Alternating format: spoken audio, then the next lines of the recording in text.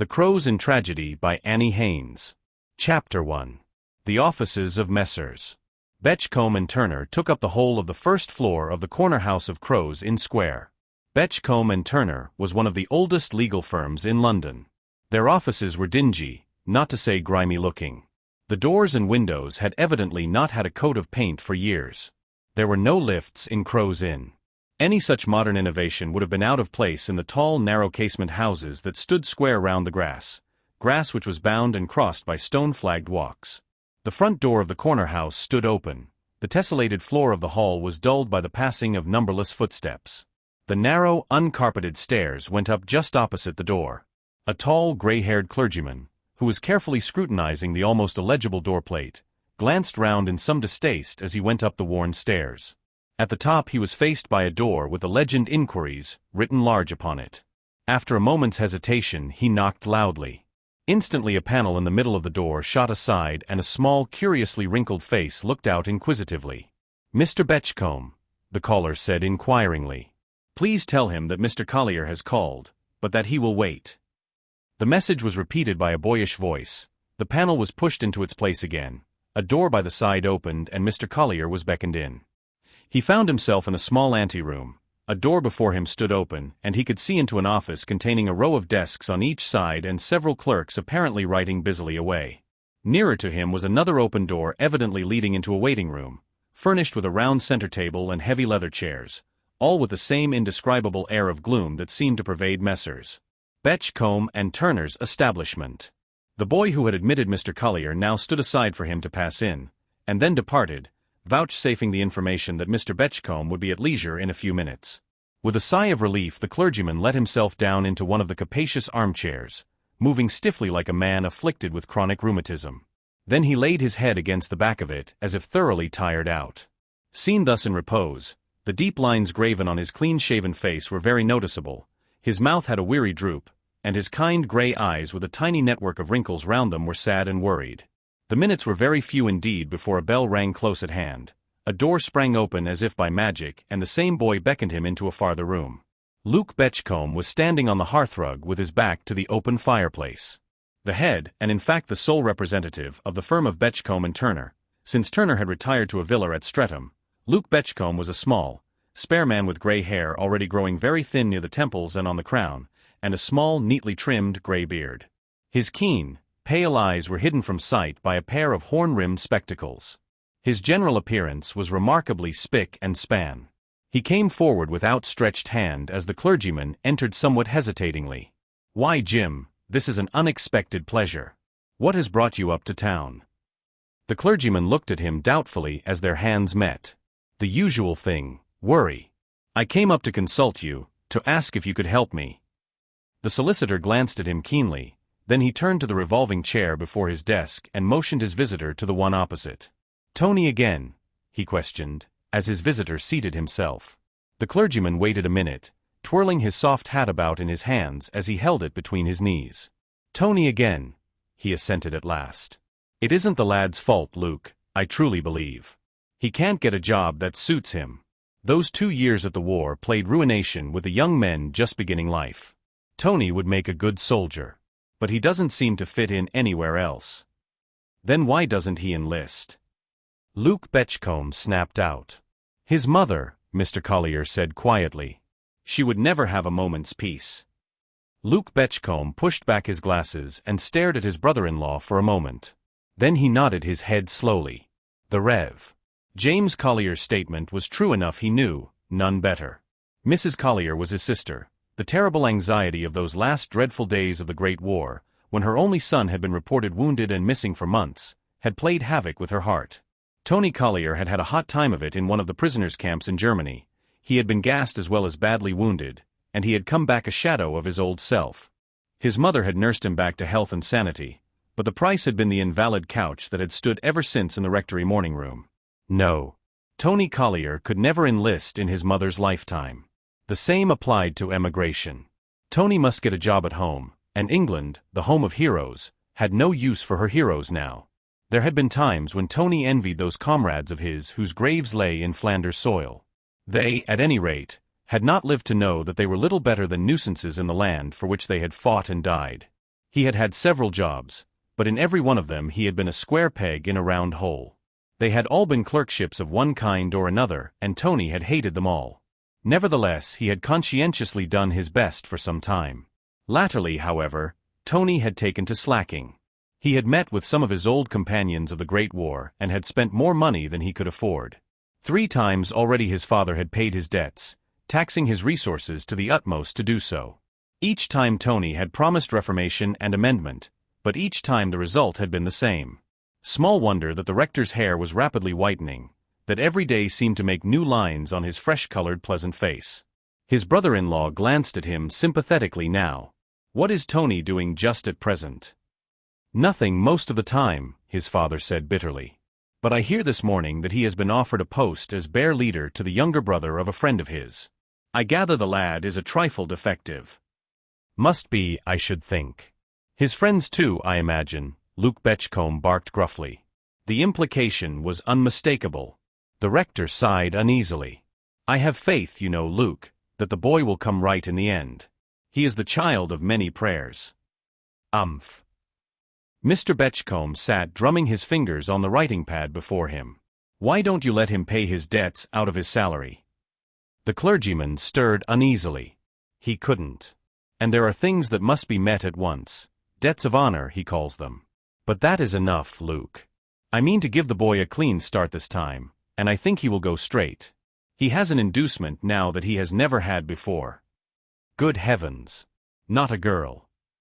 Luke Betchcombe ejaculated. Mr. Collier bent his head.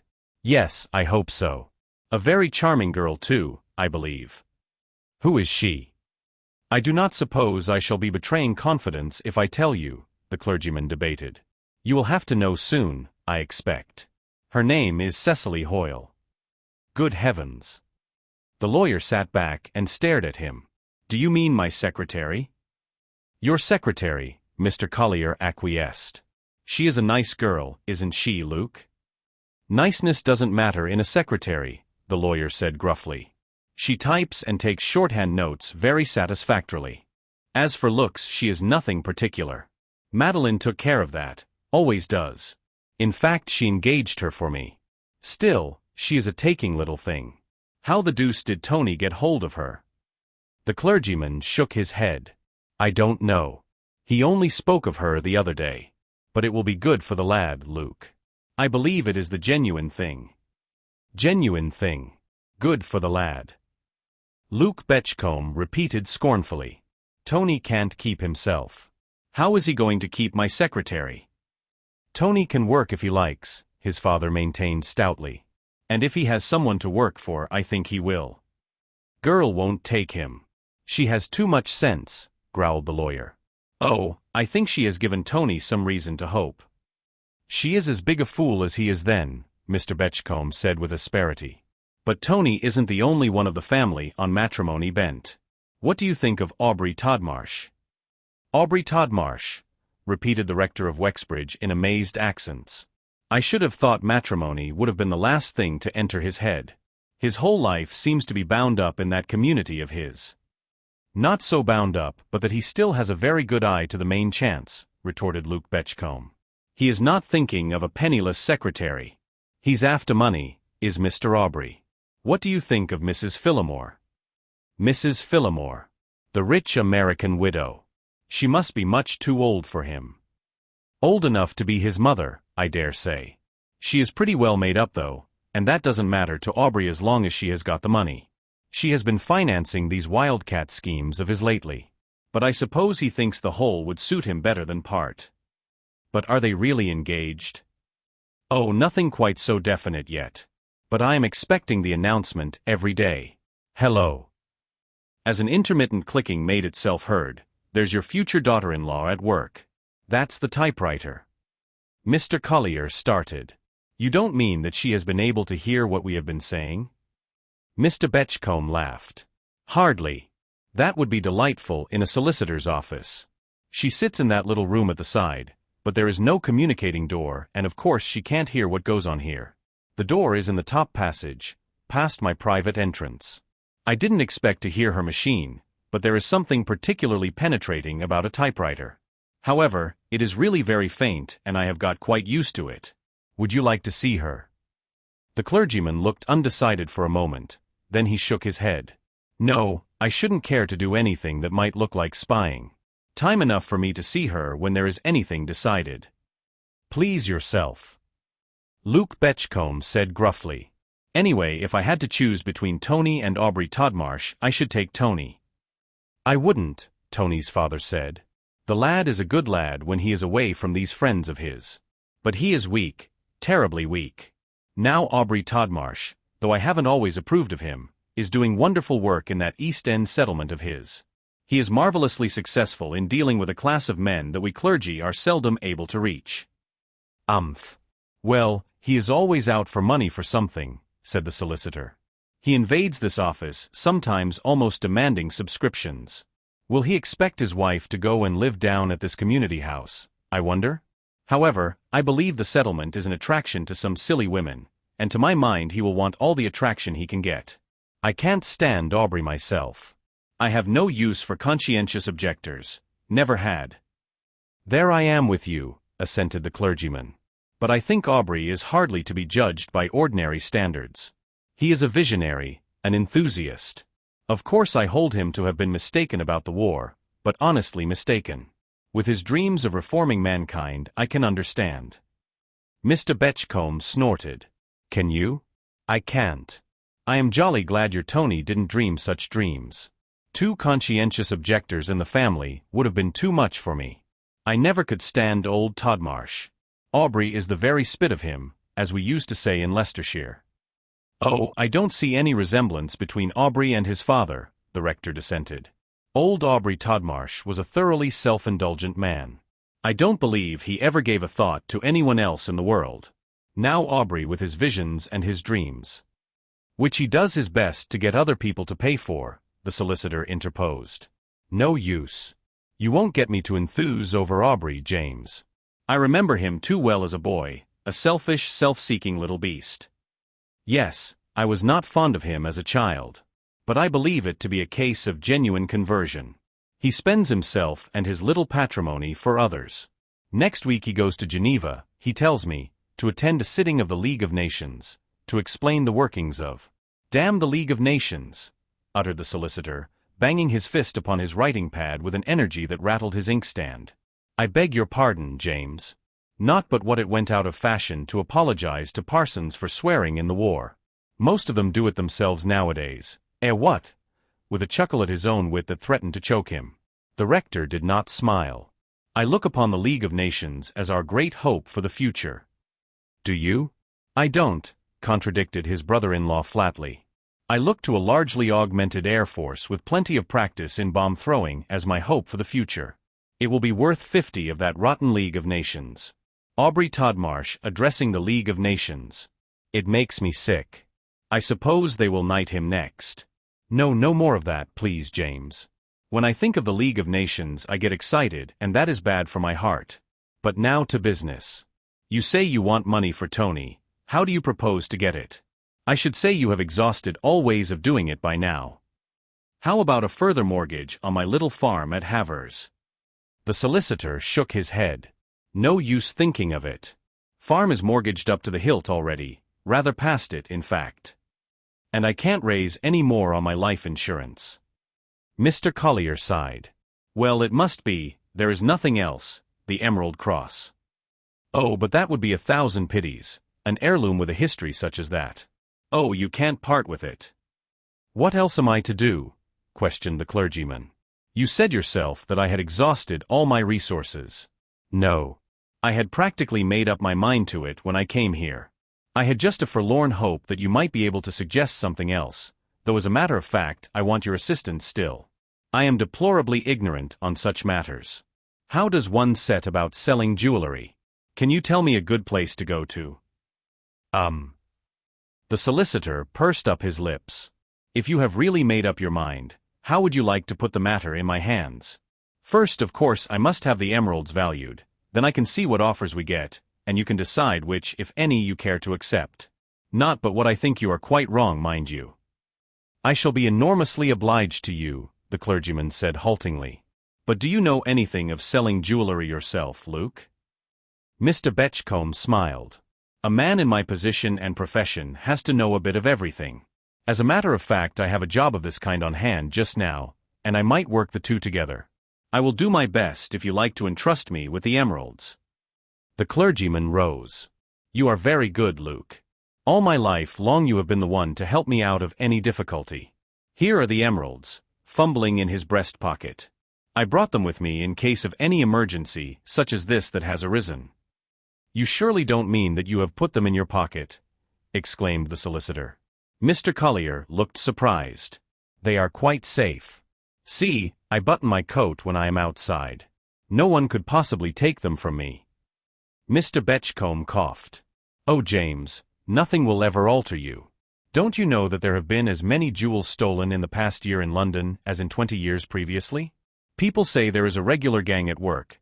They call it the Yellow Gang, and the head of it goes by the name of the Yellow Dog.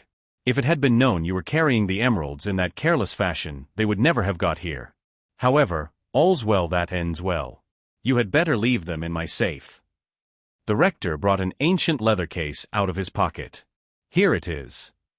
Mr. Betchcombe held his hand out for the case. So this is the Collier cross. I haven't seen it for years. He was opening the case as he spoke. Inside the cross lay on its satin bed, gleaming with baleful green fire. As Mr. Betchcombe looked at it, his expression changed. Where have you kept the cross, James? The rector blinked. In the secret drawer in my writing table. Why do you ask? Mr. Betchcombe groaned. A secret drawer that is no secret at all, since all the household, not to say the parish, knows it. As for why I asked, I know enough about precious stones to see. He raised the cross and peered at it in a ray of sunlight that slanted in through the dust-dimmed window, to fear that these so-called emeralds are only paste. What? The rector stared at him. The Collier emeralds, paste. Why, they have been admired by experts. No, not the Collier emeralds, Mr. Betchcombe contradicted. The Collier emeralds were magnificent gems. This worthless paste has been substituted. Impossible. Who would do such a thing? Mr. Collier asked. Ah. That, said Luke Betchcombe grimly, we have got to find out. Chapter 2. The settlement of the Confraternity of St. Philip was situated in one of the most unsavory districts in South London. It faced the river, but between it and the water lay a dreary waste of debatable land, strewn with the wreckage and rubbish thrown out by the small boat-building firms that existed on either side. Originally the settlement had been 2 or 3 tenement houses that had remained as a relic of the days when some better-class folk had lived there to be near the river, then one of London's great highways. At the back the settlement had annexed a big barn-like building formerly used as a storehouse. It made a capital room for the meetings that Aubrey Todmarsh and his assistants were continually organizing. In the matter of cleanliness, even externally, the settlement set an example to the neighborhood. No dingy paint or glass there. The windows literally shone. The front was washed over as soon as there was the faintest suspicion of grime by some of Todmarsh's numerous protégés. The door plate, inscribed South London Settlement of the Confraternity of St. Philip, was as bright as polish and willing hands could make it. The Rev. James Collier looked at it approvingly as he stood on the doorstep. Just the sort of work I should have loved when I was young, he soliloquized as he rang the doorbell. It was answered at once by a man who wore the dark blue serge short coat and +4s with blue bone buttons, which was the uniform of the confraternity. In addition he had on the white overall which was de rigueur for those members of the community who did the housework. This was generally understood to be undertaken by all the members in turn. But Mr. Collier did not feel much impressed with this particular member. He was a rather short man with coal-black hair contrasting oddly with his unhealthily white face, deep-set dark eyes that seemed to look away from the rector and yet to give him a quick, furtive glance every now and then from beneath his lowered lids. He was clean-shaven, showing an abnormally large chin, and he had a curious habit of opening and shutting his mouth silently in fish-like fashion. "Mr. Todmarsh?" the rector inquired. The man held the door wider open and stood aside. Interpreting this as an invitation to enter, Mr. Collier walked in. The man closed the door and with a silent gesture invited the clergyman to follow him. The community house of St. Philip was just as conspicuously clean inside as out. Mr. Collier had time to note that the stone floor of the hall had just been cleaned, that the scanty furniture, consisting of a big oak chest under the window and a couple of Windsor chairs at the ends, was as clean as furniture polish and elbow grease could make it. His guide opened a door at the side and motioned him in. A man who was writing at the long center table got up quickly to meet him and came forward with outstretched hands. "My dear uncle, this is a pleasure. One to which I have long been looking forward," Mr. Collier responded warmly. "My dear Aubrey, the reports I have heard of the settlement have been in no way exaggerated. And so far as I can see, this is an ideal community house." Todmarsh held his uncle's hand for a minute in his firm clasp, looking the elder man squarely in the eyes the while. "There is nothing ideal about us, Uncle James. We are just a handful of very ordinary men, all trying to make our own bit of the world brighter and happier. It sounds very simple, but it isn't always easy to do things. Sometimes life is nothing but disappointments. But I know you realize just how it feels when one spends everything in striving to cleanse one's own bit of this great Augean mass that is called London, and fails." His voice dropped as he spoke, and the bright look of enthusiasm faded from his face, leaving it prematurely old and tired. For it was above all things his enthusiasm, a sort of exalted look as of one who dreamed dreams and saw visions not vouchsafed to ordinary men, that made Aubrey Todmarsh's face attractive. Momentarily stripped of its bright expression, it was merely a thin, rather overjowled face, with deep-set, dark eyes, noticeably low forehead, and thick dark hair brushed sleekly backwards, hair that was worn rather longer than most men's. The clergyman looked at him pityingly. "Oh, my dear Aubrey, this is only nerves, a very natural depression. We parsons know it only too well. It is especially liable to recur when we are beginning work. Later one learns that all one can do is to sow in faith, and then be content to wait the issue in patience, leaving everything to him whose gracious powers can alone give the increase." Todmarsh did not speak for a moment, then he drew a long breath and, laying his hand on the rector's shoulder, looked at him with the bright smile with which his friends were familiar. "You always give me comfort, Uncle James. Somehow you always know just what to say to heal when one has been stricken sorely. That idea of sowing and waiting, somehow one gets hold of that." "It isn't original, dear Aubrey," his uncle said modestly. "But for all Christian work I have found it most helpful. But you, my dear Aubrey, the founder of this splendid effort, might rather have cause for spiritual exaltation than depression." "There is cause enough for depression sometimes, I assure you," Aubrey returned gloomily. "Much of our work is done among the discharged prisoners, you know, Uncle James. Different members of our community look after those bound over under the First Offenders Act, and those undergoing short terms of imprisonment. With those who have had longer sentences and the habitual offenders, I try to deal as much as possible myself with the valuable help of my second-in-command. I know. I have heard how you attend at police courts and meet the prisoners when they come out. I can hardly imagine a more saintly work or one more certain to carry with it a blessing." "It doesn't seem to," Todmarsh said, his face clouding over again. "There is this man, Michael Farmore, the case I was speaking of. He was convicted of burglary and served his 5 years. We got hold of him when he came out and brought him here. In time he became one of our most trusted members. If ever there was a case of genuine conversion, I believed his to be one. Yet. Yes." Mr. Collier prompted as he paused. "Yet last night he was arrested attempting to break into General Craven's house in Mortimer Square." Todmarsh blew his nose vigorously. His voice was distinctly shaky as he broke off. His uncle glanced at him sympathetically. "You must not take it too much to heart, my dear Aubrey. Think of your many successes, and even in this case that seems so terrible, I feel sure that your labor has not really been wasted. You have cast your bread upon the waters, and you will assuredly find it again. You are fighting against the forces of the arch-enemy, remember." "We are fighting against a gang of criminals," Aubrey said shortly. "We hear of them every now and then in our work. The Yellow Gang they call them in the underworld. They form regular organizations of their own, working on a system, and appear to carry out the orders of one man. Sometimes I think he is the archfiend himself, for it seems impossible to circumvent him." "But who is he?" the rector inquired innocently. Aubrey Todmarsh permitted himself a slight smile. "If we knew that, my dear uncle, it wouldn't be long before this wave of crime that is sweeping over the metropolis was checked. But I have heard that even the rank and file of his own followers do not know who he is, though he is spoken of sometimes as the Yellow Dog. Anyway, he has a genius for organization. But now we must think of something more cheerful, Uncle James. I want you to see our refectory and the recreation rooms, and our little rooms, cells, kitchens. Through here, throwing open a glass door, we go to our playground as you see." Mr. Collier peered forth. In front of him was a wide, open space, partly grass, partly concrete. On the grass a game of cricket was proceeding, the players being youths apparently all under 20. On the concrete older men were having a game at rackets. All round the open space at the foot of the high wall that surrounded the community grounds there ran a flower border, just now gay with crocuses and great clumps of arabus, white and purple and gold. The walls themselves were covered with creepers that later on would blossom into sweetness. Here and there men were at work. It was a pleasant and a peaceful scene, and the Rev. James Collier's eyes rested on it approvingly. "There are always some of us at play," Aubrey smiled. "These men have been on night work, porters, etc.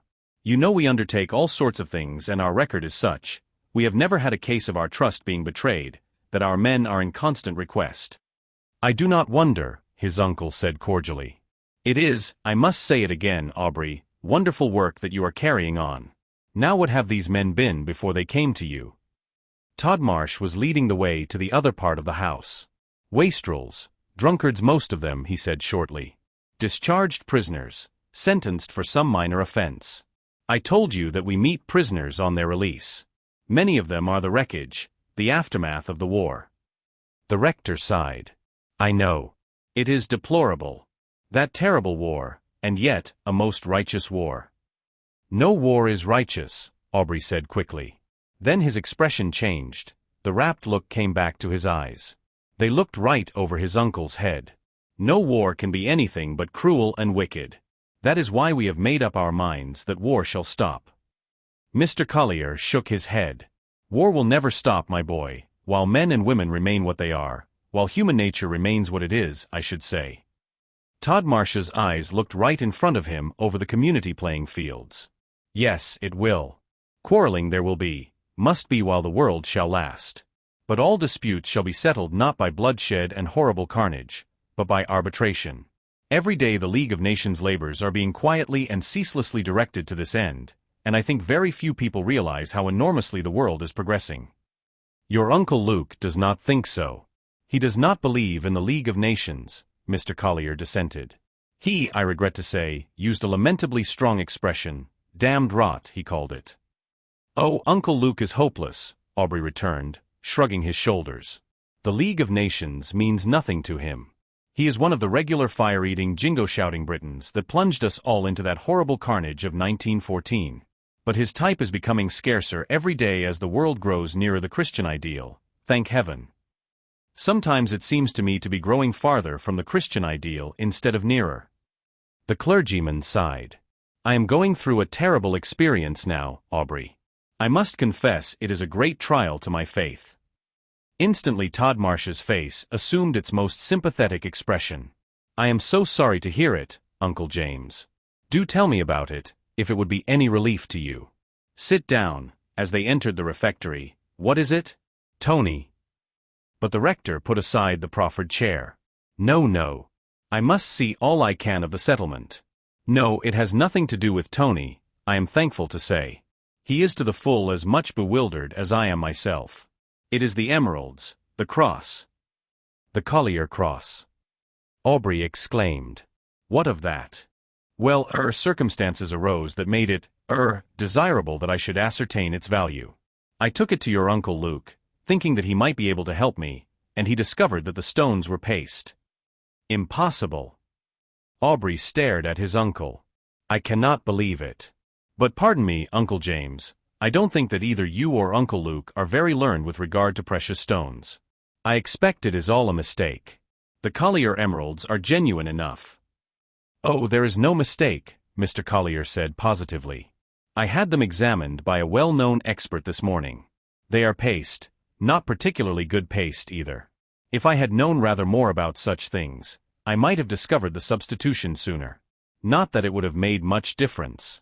You are wrong about your Uncle Luke, though, Aubrey.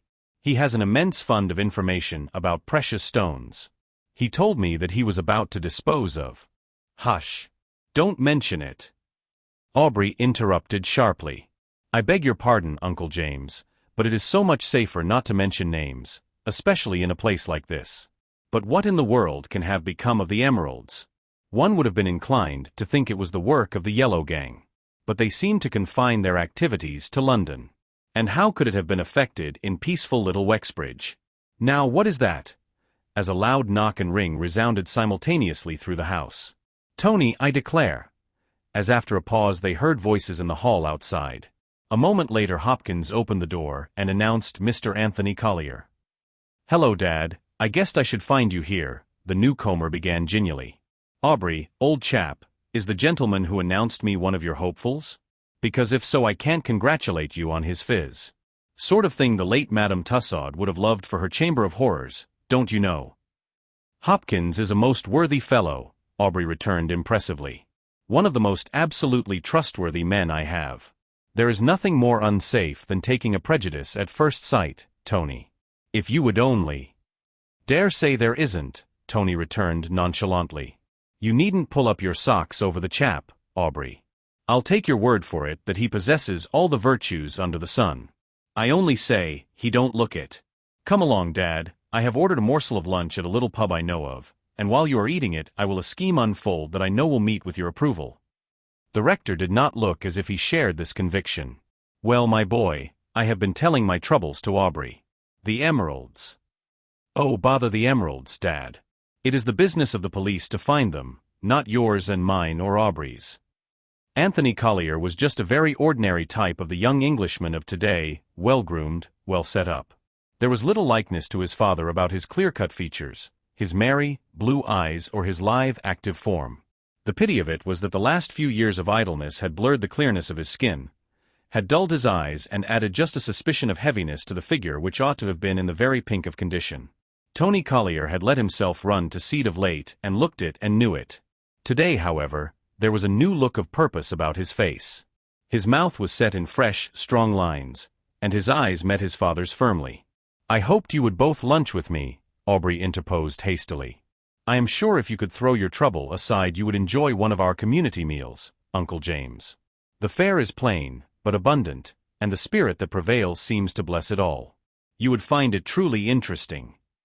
I am sure I should, my boy. I really think, Tony. That is all very well, Aubrey, Tony interrupted. I'm jolly well sure your meals are interesting. But it isn't exactly the sort of feast I mean to set the dad down to when he does get a few days off from his little old parish. No, I think we will stick to my pub. Thank you all the same, Aubrey. Oh well, if you put it that way, Todmarsh shook hands with his visitors. The rector's expression was rather wistful as they went out. He would have liked to share the simple meal Aubrey had spoken of. But Tony wanted him and Tony came first. At the front door they paused a minute. Tony looked at his cousin with a wicked snigger. I'm really taking the dad away out of kindness, Aubrey. There is a car standing a little way down the road, and a certain bewitching widow is leaning out talking to a couple of interesting-looking gentlemen. Converts of yours, recent ones, I should say by the cut of them. Mrs. Phillimore. Aubrey came to the door and looked out. It is her day for visiting our laundry just down the road. Mr. Collier smiled. Well, she is a good woman, Aubrey. We are dining with your Uncle Luke tonight. Shall we meet you there? Oh dear no. My time for dining out is strictly limited, Aubrey responded. Besides, I do not think that Uncle Luke and I are in much sympathy. It is months since I saw him. Chapter 3. For a wonder the clerks in Messrs. Betchcombe and Turner's offices were all hard at work. The articled clerks were in a smaller office to the right of the large one with a partition partly glass between. Through it their heads could be seen bent over their work, their pens flying over their paper with commendable celerity. The managing clerk had left his desk and was standing in the gangway in the larger office opposite the door leading into the anteroom. Beyond that again was the door opening into the principal's particular sanctum. Most unusually his door stood open this morning. Through the doorway the principal could plainly be seen bending over his letters and papers on the writing table, while a little farther back stood his secretary, apparently waiting his instructions. Presently he spoke a few words to her in an undertone, pushed his papers all away together and came into the outer office. I find it is as I thought, Thompson. I have only 2 appointments this morning, Mr. Geary and Mr. Pound. The last is for 11.45. After Mr. Pound has been shown out you will admit no one until I ring, which will probably be about 1 o'clock. Then, hold yourself in readiness to accompany me to the bank." "Yes, sir." The managing clerk at Messrs. Betchcombe and Turner's glanced keenly at his chief as he spoke. "It is quite possible that a special messenger from the bank may be sent here in the course of the morning," Mr. Betchcombe pursued.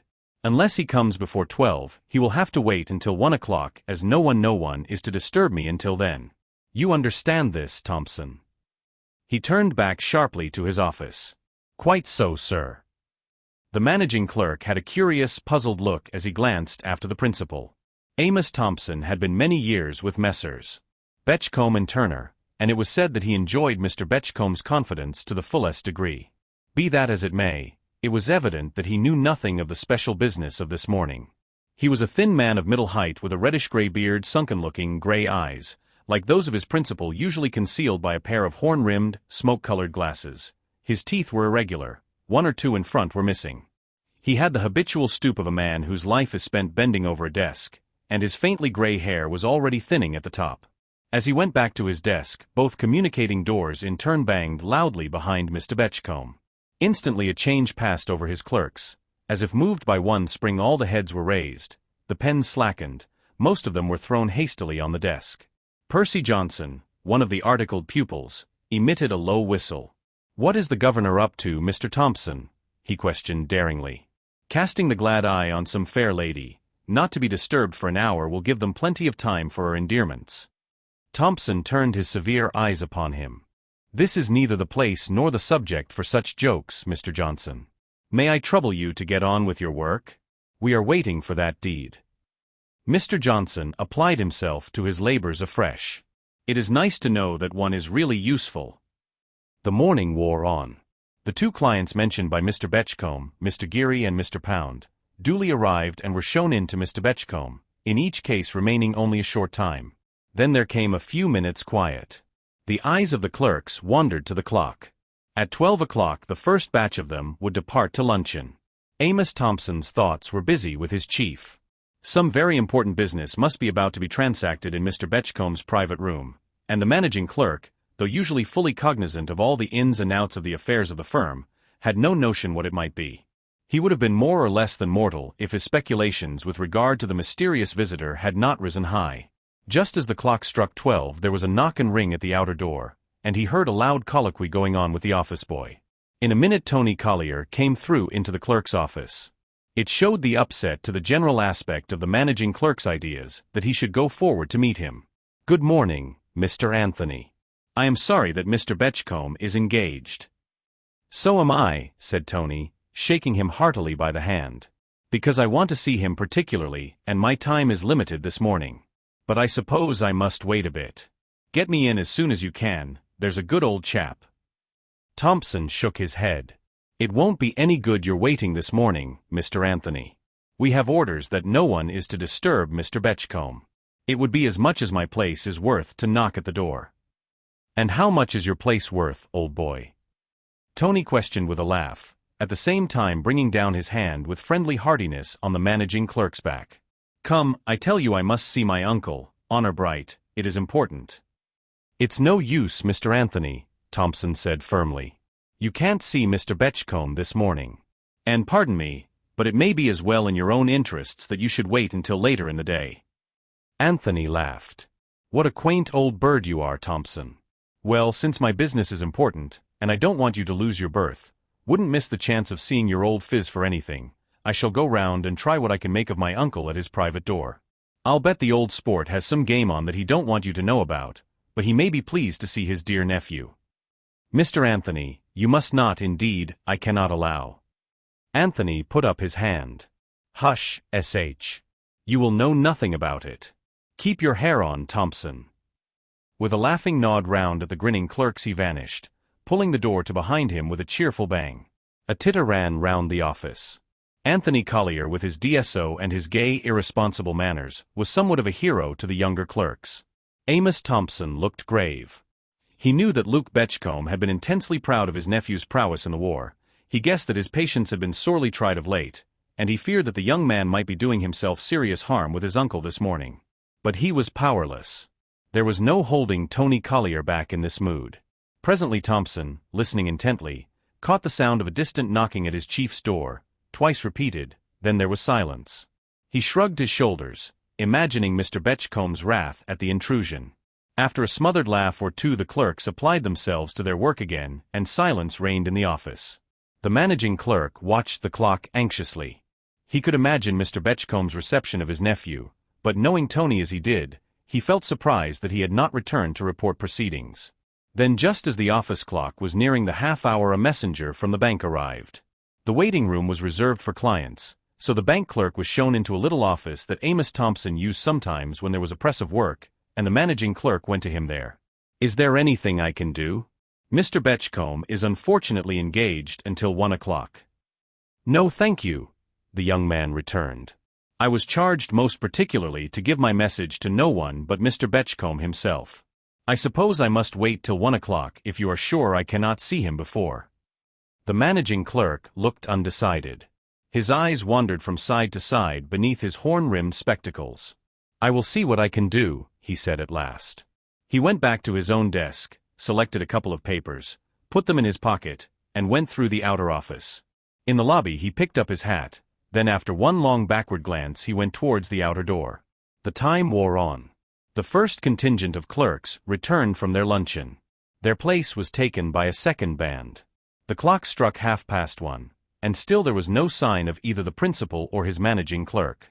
The messenger from the bank went away, came back, and waited. At last the senior clerks began to look uncomfortable. John Walls, the second in command, went over to one of his confrères. "I understood the governor said he was not to be disturbed until 1 o'clock, Spencer, but it's a good bit after 2 now, and Mr. Thompson isn't here either. The waiting room is full, and here's this man from the bank back again. What are we to do?" Mr. Spencer rubbed the side of his nose reflectively. How would it be to knock at the governor's door, Walls? He couldn't be annoyed after all this time. John Walls was of the opinion that he couldn't, either. Together they made up their minds to beard the lion in his den. They went through the anteroom and knocked gently at Mr. Betchcomb's door. There came no response. After a moment's pause, Mr. Walls applied his knuckles more loudly, again without reply. He turned to his companion. He must have gone out. The fact seemed obvious, and yet Spencer hesitated. "You didn't hear anyone moving about when you first knocked?" "No, I didn't," responded John Walls, staring at him. "Did you?" "Well, I expect it was just fancy, because why shouldn't the governor answer if he was there? But I did think I heard a slight sound, a sort of stealthy movement just on the other side of the door," Spencer said slowly. "I don't believe you could hear any movement except a pretty loud one through that door," the other said unbelievingly. "But it is very awkward, Mr. Thompson going out too. I don't know what to do." "The governor did say something about Mr. Thompson going to the bank with him," Spencer went on. "I wonder now if Mr. Betchcombe went out by the private door, and Mr. Thompson and he met in the passage, and they went off to the bank together." "I don't know," John Walls said slowly. "It is a funny sort of thing anyway. I tell you what, Spencer, I shall go round and knock at the private door." "What's the good of that?" Spencer objected sensibly. "If he's out it will make no difference. And if he is in and won't answer at one door he won't at the other." "Well, anyway, I shall try," John Walls persisted. His rather florid face was several degrees paler than usual as he went through the clerk's office. Man and boy, all his working life had been spent in the Betchcombes' office, and he had become through long years of association personally attached to Luke Betchcombe. Within the last few minutes, though there seemed no tangible ground for it, he had become oppressed by a strange feeling, a prevision of some evil, a certainty that all was not well with his chief. The private door into Mr. Betchcomb's office opened into a passage at right angles with the door by which clients were admitted to the waiting rooms and to the clerks' offices. John Walls knocked first tentatively, then louder, still without the slightest response. By this time he had been joined by Spencer, who seemed to have caught the infection of the elder man's pallor. He looked at the keyhole. "Of course the governor has gone out. But I wonder whether the key is in its place." He stooped and somewhat gingerly applied his eye to the hole. Then he jerked his head up with an inaudible exclamation. What do you see?" Walls questioned with unconscious impatience. Then as he gazed at the bent back of his junior, that queer foreboding of his grew stronger. At last Spencer raised himself. "No, the key isn't in its hole," he said slowly. "But I thought. Yes, yes, you thought what? Both men's voices had instinctively sunk to a whisper. Spencer was shorter than his senior.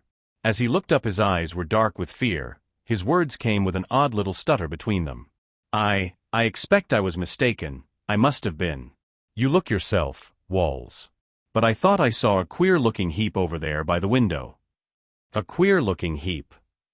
Without further ado, the other man pushed him aside. As he knelt down, Spencer went on. There is something sticking out at the side. It looks like a leg in a gray trouser, do you see? There was a moment's tense silence. Then Mr. Walls raised himself. It is a leg. Suppose it is the governor's leg. Suppose that heap is the governor. He may have had a fit. We shall have to break into the room. Just see if Thompson has come back. If he hasn't, get hold of 2 of the juniors quietly. Send another as fast as he can go to the nearest doctor, and get some brandy ready. It's a strong door, but together we ought to manage it. There was no sign of Thompson in the office, but one of the articled pupils was a rugby halfback. Spencer returned with him and one of his fellows, and the rugby man attacked the door with a vigor that had brought him through many a scrum. It soon yielded to their combined efforts, and then with one accord all the men stood back. There was something at first sight about the everyday aspect of the room into which they gazed that seemed oddly at variance with their fears. Then slowly all their eyes turned from Mr. Betchcomb's writing table with his own chair standing before it, just as they had seen it hundreds of times, to that ominous heap near the window. John Walls bent over it, then he looked up with shocked eyes. I am afraid it is all over. Not dead. Spencer ejaculated, but one look at that ghastly face upon the floor, at the staring eyes, and wide-open mouth with a protruding tongue, drove every drop of color from his face. He turned to Walls with chattering teeth. It must have been a fit, Walls. He looks terrible. Is there anything wrong? It was a woman's voice. With one consent the men moved nearer the private door, so as to shut out the sight of that ghastly heap. Is there anything wrong? There was an undertone of fear about the voice now. John Walls turned. Mr. Betchcombe has been taken ill, Miss Hoyle, very ill, I am afraid. The sight of his white, stricken face was more eloquent than his words. Cecily Hoyle's own color faded slowly. What is it? She questioned, looking from one to the other. She was a tall, thin slip of a girl with clear brown eyes, a nose that turned up and a mouth that was too wide, a reasonably fair complexion and a quantity of pretty curly, nut-brown hair that waved all over her head and low down over her ears, and that somehow conveyed the impression of being bobbed when it wasn't. Ordinarily it was a winsome, attractive little face, but just now, catching the fear in Walls's voice, the brown eyes were full of dread and the mobile lips were twitching. Can't I do anything? She questioned. It must be something very sudden. Mr. Betchcombe was quite well when I went out. John Walls laid his hand on her shoulder. You can't do anything, Miss Hoyle. We can none of us do anything. It is too late. Cecily shrank from him with a cry. No. He can't be dead. A strong hand put both her and John Walls aside. Let me pass. I am a doctor. What is the matter here? John Walls recognized the speaker as a medical man who had rooms close at hand. I think Mr. Betchcombe has had a fit, sir. I am afraid it is all over. Stand aside, please. Let us have all the air we can. The doctor bent over the man on the floor, but one look was sufficient. He touched the wrist, laid his hand over the heart. Then he stood up quickly. There is nothing to be done here. He has been dead, I should say, an hour or more. We must ring up the police, at once. You will understand that nothing is to be moved until their arrival. Police? Echoed John Walls with shaking lips. Yes, police, the doctor said impatiently. My good man, can't you see that this is no natural death? Mr. Betchcombe has been murdered, strangled. Chapter 4. The first floor of 21 Crows Inn was entirely in the hands of the police. 2 plainclothes men guarded the entrance of the corridor, others were stationed farther along. Both the big waiting rooms were filled, one with indignant clients anxious to go home, the other with the clerks and employees of the firm. 2 men came slowly down the passage. Inspector Furnival of Scotland Yard was a man of middle height with a keen, foxy-looking face, at present clean-shaven, and sharp grey eyes whose clearness of vision had earned him in the force the sobriquet of the ferret. His companion, Dr. Hackett, carried his occupation writ plain on his large-featured face and his strictly professional attire. Both men were looking grave and preoccupied as they entered the smaller office which had been little used since Mr. Betchcomb's partner retired. Inspector Furnival took the revolving chair and drew it up to the office table in the middle of the room. Then he produced a notebook. "Now, Dr. Hackett, will you give me the details of this affair as far as you know them?" "I can only tell you that I was summoned about 2 o'clock this afternoon by a clerk, Winter, I fancy his name is. He told me that his employer was locked up in his office, that they thought he had had a fit and were breaking the door open, and wanted me to be there in readiness as soon as they had forced their way in. I hastily put a few things that I thought might be wanted into my bag and hurried here. I arrived just as the door gave way and found matters as you know." The inspector scratched the side of his nose reflectively with the handle of his fountain pen. "Mr. Betchcombe was quite dead?" "Quite dead. Had been dead at least 2 hours, I should say," Dr. Hackett assented. "And the cause?" the inspector continued, suspending his pen over the paper. "You will understand that you will have to wait until after the postmortem for a definitely full and detailed opinion. But as far as I can tell you after the examination, which was all I could make this afternoon, I feel no doubt that the cause of death was strangulation." "It seems inconceivable that a man should be strangled in his own office, within earshot of his own clerks," debated the inspector. "Still, it is quite evident even at a casual glance that it has been done here. But I cannot understand why Mr. Betchcombe apparently offered no resistance. His handbell, his speaking tube, the telephone, all were close at hand. It looks as though he had recognized his assassin and had no fear of him." "I think on the contrary that it was a sudden attack," Dr. Hackett dissented. "Probably Mr. Betchcombe had no opportunity of recognizing his murderer. The assassin sprang forward and, did you notice a sweet sickly smell that seemed to emanate from the body?" The inspector nodded. "That was the first thing I noticed. Chloroform, I suppose." "Yes," said the doctor slowly. "I should say the assassin sprang forward with the chloroform, or perhaps approached his victim unobserved, and attempted to stupefy him, and then strangled him. That is how it looks to me. For anything more definite we must wait for the postmortem." The inspector made a few hieroglyphics in his notebook, then he looked up. "You say that death took place probably about 2 hours before you saw the body, doctor? And you were called in about 2 o'clock. Therefore, Mr. Betchcombe must have died about 12 o'clock. You are quite definite about this?" "I cannot be more exact as to the time," Dr. Hackett said slowly. "I should say about 12 o'clock, certainly not much after. More probably a little before." The inspector stroked his clean-shaven chin and glanced over his notes. "Just one more question, Dr. Hackett. Can you tell me just who was in the room when you got there?" Dr. Hackett hesitated a moment. "Well, there was Mr. Walls, who seems to be managing things in Thompson's absence, and 3 other men whose names I do not of course know, and the late Mr. Betchcomb's secretary, whose name I understand to be Hoyle, Miss Hoyle." The inspector pricked up his ears. "I have not seen Miss Hoyle. What sort of a woman?" "Oh, just a girl," the doctor said vaguely. "Just an ordinary-looking girl. I did not notice her much, except that I thought she looked white and shocked, as no doubt she was, poor girl."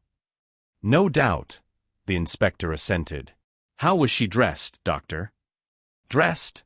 the doctor echoed in some surprise. "Well, I don't take much notice of dress myself.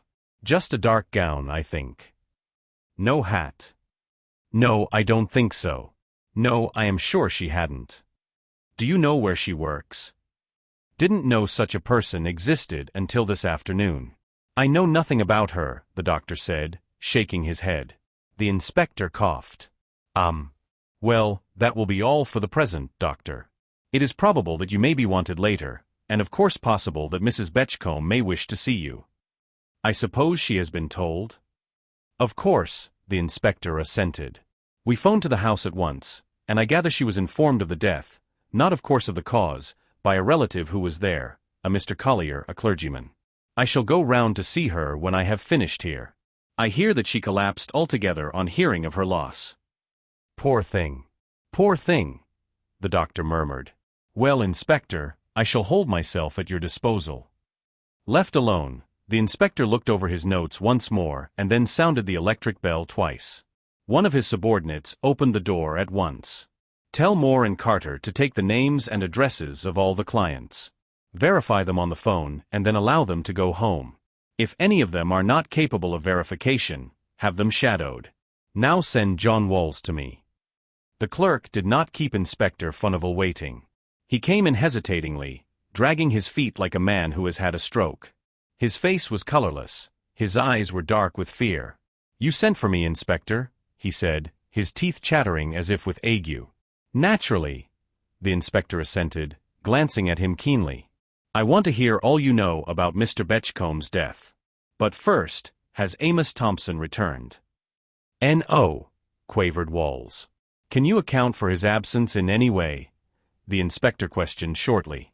"No, I have no idea where he is," Walls answered, gathering up his courage. "But then he is the managing clerk. I am not. I very seldom know anything of his work." The inspector did not answer this. He drew his brows together. "When did you see him last?" "About 12:30, it would be. He went out of the office. I have not seen him since.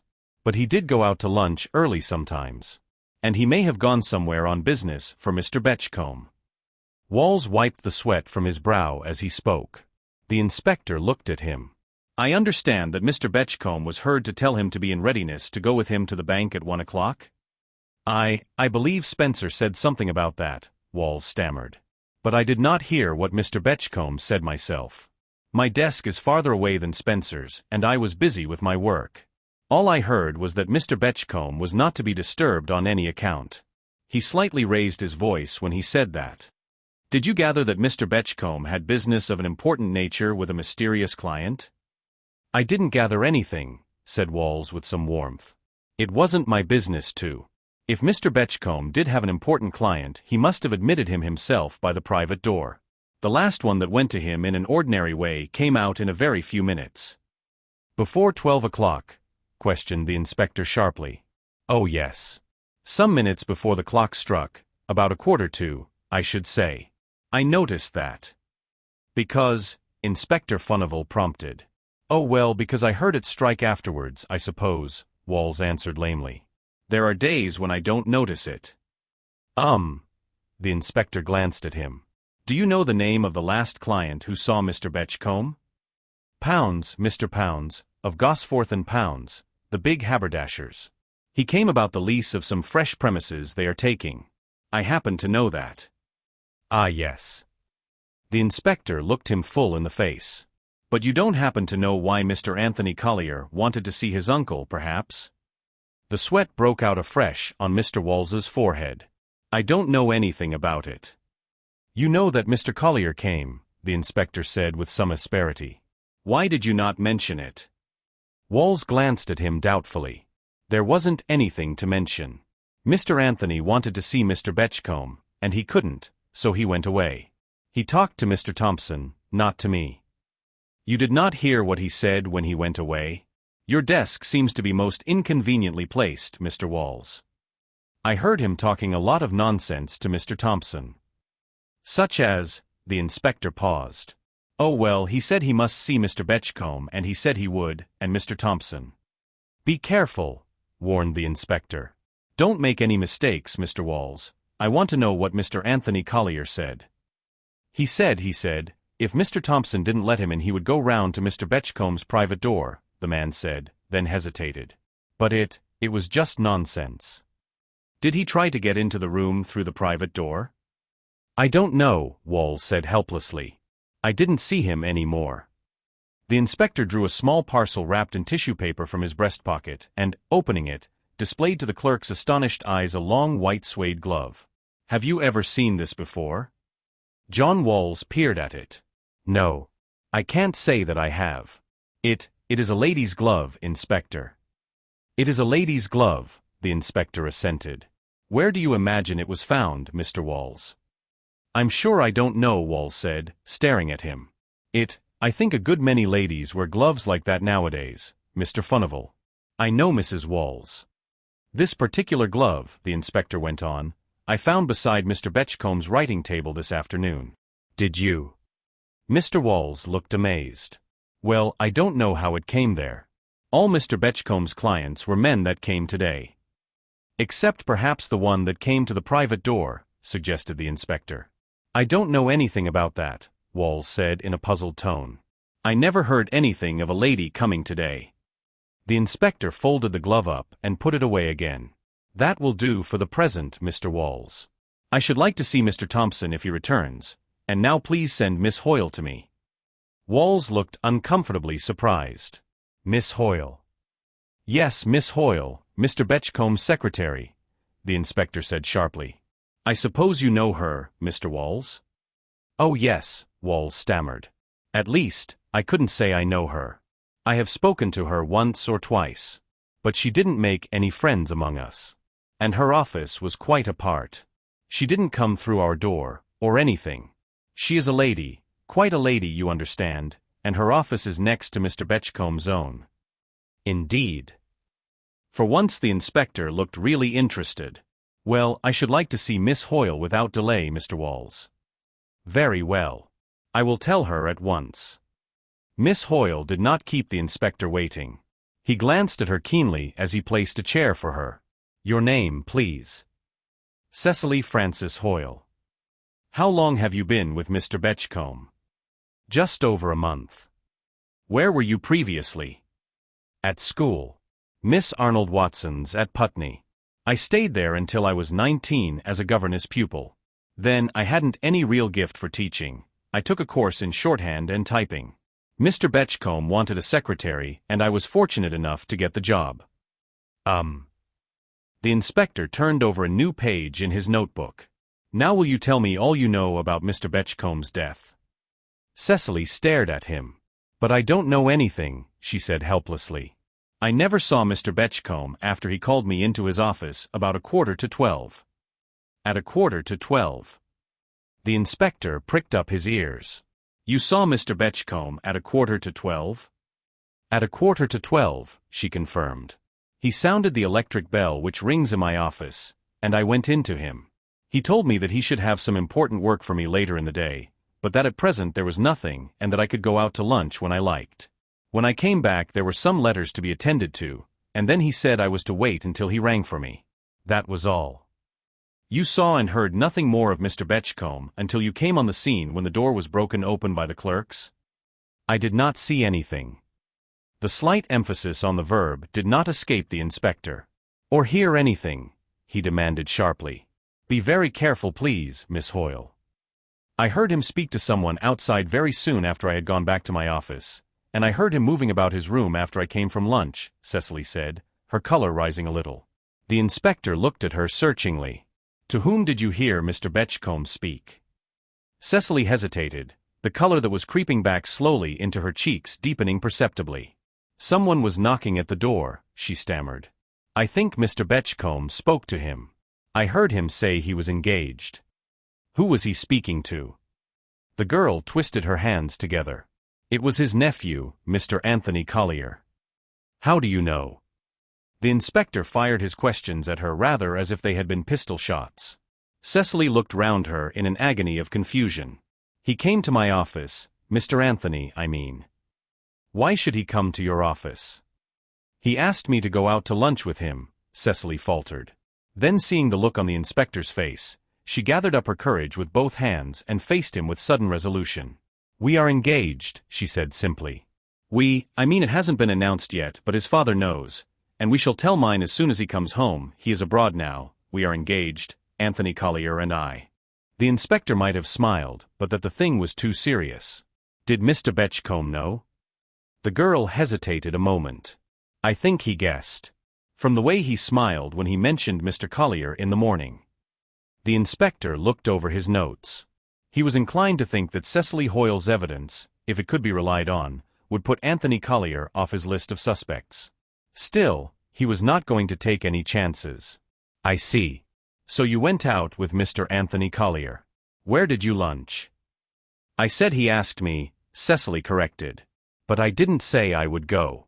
However, we were talking about it and walking down the passage together when Mr. Betchcombe called Tony back. I want to see you a minute, Tony, he said.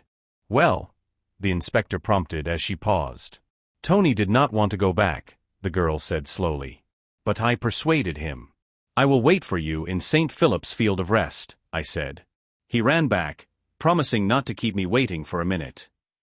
Field of rest, the inspector repeated. What is a field of rest? At the back of St. Philip's Church, just over the way. It is the old graveyard really, you know, Cecily explained. But they have leveled the stones and put seats there, and it is a sort of quiet recreation ground. I often take sandwiches with me and eat them there. The inspector nodded. There were many such places in London, he knew. And I suppose Mr. Anthony Collier soon overtook you? No. He didn't. I had to wait in the field of rest. How long? I don't really know, Cecily said uncertainly. Perhaps it wasn't very long. But it seemed a long time to me. The inspector looked at her. This is important. Please think, Miss Hoyle. This is very important. How long approximately do you think it was before Mr. Anthony Collier joined you in the field of rest? 20 minutes perhaps, or it might have been half an hour. The inspector looked surprised. Half an hour. But that's a long time. What excuse did Mr. Collier make for being so long? He said he couldn't find the field of rest. He hadn't been there before, you know. The inspector made no rejoinder. He turned back to his notes. What time did you come back to the office, Miss Hoyle? We were a little over an hour, Cecily confessed. After 1:30, it would be. Did Mr. Collier go back with you? Cecily shook her head. Oh no. He walked as far as Crow's Inn, up to the archway with me. The inspector was drawing a small parcel from his pocket. Laying back the tissue paper, he slowly shook out the white glove he had shown to John Walls. Have you ever seen this before, Miss Hoyle? The girl leaned forward and looked at it more closely. No, I am sure I have not. It is not yours. Cecily shook her head. I could not afford anything like that. It is a very expensive glove, French I should say. That glove was found beside the writing table in Mr. Betchcomb's private room this afternoon, the inspector said impressively. Cecily looked amazed. What an extraordinary thing. I don't believe it was there when I was in this morning. I wonder who could have dropped it. Possibly the murderer or murderess, the inspector suggested dryly. Cecily shivered back in her chair with a little cry. It cannot be true. Who would hurt Mr. Betchcombe? He must have had a fit. Miss Hoyle, the inspector leaned forward, it was no fit. Mr. Betchcombe was certainly murdered, and Dr. Hackett says that death must have overtaken him either a few minutes before 12 or a few minutes after. What? Cecily's face became ghastly as the full significance of the words dawned upon her. It couldn't, she said, catching her breath in a sob. He was quite well at 12 o'clock, and when I came back from my lunch, I heard him moving about. Could you hear what went on in his room and yours? Oh no. Absolutely nothing. But as I passed his door when I came back from lunch, I distinctly heard him moving about. I was rather surprised at this, because I don't remember ever hearing any sound from Mr. Betchcomb's room before. What did you do after you went back? I finished some letters that had to be ready for Mr. Betchcomb's signature before he went home. I was still busy with them when I heard them breaking into Mr. Betchcomb's room. Now one more question, Miss Hoyle. Did you notice anything particular about Mr. Anthony Collier's hands when you first saw him? Cecily stared. Certainly I did not. Why? He did not wear gloves. Oh dear no. Cecily almost smiled. I should certainly have noticed if he had. I have never seen Tony in gloves since I knew him. The inspector's stylo was moving quickly in his notebook. You are prepared to swear to all this, Miss Hoyle? Certainly I am. Cecily said at once. It is absolutely true. Your address, please. Hobart Residence, Windover Square. It is a club for girls, she added. But your permanent home address, the detective went on. There was a pause. The girl's long eyelashes flickered. I haven't a settled home at present. My father is away on some business abroad. When he comes back we shall look for a cottage in the country. Oh. The inspector asked no more questions, but there was a curious look in his eyes as he scrawled another entry in his book. That is all for the present, then, Miss Hoyle. The inquest will be opened tomorrow, and you may be wanted. I cannot say. He rose. Cecily got up at once and with a little farewell bow went out of the room. The inspector stood still for a minute or two, then he opened the door again. Call Mr. William Spencer, please." Ordinarily, Mr. Spencer was a jaunty, self-satisfied young man, but today both the jauntiness and the self-satisfaction were gone, and it was with a very white and subdued face that he came up to the inspector. "Well, Mr. Spencer, and what have you to tell me about this terrible affair?" the inspector began conversationally. "Nothing, except what you know. I heard the governor tell Mr. Thompson not to let anyone into his room, and I heard no more until Mr. Walls asked me to go round to the private door. You were the first to see the body, I understand." "Well, looking through the keyhole, I saw a heap and I told Mr. Walls I thought it was the governor." "Exactly." The inspector looked at his notes. "You were right, unfortunately. Now, Mr. Spencer, have you ever seen this?" suddenly displaying the white glove he had previously shown. Mr. Spencer's eyes grew round. I don't know." "What do you mean by that?" the inspector questioned.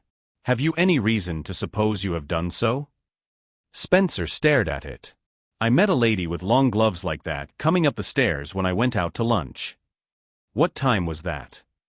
"About 12:30, it would be, or a little later, I think," debated Spencer. "Ah." The inspector made a note in his book. "What was she like, the woman you met?" "Well, she was tall with rather bright yellow hair and she had powder all over her face. The curious thing about her was," Spencer went on meditatively, "that I had an odd feeling that in some way her face was familiar. Yet I couldn't remember having seen her before." "Did you notice where she went?" "No, I couldn't. It was just where the stairs turned that I stood aside to let her pass, and you can't see much from there. But I thought I heard. Well, I did think at the time that I heard her stop on our landing and go along the passage." "To Mr. Betchcomb's room," said the inspector quickly. "Well, it would be to his room, of course," Spencer said, his face paling again.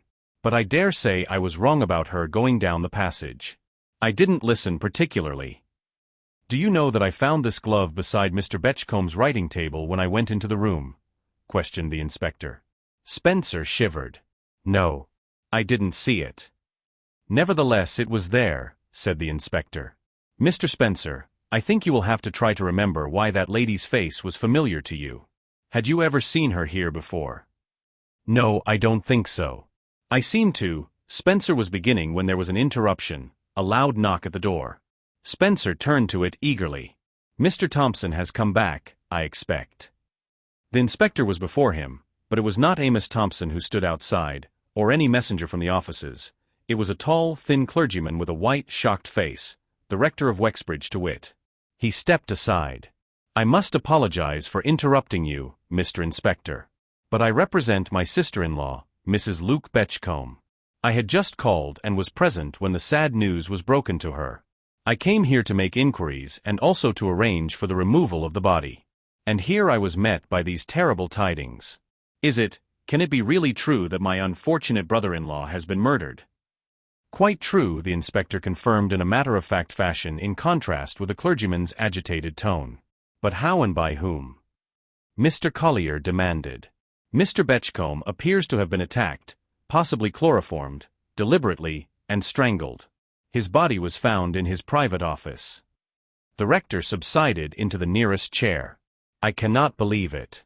Poor Luke had not an enemy in the world. What could have been the motive for so horrible a crime?"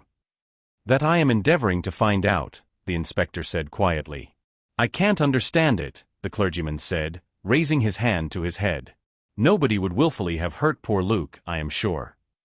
"It is tolerably evident that somebody did," the inspector commented dryly. Mr. Collier was silent for a minute. Putting his elbow on the table, he rested his aching head upon his hand. "But who could have done it?" he questioned brokenly at last. The inspector coughed. "That also I am trying to discover, sir. When did you see Mr. Betchcombe last, Mr. Collier?" "Last night. I dined with him at his house in Carlsford Square. Just a few hours ago, and poor Luke seemed so well and happy with us all, making jokes. And now, I can't believe it." He blew his nose vigorously. "Was your son one of the dinner party?" the inspector questioned. Mr. Collier looked surprised. "Oh, yes, of course Tony was there. He is a favorite with his uncle and aunt." "Did you know that he was here this morning?" Mr. Collier's astonishment appeared to increase. "Certainly I did not. I do not think he has been. I fancy you are making a mistake. I think not, the inspector said firmly. Your son was here this morning just before 12 o'clock.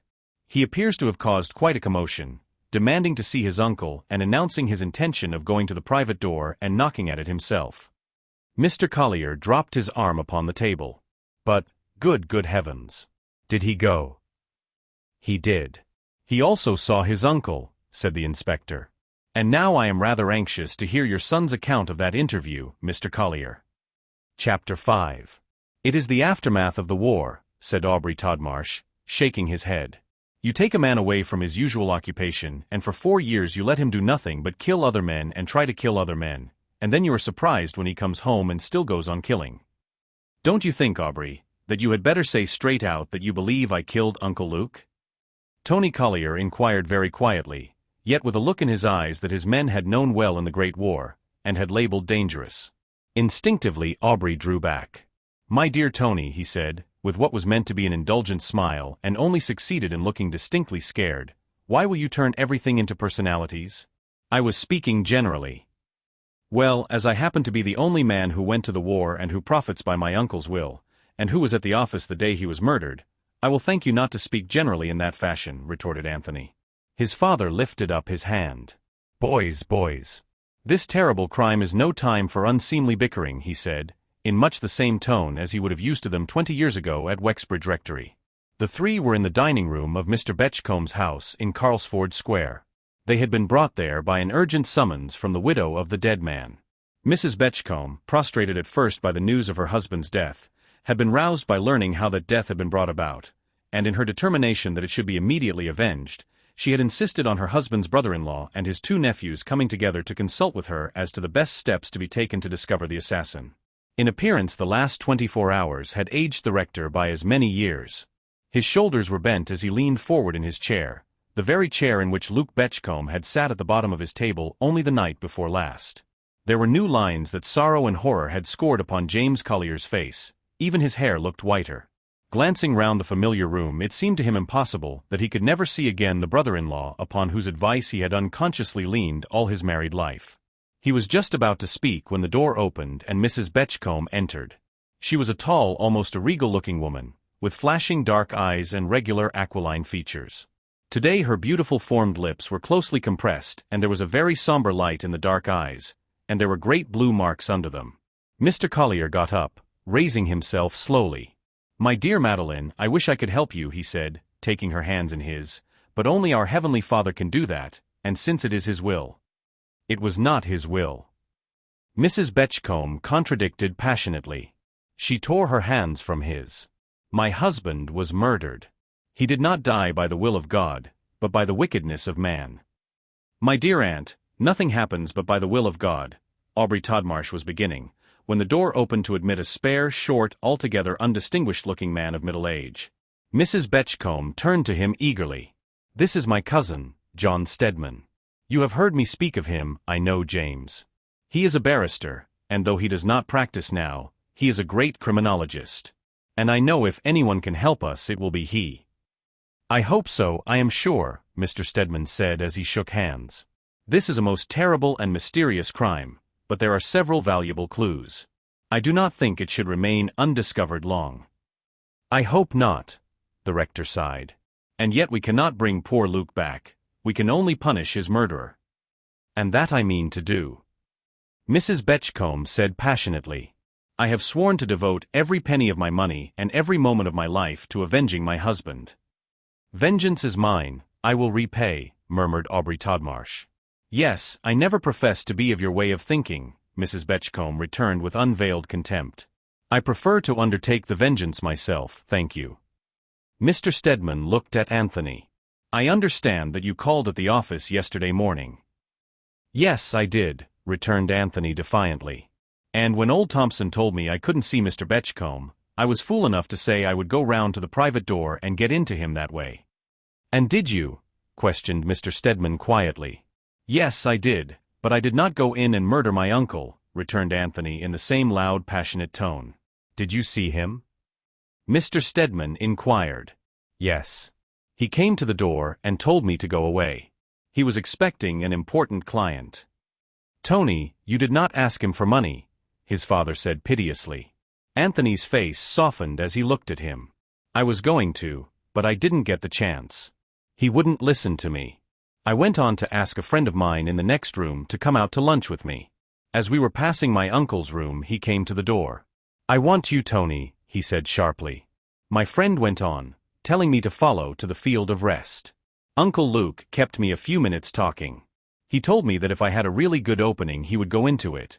If it were really promising, the lack of money should not stand in the way. He said I was to come and see him that night and talk things over. I meant to go, of course. But then I heard this," and Anthony gulped down something in his throat. "Did you keep your friend waiting?" inquired Mr. Stedman. "Yes, I did," Tony answered, staring at him. "Uncle Luke kept me a minute or two. But then I missed my way to the field of rest, and was wandering about the best part of half an hour.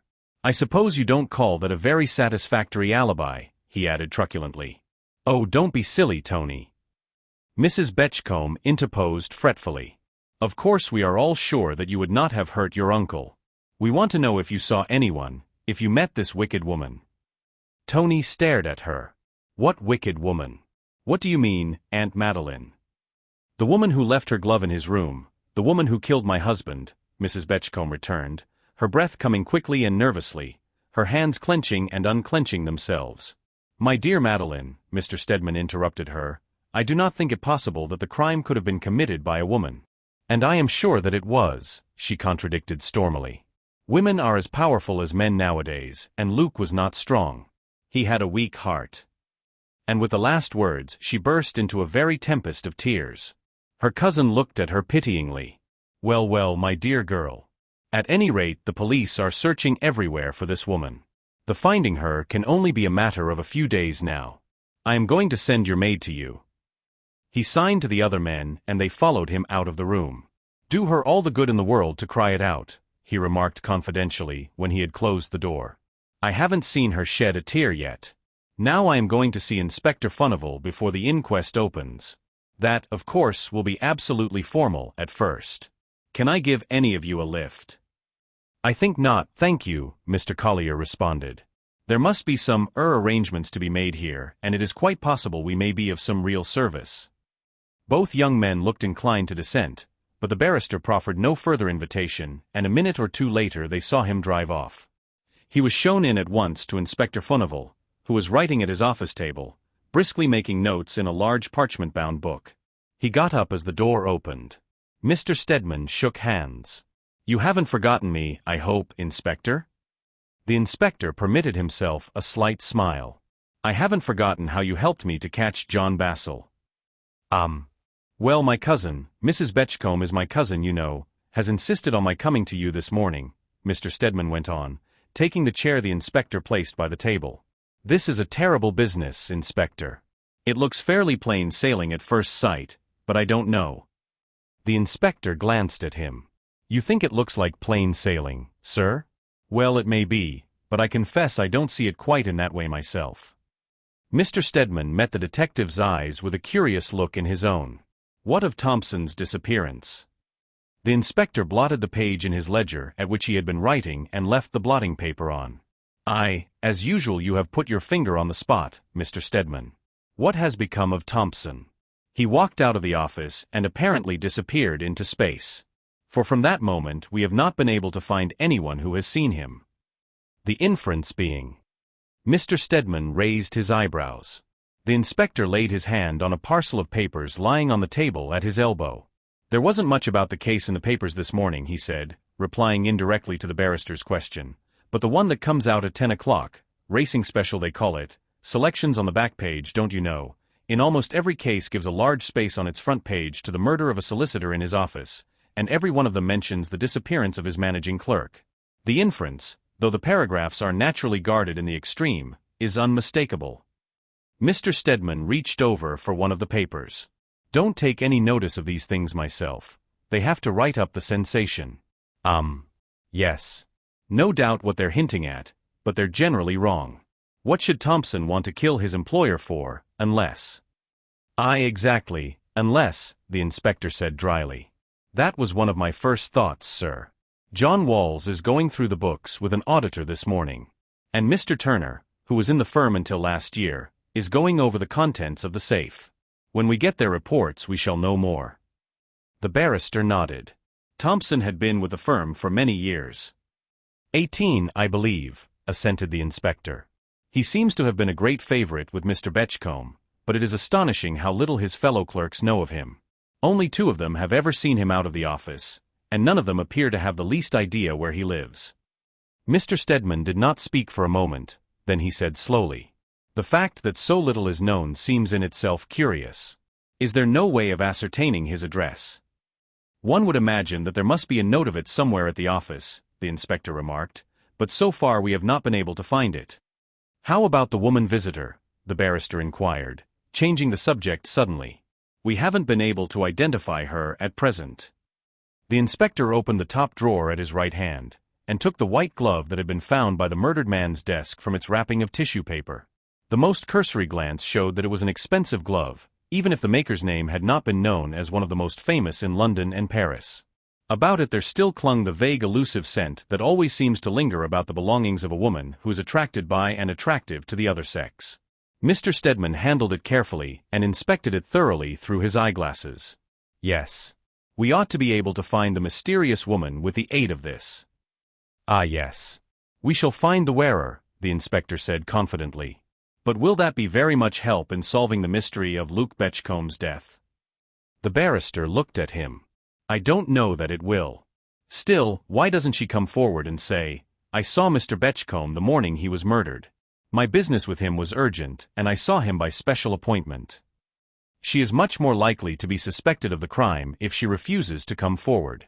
Mrs. Betchcombe seems certain of her guilt, and women do have intuitions." "I'm not much of a believer in them myself," remarked Inspector Furnival, shrugging his shoulders. "I would rather have a penn'orth of direct evidence than a pound's worth of intuition. And I don't believe that Mr. Betchcombe was murdered by a woman. A woman doesn't spring at a man and strangle him. She may stab him or shoot him, the weapons being to hand, but strangle him with her hands, no. Besides, this was a premeditated crime. There was an unmistakable smell of chloroform about the body, faint, I grant you, but unmistakable. No, it wasn't a woman. As to why she doesn't speak, well, there may be a dozen reasons. In the first place, she may not have heard of the murder at all. It doesn't occupy a very conspicuous place in the morning's papers. It will be a different matter tonight. Then, she might not want her business known. And above all, many a woman, and man too, hates to be mixed up in a murder case, and won't speak out till she is driven to it." "Quite so." The barrister sat silent for a minute or two, his eyes staring straight in front of him at nothing in particular. Inspector Furnival took another glance at his notes. "Spencer, the only person we have been able to trace so far who has seen this mysterious woman, fancies that her face is familiar to him, but does not know in what connection. I have suggested to him that she is possibly an actress, and he is inclined to think that it may be so. I have sent him up a quantity of photographs to see if he can identify any of them. But don't you see, Mr. Stedman, Mr. Spencer's evidence tends rather to exonerate Thompson. Spencer went out after Thompson and met this woman on the stairs. It therefore appears probable that Thompson was off the premises before the woman came on." Mr. Stedman shook his head. "It isn't safe to assume anything in a case of this kind. We do not know that Thompson went off the premises. We do not know where he went or where he is." "Very true. I wish we did," asserted the inspector. At the same time, the telephone bell was ringing sharply over his desk. He took up the receiver. "That you, Jones?" "Yes, what is it?" "Inspector Furnival speaking. Thompson's address has been found in one of Mr. Betchcomb's books. There are several other of the clerk's addresses, they're all entered in Mr. Betchcomb's writing, and all the others we have verified." "What is it?" "Number 10 Brooklyn Terrace, North Kensington." I will see to it at once." And the inspector rang off sharply. Chapter 6. "Can't hear of Brooklyn Terrace anywhere, sir." The speaker was Mr. Stedman's chauffeur. He had been going slowly the last few minutes, making ineffectual inquiries of the passers-by. Inside the car Mr. Stedman had Inspector Furnival seated beside him. "Better drive to the nearest post office and ask there. They will be sure to know." Call this North Kensington, do they? The barrister grumbled, as the car started again. Seems to me in my young days it used to be called Notting Hill. The inspector laughed. Think North Kensington sounds a bit more classy, I expect. Not but what there are some very decent old houses hereabouts. Oh, by Jove. Is this Brooklyn Terrace? As the car turned into a side street that had apparently fallen on evil days. Each house evidently contained several tenants. In some cases slatternly women stood on the doorsteps, shouting remarks to their neighbors, while grubby-faced children played about in the gutter or crawled about on the doorsteps of their different establishments. It scarcely seemed the place in which would be found the missing managing clerk of Messrs. Betchcombe and Turner's establishment. No. 10 was a little tidier than its neighbors, that is to say the door was shut and there were no children on the doorstep. The chauffeur pulled up. This is it, sir. Mr. Stedman eyed it doubtfully. Well, Inspector, I expect this really is the place. It is the address in Mr. Betchcombe's book right enough, sir. As to whether Mr. Amos Thompson lives here, well, we shall soon see. He got out first and knocked at the door, the barrister following meekly. The car waiting at the side was the object of enormous interest to the denizens of the street. There was no response to the knock for some time. At last a small child in the next area called out, "You'll have to go down, they don't never come to that there door." Mr. Stedman put up his glass and peered over the palings. A slatternly-looking woman was just looking out of the back door. "Can you let us in, my good woman?" the barrister called out. "We want Mr. Thompson." The woman muttered something, probably scenting a tip, and presently they heard her clattering along the passage. "Mr. Thompson, is it?" she said as she admitted them. "His room is up at the top." "Is he at home?" Inspector Furnival questioned. The woman stared at him. "I don't know. If you just like to walk up you will find out." The stairs were wide, for the house had seen better days, but indescribably dirty. Up at the very top it was a little cleaner. There were several doors on the landing but nothing to show which, if any, was Thompson's. As they stood there, wondering which it could be, an old man came up behind them. "Were you looking for anyone, gentlemen?" he asked in a weak, quavering voice that told that, like the house, he had fallen on evil times. The inspector turned to him. "I want Mr. Amos Thompson." The old man pointed to the door just in front of them. "That is his door, but I doubt if you will find him in. I haven't seen him since yesterday morning. I don't think he slept here." "Do you often see him?" the inspector questioned as he applied his knuckles to the door. The old man looked surprised at the question. "Why, yes, sir, I have only been here a month, but I have found Mr. Thompson a remarkably pleasant gentleman. He always passes the time of day with me and often stops for a word over the day's news. An uncommonly nice man is Mr. Thompson. It has often crossed my mind to wonder why he stayed here, where there is no comfort to speak of for the likes of him." The inspector and Mr. Stedman wondered too, as they waited there, while no answer came to the former's repeated knocking. A room in No. 10 Brooklyn Terrace certainly seemed no fitting home for Amos Thompson with his handsome salary. "We must get in somehow," the inspector said to Mr. Stedman. Then he turned to the old man opposite who was watching them with frightened eyes. "Has anyone else a key to these rooms, a charwoman or anybody?" The man shook his head. "We all do for ourselves here, sir. We don't afford charwomen and such like. As for getting in, well, I expect the landlord has keys. He is on the first floor. But I do not think he would open Mr. Thompson's door without." "Is this landlord likely to be at home now?" the inspector interrupted. "He is at home, sir. I saw him as I came upstairs." The inspector took out his card. "Will you show him this and say that Mr. Thompson cannot be found? He disappeared under peculiar circumstances yesterday, and since he is not here, we must enter his room to see whether we can find any clue to his whereabouts." The man visibly paled as he read the name on the card. Then he rapidly disappeared down the stairs. Mr. Stedman looked across at the inspector. "Queer affair this. What the deuce does the fellow mean by putting up at a place like this?" "Well, he isn't extravagant in the living line," the inspector said with a grin. John Stedman raised his eyebrows. "Not here." At this moment the landlord arrived with the keys. Quite evidently his curiosity had been excited by the advent of the visitors to his lodger. Probably he had been expecting his summons. He held Inspector Furnival's card in his hand. I understand I have no choice, gentlemen. None, the inspector said grimly. The landlord made no further demur, but unlocking the door he flung it open and stood back. The others waited for a minute in the doorway and looked round. At first sight nothing could have been less likely to give away the occupier's secrets than this room. It was quite a good size with a couple of windows, and a small bed in a recess with a curtain hung over it. An oil lamp stood before the fireplace. The floor was covered with linoleum. There was no carpet, not even a rug. A solid square oak table stood in the middle of the room, and there were 3 equally solid-looking chairs. The only other piece of furniture in the room was a movable corner cupboard standing at the side of the window. The inspector went over and threw the door open. Inside there was a cup and saucer, a teapot and teacaddy, a bottle of ink, and a book upon which the inspector immediately pounced. He went through it from end to end, he shook it, he banged it on the table. A postcard fell from it. The inspector stared at it, then with a puzzled frown he handed it to Mr. Stedman. The barrister glanced at it curiously. On the back was a portrait of a girl, evidently the work of an amateur. "Do you know who that is?" questioned the inspector. Mr. Stedman shook his head. "It is no one that I have ever seen before." "Do you mean that you do?" "That is a likeness, very badly taken I grant you, but an unmistakable likeness of Miss Hoyle, the late Mr. Betchcomb's secretary." Mr. Stedman was startled for once. "Good Lord. Do you mean that he was in love with her too?" "Oh, I don't know," said the inspector, taking possession of the postcard once more. "Elderly men take queer fancies sometimes, but I haven't had any hint of this hitherto. However, I will make a few inquiries with a view to ascertaining whether Mr. Tony Collier has a rival." "Poor Tony," said the barrister indulgently.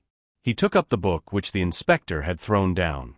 It was a detective novel of the lightest and most lurid kind, and it bore the label of a big and fashionable library. He made a note of it at once. The inspector went on with his survey. Beside the bedstead, behind the curtain, there stood a small tripod washing stand with the usual apparatus. The bed in itself was enough to arouse their curiosity. Upon the chain mattress lay one of hard flock with one hard pillow, and an eiderdown quilt rolled up at the bottom. Of other bedclothing there was not a vestige, neither was there any sign of any clothing found about the room, with the exception of a pair of very old slippers originally worked in cross-stitch, the pattern of which was now indecipherable. The inspector peered round everywhere. He turned over the top mattress. He felt it all over. He moved the washstand and the corner cupboard. He looked in the open fireplace, which apparently had not been used for years, but not so much as the very tiniest scrap of paper rewarded him. At last he turned to the barrister. "Nothing more to be done here, I think, sir." He took up the book and the slippers and moved to the door. John Stedman followed him silently. His strong face bore a very worried, harassed expression. Outside, the landlord stopped them. "Gentlemen, I hope it is understood that I have no responsibility with regard to this raid on Mr. Thompson's property?" Quite," assented the inspector. "Refer Mr. Thompson to me if you should see him again." "Which I hope I shall," the landlord pursued, following them down the stairs. "For a better tenant I never had, punctual with his rent, and always quiet and quite the gentleman." Inspector Furnival stopped short. "How long has he lived with you?" The man scratched his head. "A matter of 4 years or more, and always brought the rent to me. I never had to ask for it. I wish there were more like him." "Did you see much of him?" "Only passing the time of day on the stairs, and when he came to pay his rent, which he did regularly every Saturday morning." "That room does not look as if it had been slept in or eaten in," John Stedman said abruptly. The landlord stared at him. "Well, we don't bother about our neighbor's business in Brooklyn Terrace, sir. But if he didn't want the room to sleep in or live in, why did he rent it?" "Oh," said the barrister warily, "that is just what we should like to know." With a nod of farewell, the 2 men went on. They got into the waiting car in silence. With a glance at the inspector, John Stedman gave the address of the library from which Thompson's book had been procured. Then as the car started and he threw himself back on his seat, he observed, "Admirably stage-managed." The inspector raised his eyebrows. "As how?" "Do you imagine those people know no more than they say of Thompson?" "They may. On the other hand, it is quite possible they do not," the inspector answered doubtfully. "That room had been arranged for some such emergency as has arisen," Stedman went on. "Thompson has never lived there. But he came there for letters or something. He has some place of concealment, very likely quite near. I have no doubt that either of those men could have told us more. I expect they will give the show away if a reward is offered." "If," the inspector repeated. "I don't quite agree with you, Mr. Stedman. I think those men were speaking the truth, and I doubt whether they knew any more of Thompson than they said. The man who, as you say, has so admirably stage-managed that room would hardly be likely to give himself away by making unnecessary confidences. But now I wonder for whose benefit this scene was originally staged." The barrister drew in his lips. "Don't you think Luke Betchcomb's murder answers your question?" "No, I don't," said the inspector bluntly. "Thompson was a wrong-un, but at present I do not see any connection with the murder at all. They are at it now, full swing." For as they neared Notting Hill Gate, they could hear the voices of the newsboys calling out their papers. Murder of a well-known solicitor. Missing clerk. Up by the station, the newsboys exhibited lurid headlines. They bought a handful of papers and unfolded them as they bowled swiftly across to the library. In most cases, the murder of the solicitor occupied the greater part of the front page. The disappearance of the managing clerk was made the most of. But in several there were hints of the mysterious visitor, veiled surmises as to her business and identity. Altogether the Crows in Tragedy, as the papers were beginning to call it, seemed to contain all the materials for a modern sensational drama. At the library they both got out. The section devoted to teas was at the farther end. A pleasant-looking girl was handing out books. Seizing his opportunity, the inspector went forward and held out the volume. "I have found this book under rather peculiar circumstances. Can you tell me by whom it was borrowed?" For a moment the girl seemed undecided. Then, murmuring a few unintelligible words, she went round to the manager's desk. That functionary came back with her. "I hear you want to know who borrowed this book, but it is not our custom to give particulars." "I know it is not." The inspector held out his card. "But I think you will have to make an exception in my case." The manager put up his pince-nez and glanced at the card, and then at the inspector. Then he signed to an assistant to bring him the book in which subscribers' names were entered, and spoke to her in a low tone. She looked frightened as she glanced at the inspector.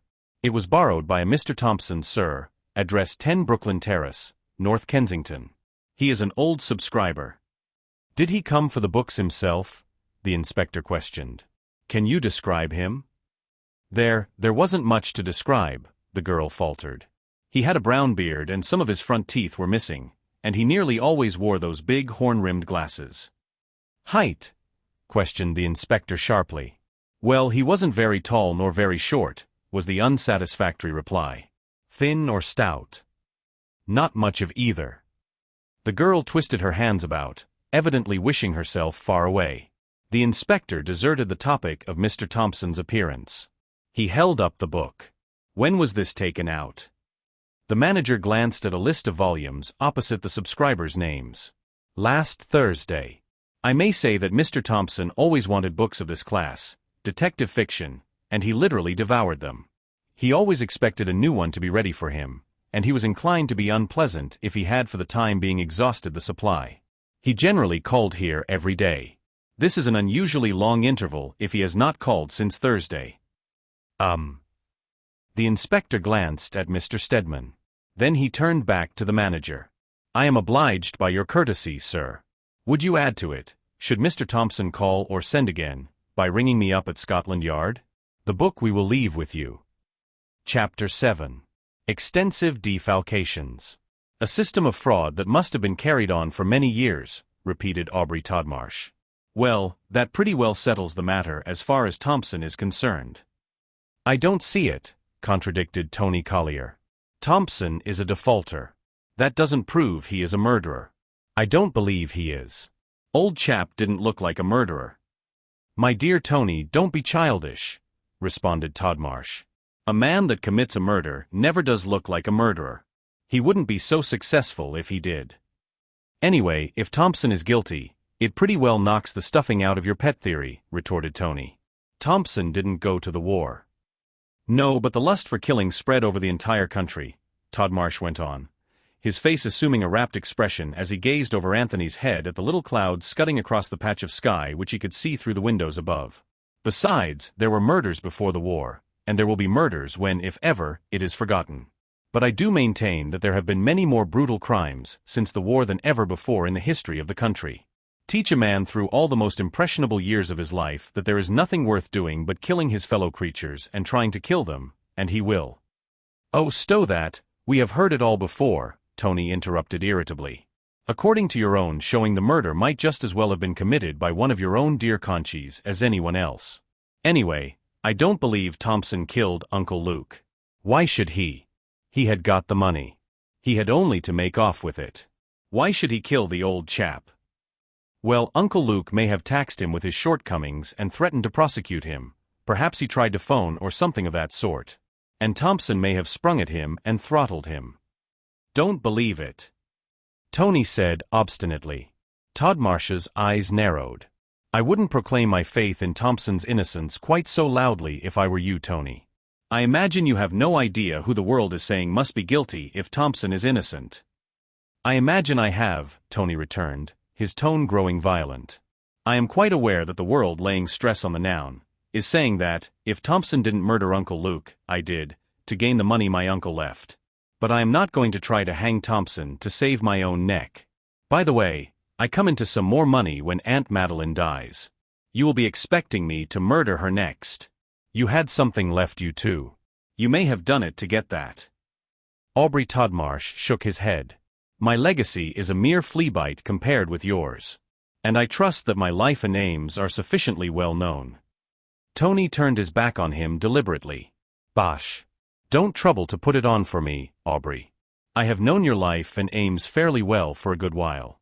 Take care of your own skin, and let everything else go to the wall. That's your aim. His cousin's dark eyes held no spark of resentment. You do not think that, I know, Tony. But if the world should misjudge my motives, I cannot help it. The cousins were standing in the smaller of the two adjoining waiting rooms in the late Luke Betchcomb's flat offices. The inquest had been held that morning, and the auditor's report on the books that had been in Thompson's charge and the contents of the safe had been taken.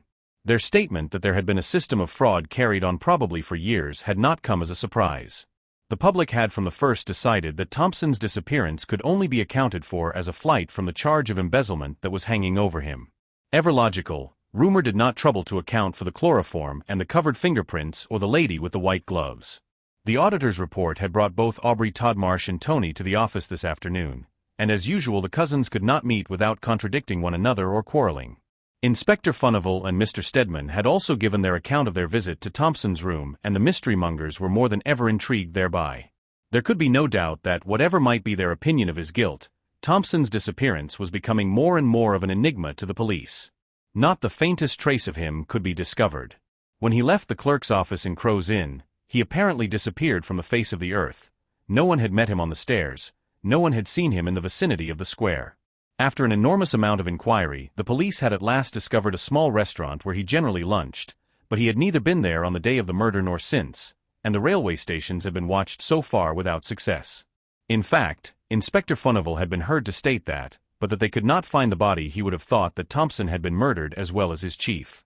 Thompson was described at the restaurant as always taking his meals by himself and speaking to no one, and always at the same table. Then the waitress who had waited on him for the last 2 years had never heard him say more than good morning, or good afternoon. He always lunched à la carte, so that there was no ordering to be done.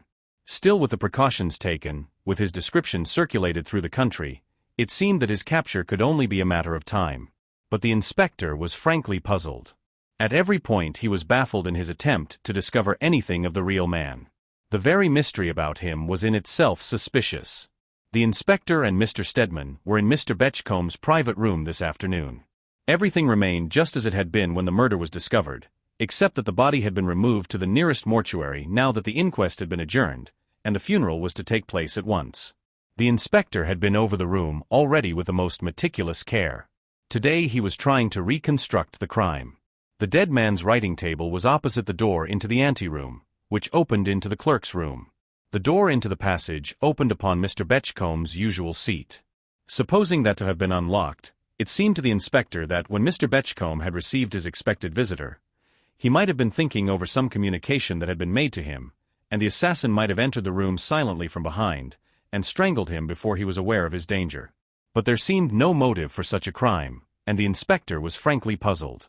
There was no view from the window, the lower panes being of frosted glass, the upper looking straight across to a blank wall. The safe was locked again, now as it had been in Mr. Betchcomb's lifetime. Mr. Turner had finished his examination. But try as the inspector would to reconstruct the crime, he could not build up any hypothesis which could not be instantly demolished, or so it seemed to him. Mr. Stedman stood on the hearthrug with his back to the ashes of Luke Betchcomb's last fire. For the lawyer had been old-fashioned, he had disliked central heating and gas and electric contrivances. In spite of strikes and increasing prices, he had adhered to coal fires. At last the silence was broken by Mr. Stedman. "You have the expert's opinion of the fingerprints, I presume?" The inspector bent his head. "It came this morning. It was not put in at the inquest, for it is just as well not to take all the world into our confidence at first, you know, Mr. Stedman." "Quite so," the barrister assented. "Do you mean that you were able to identify them?" "No," growled the inspector. "They will never be identified. The murderer wore those thin rubber gloves that some of the first-class crooks have taken to of late." "Phew." Mr. Stedman gave a low whistle. That puts a very different complexion on the matter." The inspector raised his eyebrows. "As how?" "Well, for one thing it settles the question of premeditation." The inspector coughed. "I have never believed Mr. Betchcomb's murder to have been unpremeditated. Neither have you, I think, sir." "Well, no," the other conceded. "The crime has always looked to me like a carefully planned and skillfully executed murder. And yet, I don't know. It is the most absolutely baffling affair I have come across for years," Inspector Furnival observed slowly. "It is the question of motive that is so puzzling. Once we have discovered that, I do not think the identity of the murderer will remain a secret long. The public seems to have made up its mind that Thompson is guilty." "I know." Inspector Furnival stroked his clean-shaven chin thoughtfully. "But why should Thompson, having robbed his master systematically for years, suddenly make up his mind to murder him? For he didn't have the rubber gloves and the chloroform by accident, you know, sir." "Obviously not." Mr. Stedman studied his fingernails in silence for a minute, then he looked up suddenly. "Inspector, to my mind absolute frankness is always best. Now, we do not know that Thompson went to Mr. Betchcomb's room at all on the morning of the murder. But there is another whose name is being freely canvassed who certainly did go to the room." "Aye, Mr. Tony Collier," the inspector said, frowning as he looked over his notes again. "The obvious suspect. Motive and opportunity, neither lacking. But here the question of premeditation comes in again. Young Collier would not have known he would have the excellent opportunity that really did occur. Would he have come on chance provided with chloroform and rubber gloves? Would he not have fixed up an opportunity when he could have been certain of finding Mr. Betchcombe in? And also when his fiancée, Miss Cecily Hoyle, was out of the way? Then, when he did put his rubber gloves on is a question. According to Miss Hoyle's testimony, he had not got them on when she left him. He could hardly bring them out while Mr. Betchcombe was talking to him. No, so far as I can see, nothing conclusive with regard to either of these two is to be found, Mr. Stedman. What do you think yourself?" "Personally, I shall find it always a very difficult matter to believe Tony Collier guilty, strong though the evidence seems against him," Mr. Stedman said frankly. "Thompson, I must confess, seems a very different proposition. Then we must remember the third person in the case, the lady of the white gloves." "The owner of the white glove did not strangle Mr. Betchcombe," Inspector Furnival said positively, "though she may have been an accomplice.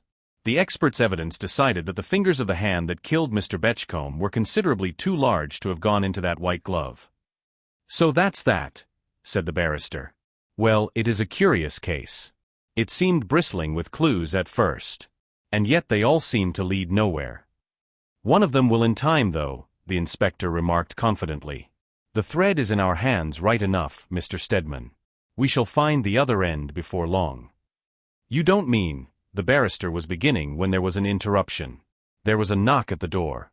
Mr. Stedman put up his pince-nez as the inspector opened the door. To their surprise, Aubrey Todmarsh stood in the passage.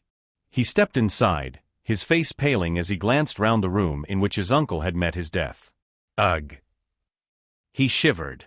"There is a terrible atmosphere about this room, Inspector. Even if one did not know it, I think one would unconsciously sense the fact that some horrible crime had been committed here." I am not much of a believer in that sort of thing," Mr. Stedman answered. It is easy enough to sense crime, as you call it, when you know that it has been committed. Aubrey shrugged his shoulders. Well, I don't know. You may be right, but I shall stick to my convictions. There are subtler emotions that cannot be shared by anyone. But I am here on business today. One of my men, my most trusted men, Hopkins by name, has been doing some work in the East End up by the docks. He met with a man whom he believes to have been Thompson. When? Mr. Stedman questioned sharply. 2 days ago. Then why didn't he speak out sooner? He did not see any description of Thompson until this morning. Then he saw one outside a police station, and he remembered. Remembered what? This man, Aubrey responded impatiently. A man that answered to Thompson's description. He came down to the docks and tried to get a job on some distant cargo boat. Said he could do anything, but Hopkins noticed that his hands were smooth and carefully manicured. Like a gentleman's hands, Hopkins described them. Did he get his job on the cargo boat? Hopkins thinks that he did, or at any rate, if not that he managed to get taken as a passenger. He went off somewhere. Where was the cargo boat bound for? Mr. Stedman seemed more interested than the inspector, who was making notes in a desultory fashion. Aubrey shook his head. Hopkins doesn't know. You see, he had no particular reason to notice anything about the man. He would not have done so at all but for the hands, I think. You said just now that Hopkins recognized him from the description when he saw it, Mr. Stedman pursued. I must say I thought it delightfully vague. A study in negatives, I should call it. It wasn't very definite, of course. And Hopkins may have been entirely mistaken. But he said he particularly noticed the short brown beard and the defective teeth. Mr. Stedman stuck his hands in his pockets. I am inclined to think Hopkins' identification a flight of the imagination. The police station description tells what Thompson was like when he left here. I should look out for a clean-shaven man with regular teeth now. Todmarsh did not look pleased. I suppose I am particularly stupid, but I really fail to understand why the police should circulate a description when they want something entirely opposite. My dear man, you don't imagine that a man who could hide his traces as Thompson did would be foolish enough to leave his personal appearance unprovided for? No. We must have every cargo boat that left the docks overhauled at its first stopping place, but I don't fancy we shall find Thompson on any of them. Well, he has managed to get away somehow, and I thought you might be glad to hear of something that is a possible clue, Todmarsh said sulkily. At this moment the telephone bell, Mr. Luke Betchcomb's own telephone bell, rang sharply. Todmarsh stopped and started violently, staring at the telephone as if he expected to see his uncle answer it. The inspector took up the receiver. The other men watched him breathlessly. Yes, Inspector Furnival speaking, they heard him say. Yes, I will be with you as soon as it is possible. Detain her at all hazards until I come. He rang off and turned. What do you think that was? Thompson caught at the docks, Aubrey Todmarsh suggested. Mr. Stedman said nothing, but a faint smile crossed his lips as he glanced at the inspector. The message is that a lady is at Scotland Yard asking to see the official who is in charge of the Betchcombe case, Inspector Furnival said, glancing from one to the other of his auditors as if to note the effect of his words on them. A lady who refused to give her name, but who says that she saw the late Mr. Luke Betchcombe on the day of his death. His words had the force of a bombshell thrown between the others. Aubrey Todmarsh did not speak, but his face turned visibly whiter. He moistened his lips with his tongue. Even the impassive Mr. Stedman started violently. The lady of the glove, he exclaimed. The inspector caught up his hat. I don't know. I must ascertain without delay, Mr. Stedman. The Crows in Tragedy by Annie Haynes. Part 2. Chapter 8. Dismissing his taxi at the archway, Inspector Furnival made the best of his way to his office. Outside a man was standing. He touched his forehead respectfully. Glad to see you, sir. The lady has just been to the door to say she can't wait more than 5 minutes longer. The inspector paused. What is her name, Jones? The man shook his head. She wouldn't give one, sir. She said her business was with the detective in charge of the Betchcombe case, and with him alone. I was on tenterhooks all the time, sir, fearing that she would be gone before you came. The inspector nodded and went on. He turned the handle of his door quietly and entered the room as quickly and noiselessly as possible.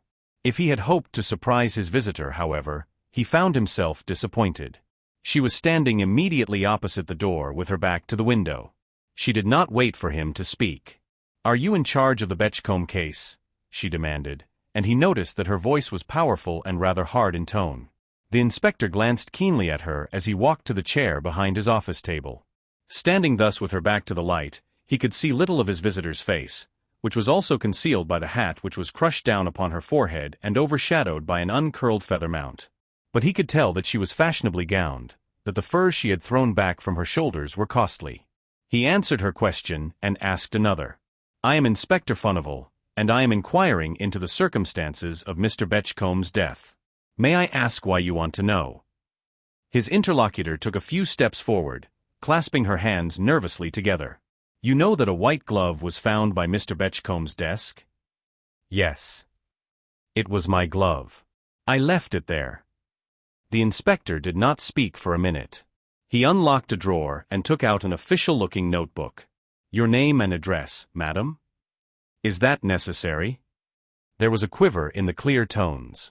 "I have told you that I was there, that the glove is mine. Is not that enough?" "Scarcely, madam. But, waiving the subject of the name for a moment, why have you not spoken before?" "I didn't hear at first." She hesitated a moment, her foot tapping the floor impatiently. And now she was nearer to him, he could see that her makeup was extensive, that complexion and eyes owed much of their brilliancy to art, and that the red gold hair probably came off entirely. But it was a handsome face, though not that of a woman in her first youth. The features, though large, were well formed, and the big blue eyes would have been more beautiful without the black lines with which they were embellished. "I don't read the papers much, at least only the society news and about the theaters, never murders or horrors of that kind, and it was not until I heard some people talking about it, and they mentioned Mr. Betchcombe's name, that I knew what had happened. I did not realize at first that the murder had taken place on the very day which I had been to the office, and that it was my glove that had been found beside the desk. Even then I made up my mind not to speak out if I could help it. Mr. Betchcombe was alive and well when I saw him. I couldn't tell you anything about the murder. And I couldn't have my name mixed up in a murder trial, or let the papers or certain, people get to know what I had been doing at Mr. Betchcombe's office." "Then why have you come to us now?" "Because I thought if I didn't tell you, you would be sure to find out," was the candid reply. And if I came myself, I thought you might call me Madam X, or something like that. They do, you know, and then perhaps, people might never know." The inspector smiled.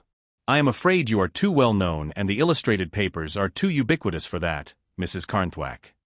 She emitted a slight scream. "Oh, how did you know?" The inspector's smile became more apparent. "I was a great admirer of Miss Bella Lamond on the variety stage. I had the pleasure of assisting at her marriage with the American millionaire, Cyril B. Carntwack.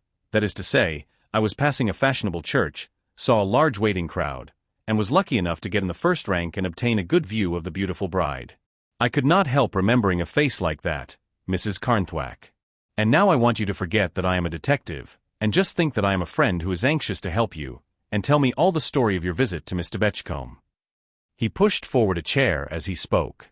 She looked from it to him undecidedly for a minute. Then, as if coming to a sudden resolution, she sat down and pulled the chair nearer to his desk. "You promise not to tell my husband what I am going to tell you?" "I promise," the inspector said reassuringly.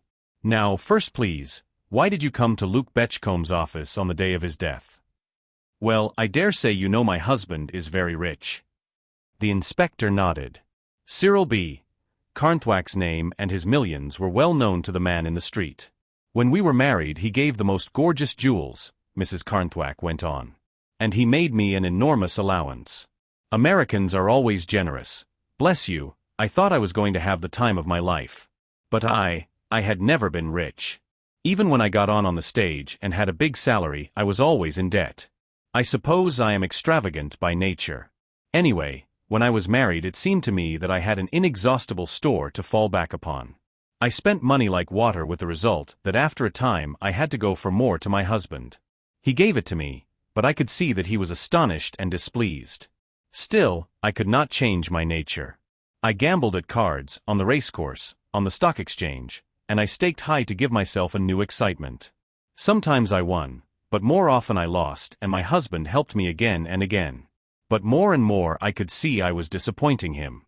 At last he told me that he would pay no more for me. He hated and mistrusted all gambling, and I must make my huge allowance due. I couldn't give up gambling. It was in my blood. And just as I was in a horrible hole, the worst happened. A man who had been my lover years ago began to blackmail me. I gave him all I could, but nothing satisfied him. She stopped and passed a tiny lace-trimmed handkerchief over her lips. "Why did you not tell your husband?"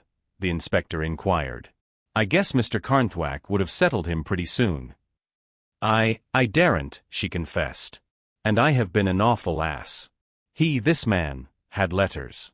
They were silly enough, goodness knows, and they might have been read to me more than they did, and my husband is jealous, terribly, wickedly jealous of my past. At last the man, said that if I would pay him a large and enormous sum, he would go abroad and I should never hear of him again. If I did not, he swore he would send the letters to my husband in such a fashion that the worst construction would be placed upon them. What was I to do? I hadn't any money. I dared not tell my husband. I made several attempts to pull off a grand coup, and only got worse in the mire. I made up my mind to sell my diamonds and substitute paste. A friend of mine had done so and apparently had never been suspected. But I couldn't take them to the shop myself. We were too well known in London. And when I was at my wit's end to know what to do with them, I happened to hear a woman saying how she had disposed of hers quite legitimately and openly through a solicitor, Mr. Luke Betchcombe. I thought perhaps he might do something for me, and I rang him up. "Well?" the detective said interrogatively. His face was as expressionless as ever, but there was a veiled eagerness in his deep-set eyes as they watched Mrs. Carnthwack's every movement. "I told him what I wanted. And he said it would be necessary to have them valued. We talked it over and made an appointment for 2 days later, the very day he was murdered. I was to take them to him myself. And he told me to go down the passage to his private door so that none of his clients should see me, because I explained that it must be kept a real dead secret." "What time was your appointment for?" the inspector asked. 12:15, Mrs. Carnthwack answered. "But I was late. It must have been quite 12:30 when I got there. He looked at the diamonds and said that they were very fine and he would have them valued at once and get them disposed of for me if I approved of the price. He was to ring me up at 12 o'clock the next day. But of course he didn't, and I couldn't think what had happened, until I saw this dreadful thing in the papers. Oh, you will keep my name out of it, won't you?" She broke off and looked appealingly at the inspector. He did not answer. For once in his long experience he was thoroughly taken aback. The woman had told her story calmly and convincingly enough, and as the inspector looked at her he wondered if she had no idea of the horrible danger in which she stood. "I will do my best for you in every way," he said at last. "But you must first answer all my questions straightforwardly. You have at least done the right thing in coming to us now, though it might have been better if you had come earlier. Now first will you tell me exactly what time you reached Mr. Betchcomb's office?" "Well, as I say, I ought to have been there at 12:15, but I dare say it was 12:30, or it might have been 1:45. The inspector kept his keen eyes upon her face. Not one change in her expression could escape him. "Mrs. Carnthwack, do you know that the doctors have stated that Mr. Betchcombe died about 12 o'clock, sooner rather than later?" 12 o'clock. Her face turned almost livid in spite of its makeup, but her blue eyes met the inspector's steadily. "It's no use, Inspector. I suppose doctors make mistakes like other folks sometimes. Luke Betchcombe was alive, very much alive, when I went in about 12:30. The inspector did not argue the question, but his eyes did not relax their watchful gaze for 1 second as he went on. "How did Mr. Betchcombe seem when you saw him? Did you notice anything peculiar about his manner?" "Well, I had never seen him before, so I couldn't notice any difference. He just seemed an ordinary, pleasant sort of man. He admired my diamonds very much and said we ought to get a high price for them. He was to have had them valued the next day. Now I am in pressing need of money and I want to have them valued myself if you will give them back to me." For once Inspector Furnival was shaken out of his usual passivity. Do you mean that you left the diamonds there?" "Well, of course. Haven't I been telling you so all this time?" Mrs. Carnthwack said impatiently. "Mr. Betchcombe gave me a receipt for them, and locked them up in his safe, like that one." She pointed to the wall where a large cupboard was built into it. The executors will give them to me, won't they?" The inspector went over and stood near the door. Mrs. Carnthwack, when the door of the safe was opened in the presence of Mr. Betchcomb's executors and of the police, there were no diamonds there. What? You cannot mean that my diamonds are lost. Mrs. Carnthwack started to her feet.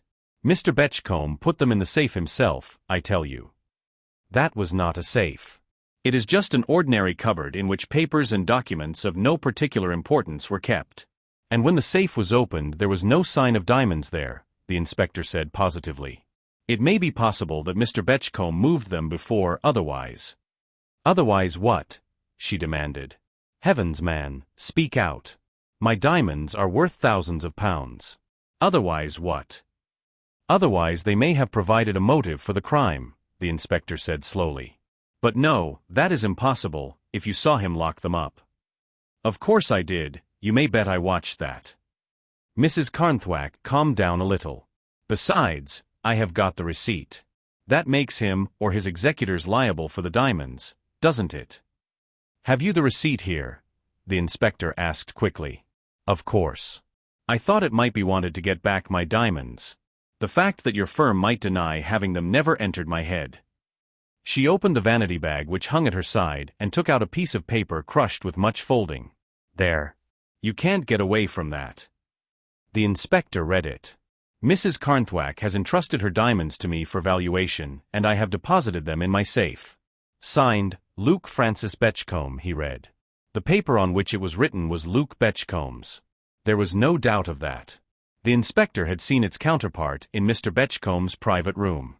But his face altered curiously as he looked at it. Certainly, if this receipt was given you by Mr. Betchcombe, the estate is liable for the value of the diamonds, he finished up. Well, Mr. Betchcombe gave it me safe enough, Mrs. Carnthwack declared. I put it in this same little bag and went off, little thinking what was going to happen.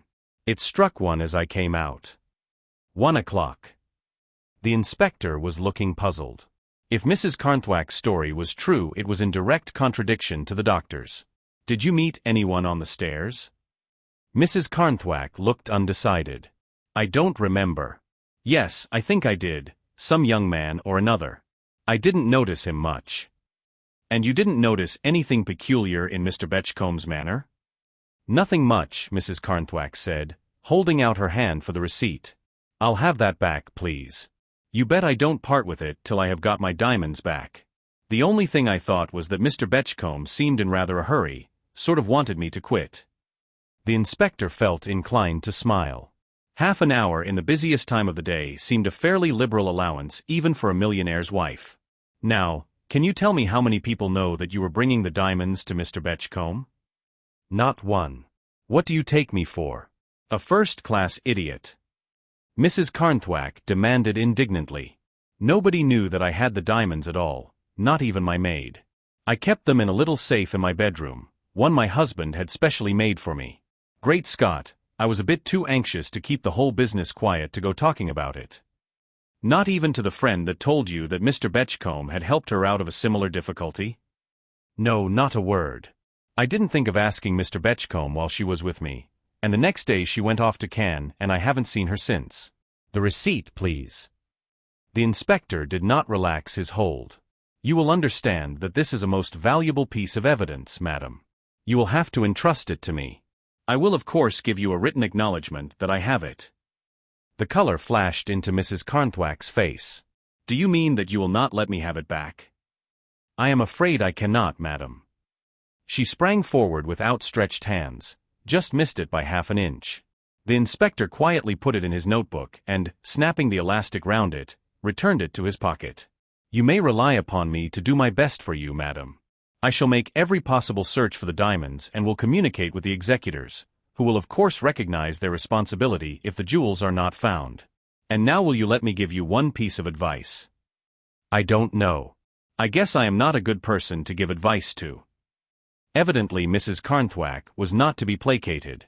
Her eyes flashed, and 1 foot beat an impatient tattoo on the floor. The inspector was unruffled. Nevertheless, I think I will venture upon it. Tell your husband yourself what has happened. He will help you more efficiently than anyone else in the whole world can. And Mr. Carnthwack's advice is worth having. Chapter 9. Good morning, Miss Hoyle. Inspector Furnival rose and placed a chair for the girl, scrutinizing her pale face keenly as he did so. Cecily sat down. You sent for me, she said nervously. The inspector took the chair at the top of the table that had been Luke Betchcomb's favorite seat. His interview with Cecily Hoyle was taking place by special arrangement in the library of the murdered man's private house, where, by special desire of Mrs. Betchcombe, Cecily was now installed as secretary to her late employer's widow. The canny inspector had taken care to place the girl's chair so that the light from the near window fell full upon her face. As he drew his papers towards him and opened a capacious notebook, he was thinking how white and worn the girl was looking, and there was a frightened glance in her brown eyes as she sat down that did not escape him. The door opened to admit John Stedman. After a slight bow to Cecily, he sat down at the inspector's right. Yes, the inspector said, glancing across at Cecily, I want to ask you a few questions, Miss Hoyle. It may make matters easier for you at the adjourned inquest if you answer them now. I will do my best, Cecily said, looking at him with big, alarmed eyes. But really, I have told you everything I know. John Stedman watched her from his lowered eyes. She would be a good witness with the jury, he thought, this slim, pale girl, with her great appealing eyes and her pathetic, trembling lips. A few curious sidelights have arisen in connection with Mr. Betchcomb's death, the inspector pursued. And I think you may be able to help me more than you realize. First, you recognize this, of course. He took from its envelope of tissue paper the picture postcard he had found in Amos Thompson's room in Brooklyn Terrace and handed it to her. Cecily gazed at it in growing amazement. It looks like me. It is me, I believe, she said ungrammatically. But how in the world did you get it? I found it, the inspector said slowly, watching every change in her mobile face as he spoke, in Amos Thompson's room in Brooklyn Terrace. Cecily stared at him. Impossible. You couldn't have. Why should Mr. Thompson have my photograph? And where was this taken, anyway? That is what I am hoping you may tell us. But I can't. I don't know. Cecily said, still gazing in a species of stupefaction at her presentment. It is a snapshot, of course, but I never saw it before, I never knew when it was taken. You did not give it to Amos Thompson, then? The inspector questioned. Good heavens, no. I knew nothing about Mr. Thompson. I have just seen him at a distance in the office. But I have never spoken to him in my life. I should not have known him had I met him in the street. You can give no explanation of his treasuring your photograph, then? Cecily shook her head. I can't indeed. I should have thought it a most unlikely thing to happen. I cannot bring myself to believe that it did. This thing, flicking the card with her forefinger, must have got into his room by accident. The inspector permitted himself a slight smile. I really do not think so. Cecily shrugged her shoulders. Well, I give it up. Unless an accent of fear creeping into her voice. He wanted to implicate me, to make you think that I had been helping him to rob Mr. Betchcombe. In that case he would surely have thought of some rather more sure plan than leaving your photograph about in his room, said the inspector. You do not think it likely that seeing you so much in the office, he has taken a fancy to you, fallen in love with you in fact, as people say. I do not, indeed. Cecily said impatiently. As I tell you, I know nothing of Mr. Thompson, and he did not see much of me in the office. I never went in to Mr. Betchcomb's room through the clerk's office. I never had occasion to go there at all. My business concerned Mr. Betchcombe, and Mr. Betchcombe only, and by his wish I always went to him by the private door.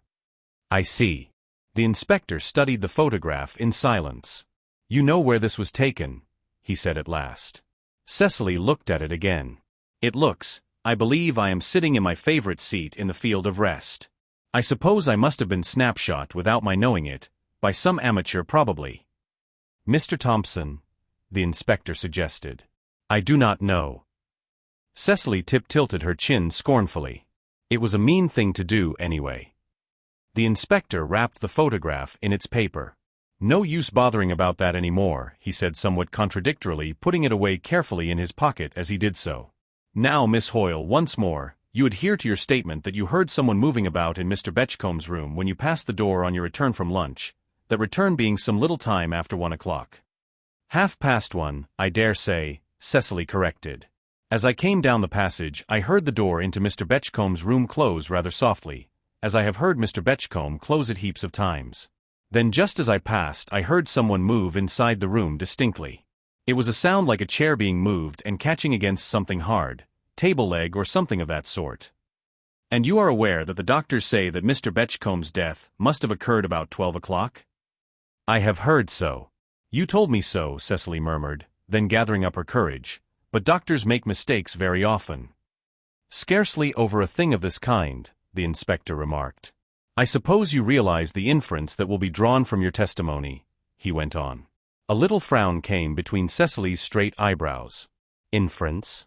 No, I don't, she said bluntly.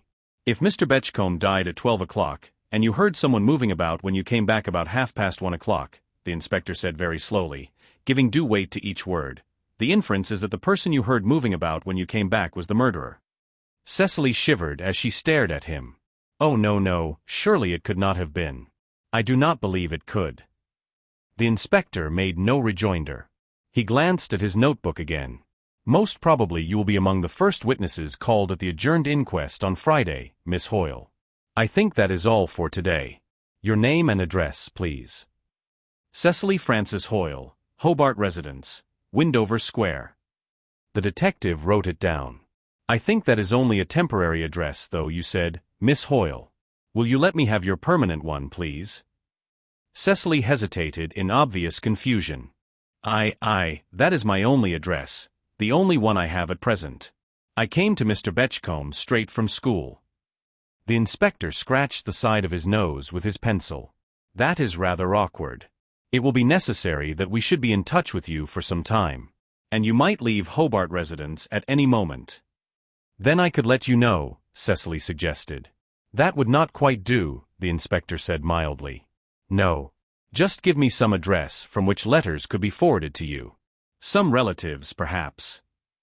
I don't know any of my relatives yet, Cecily faltered, a streak of red coming in her pale cheeks. But Miss Cochrane, Morley House, Beesford, Meadshire, would always forward letters.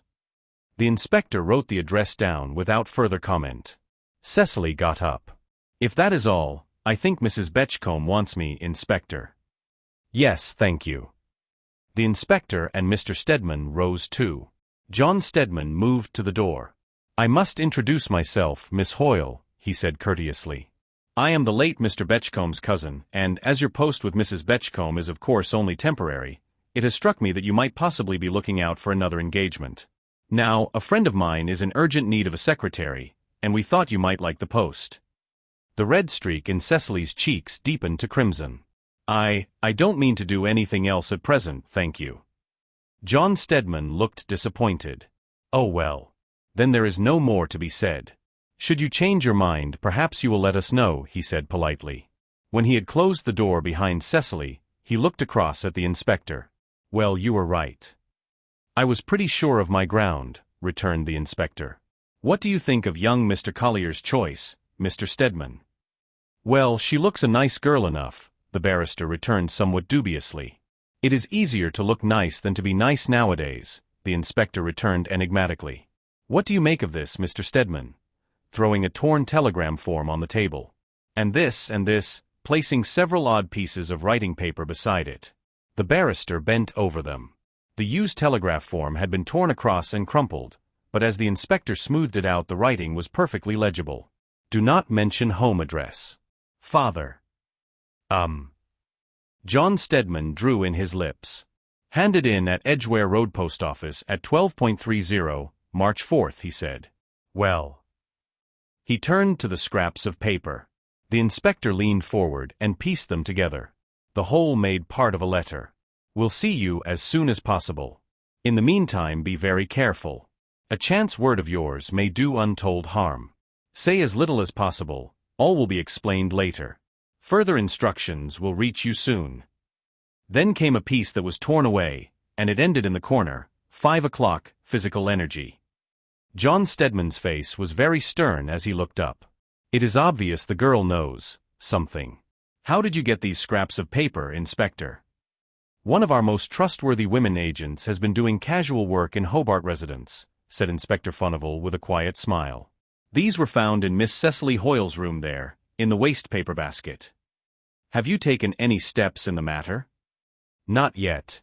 Of course we have had Physical Energy, the statue in Kensington Gardens, you know, watched since yesterday morning, but so far there has been no sign of Miss Cecily Hoyle, or of anyone who could be identified as the writer of that letter. Have you any idea who that is likely to be? Well, ideas are not much use, are they, sir? It is not young Mr. Collier's writing, so much is certain, I think. Was the inspector's reply evasive? Used to weighing evidence, John Stedman decided that it was. He made no comment, however, but bent his brows over the paper once more. Of course the temporary help has been chatting with the regular staff at Hobart residence, the inspector pursued. But there is little enough to be learned of Miss Hoyle there. Hobart residence is a sort of hostel, you know, sir. All the inmates are supposed to be ladies in some sort of a job. They have a bedroom varying in price according to its position, and there is a general dining room in which meals are served at a very reasonable price. Miss Hoyle usually took her breakfast and dinner there and was very seldom absent from either meal. She was looked upon as a very quiet, well-conducted girl, but she made no friends, and nothing was known of her private life. It was impossible to get at her home address there. Then I rang up Miss Watson, her old schoolmistress, but found that Cecily Hoyle's father had always paid her school bills in advance. He is an artist and has never given any settled address. Sometimes he took his daughter away in the vacation. If he did not, Miss Watson was asked to arrange a seaside or country holiday for her. Miss Watson only knew the Hobart residence address. Extraordinary. I should have thought Cecily Hoyle one of the last girls about whom there would be any mystery, was the barrister's comment. Well, having drawn both those coverts blank, yesterday I made an exhaustive search of her room at Mr. Betchcomb's offices, the inspector proceeded. For a long time I thought I was going to have no better luck there. There were no letters, no private papers of any kind. Then just at the last I had a bit of luck. Right down at the bottom of the drawer in Miss Hoyle's desk I found a timetable. I ran through it, not expecting to discover anything there when I noticed that one leaf was turned down. It was a London and South Western Railway guide, I may mention, and it was one of the B pages that was turned down. I ran down it and saw in a minute that someone had been doing so with a lead pencil. There were several marks down the page, and one name, that of Burford in the New Forest, was underlined. Burford. John Stedman repeated reflectively. Why, of course I have been there for golf. There are some very decent links. My friend, Captain Horsham, rented a house in the neighborhood, and I have been over the course with him. Many burglaries down there, the inspector said abruptly. The barrister emitted a short laugh. None that I ever heard of. Why, do you suspect Miss Hoyle? I don't suspect anybody, the inspector returned. It isn't my place to, you know, sir. But I am going down to Burford tomorrow morning. Do you feel inclined to come with me? I don't mind if I do, said the barrister cheerfully. I can always do with a day in the country. We will drive down in the car, and I might take my clubs. Chapter 10. Just 1 o'clock. We have come down in very decent time. Tidy old bus, isn't it? John Stedman replaced his watch and looked round with interest as his car slowed down before the Royal Arms at Burford. Rather a dilapidated Royal Arms to judge by the signboard swaying in the breeze, but quite a picturesque-looking village inn for all that. There was no station within 5 miles of Burford, which so far had preserved it from trippers.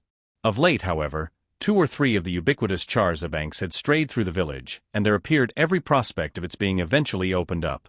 This, with other scraps of information, was imparted by the garrulous landlord to Mr. Stedman and his companion, Inspector Furnival. But though he talked much of the village and its inhabitants, the inspector did not catch the name for which he was listening. At last he spoke. I used to know a man named Hoyle who lived somewhere in this part. I wonder if he is still here. Oh, I should think that would be Mr. Hoyle of Rose Cottage, the landlord said at once. A very nice gentleman. He has been here some years. He is an artist, as no doubt you know, sir. And I have heard that some of his paintings have been exhibited in London in the Royal Academy. Oh, we are very proud of Mr. Hoyle down here. He is a good deal away on his sketching expeditions, though, isn't he? The inspector ventured. Well, naturally he is, the landlord agreed. Sometimes he's away weeks at a time. But he is generally here on a Sunday to take the collection in church. He is a sidesman and takes a great interest in parish matters. I did hear that he was far away the biggest subscriber to the new parish hall that our vicar is having built. Oh, a very nice gentleman is Mr. Hoyle. Mrs. Y, his housekeeper, can't say so often enough. I think that must be the man I used to know, said the inspector mendaciously. I think we must drive up and pay him a visit, Mr. Stedman. It isn't far, you said, I think, landlord. Get there in 10 minutes in the car, sir. Rose Cottage, straight up by the church. You can't miss it. But there, I doubt if you will find Mr. Hoyle at home. I was at church on Sunday morning, and I noticed he wasn't. He usually is when he is at home. I can't always say the same myself.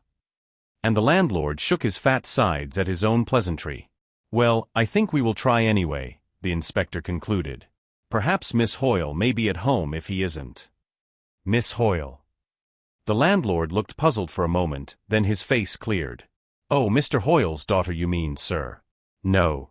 She is away at school, though Mr. Hoyle did say she would be coming home for keeps this year. Anyhow, I shall leave a message, and Mr. Hoyle will know I have looked him up, said the inspector pleasantly. I expect he would think me a good deal altered, for we haven't met for something like 12 years, and we none of us grow younger, you know, landlord. We don't, sir, that's a fact. Not but what Mr. Hoyle is as little changed as anybody I know. Just the same pleasant-looking gentleman he is as he was the first time I saw him. A nice cheerful gentleman is Mr. Hoyle, always ready with his joke. The inspector nodded. Oh, just the same, I see. Well, we will be off. As likely as not we shall come in here on our way back. Anyhow, I shall not forget your Stilton in a hurry, landlord. I haven't had a cut from a cheese like that since I was a boy in Leicestershire. By the way, what was that I heard of a burglary down this way last week? The landlord scratched his head. It is funny you should ask that, sir. I haven't heard of anything lately. I was talking to a couple of gents this morning about a robbery there was about this time a year ago, a couple of robberies I might say. Squire Morpeth over at the park, and Sir John Lington at Lillinghurst were both broken into and hundreds of pounds worth of goods, silver and what not, taken. Nobody was ever brought to account for it either, though there were big rewards offered. Dear. One doesn't expect to hear of such things in a quiet little place like Burford, the inspector observed contradictorily. Well, so long, landlord. See you again later. It did not take long, following the landlord's instruction, to run the car up to Rose Cottage, but just as they were nearing it John Stedman looked at his companion. I think you're running off on a side track, you know, Inspector. I'm sure I am, the other returned cheerfully. But when the straight track takes you nowhere, one is inclined to make a little excursion down a side path, right or wrong. Rose Cottage looked quite an ideal dwelling for an artist. It was a black and white timbered cottage standing back from the road, its garden for the most part surrounded by a high hedge. Over the walls creepers were running riot. Later on there would be a wealth of color, but today only the Pyrus japonica was putting forth adventurous rosy blossoms. A wicket gate gave access to the gravelled path running up to the rustic porch between borders gay with crocuses, purple and white and gold. Evidently cars are not expected here, John Stedman remarked as he and the inspector alighted and walked up to the front door. There was apparently no bell, but there was a shining brass knocker. Inspector Furnival applied himself to it with great energy. The door was opened by a pleasant-looking woman, who was hastily donning a white apron. Mr. Hoyle? The inspector queried. Not at home, the woman said at once. The inspector hesitated. Can you tell me when he will be at home? The woman shook her head. I cannot indeed. He is away on a sketching expedition, and one never knows when he will be back. It may be a week or a month or longer. Oh dear. The inspector looked at Mr. Stedman. This is most unfortunate. I was particularly anxious to see him today. However, I suppose I must write. I wonder if you would let me just scribble a line here? I should esteem it a great favor if you would. For a moment the woman looked doubtful. Then after a keen glance at the two men she led the way to a sitting room that apparently ran from back to front of the house. She indicated a writing table. You will find pens and ink there, sir. The inspector sat down. A very pretty room this, he began conversationally. I wonder if I am right in thinking that you are Mrs. Hoyle? Oh dear no, sir. The woman laughed. I am only Mr. Hoyle's housekeeper. I have lived with him ever since he came to Burford. And that must be a dozen years or more ago now. And I haven't seen him a dozen times, I should say, the inspector went on. Dear, how time flies. His daughter must be grown up, I suppose, he went on, examining the pens before him with meticulous care. Miss Cecily? Oh yes, a fine-looking young lady too. She will be here for good very soon. Meanwhile John Stedman, standing near the door, was glancing appraisingly round the room. It was essentially a man's room. The chairs, square solid table, sideboard and writing table were all of oak, very strong. The few easy chairs were leather-covered and capacious. There was nothing unnecessary in the room. Near the French window looking onto the garden at the back of the house there stood an easel with an untidy pile of sketches piled one on top of the other upon it. A table close at hand held more sketches, tubes of paint, a palette and various paintbrushes. Stedman walked across and took one of the watercolors from the easel. "I like this," he said, holding it from him at arm's length. "It is a charming little view of one of the forest glades near here, taken at sunset. Is there any possibility of this being for sale?" "Well, I don't rightly know, sir," the housekeeper said, coming over to him. "Mr. Hoyle do sell some of his pictures, I know. But it is always in London. I have never known him do it down here." John Stedman smiled. "Well, I shouldn't think there would be many customers down here. But I could do with a couple. This one, and another to make a pair with it." "Well, sir, perhaps you will write to Mr. Hoyle about it," the housekeeper suggested. "I couldn't say anything about it." "Of course not," the barrister assented. He looked very closely at the picture for a minute, and then put it back on the easel. "Well, I must leave it at that, and hope to persuade Mr. Hoyle to part with it when he comes back." As he spoke there came a loud knock at the door. He looked at the housekeeper. "It's all right, sir," she said composedly. "It is only the baker's man for orders, and my niece will go to the door. She always comes up twice a week to give me a hand with the work. Me not being so young as I might be." "We none of us are, ma'am," the inspector said with a chuckle as he sealed his letter and placed it in a conspicuous place on the writing table. "Not that you have much to complain about," he added gallantly as he rose. The housekeeper smiled complacently as she saw them off to the little garden.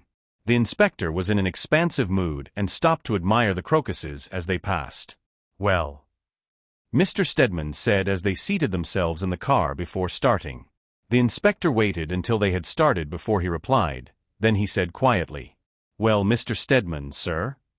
"Well," the barrister echoed. "I hope you have found what you expected, Inspector." "I hardly know what I did expect," the inspector said candidly. "Except that, if matters are as I suspect, Hoyle is certainly not the man to give himself away." The barrister coughed. "And yet I noticed one small thing that may help you, Inspector. You saw that watercolor sketch." "The one you are going to buy," the inspector assented with a grin. I should like to have had a good look round at those drawings. But that blessed housekeeper wasn't giving us any chances." "Not that she knew of," John Stedman said quietly. "Did you notice the big Christopher Hoyle in the left-hand corner of the painting, Inspector?" "I saw it," said the inspector, "but it didn't tell me much." "No. That alone did not," John Stedman went on. "But I looked at that, and I looked at several of the others. And I am as sure as I can be without subjecting them to a test, that in each case the big flourishing Christopher Hoyle has been scrawled with a paintbrush on the top of another signature. One, moreover, that from the little I could see of it bore no sort of resemblance to Christopher Hoyle. What do you make of that, Inspector?" "Is Mr. Christopher Hoyle a man with two names?" the inspector questioned. "Or has he some reason to wish to appear to be an artist in simple Burford society, when in reality he is nothing of the kind?" "The latter, I imagine," John Stedman said after a pause. "Because, I don't know whether you know anything of painting, Inspector?" "Bless you, not a thing," the inspector said energetically. "If I have to do with a picture case, I have to call in experts." "But you mean—" "Judging from the 3 or 4 sketches I was able to examine, I should say that none of them, no 2 of them were done by the same hand. There is as much difference in painting as in handwriting, you know, Inspector."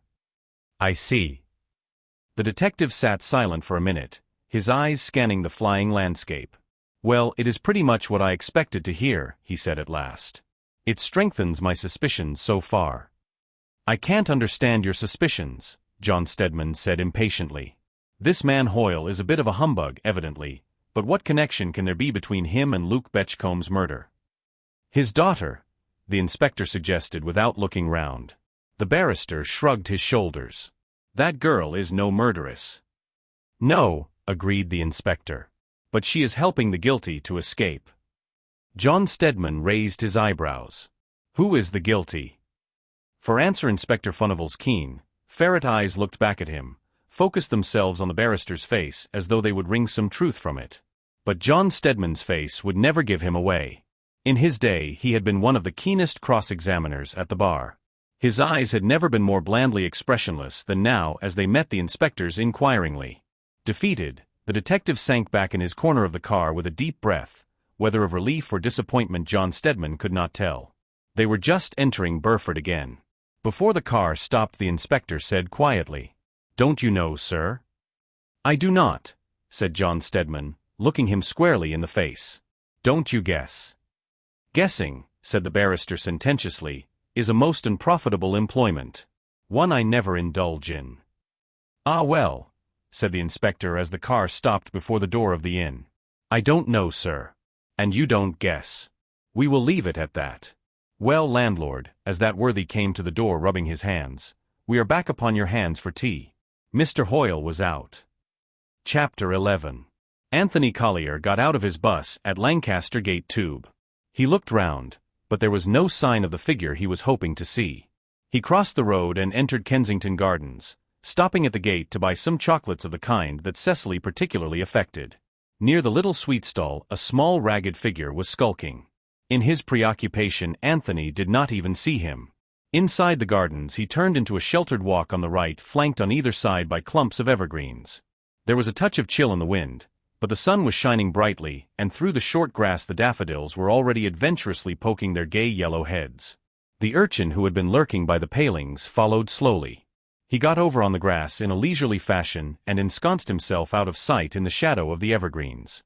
Anthony had time to glance at his watch more than once, and even to grow a little impatient before Cecily appeared. Then one glance was enough to show him that there was something amiss with the girl. There were big blue half-circles beneath her eyes, and the eyes themselves were dim and sunken.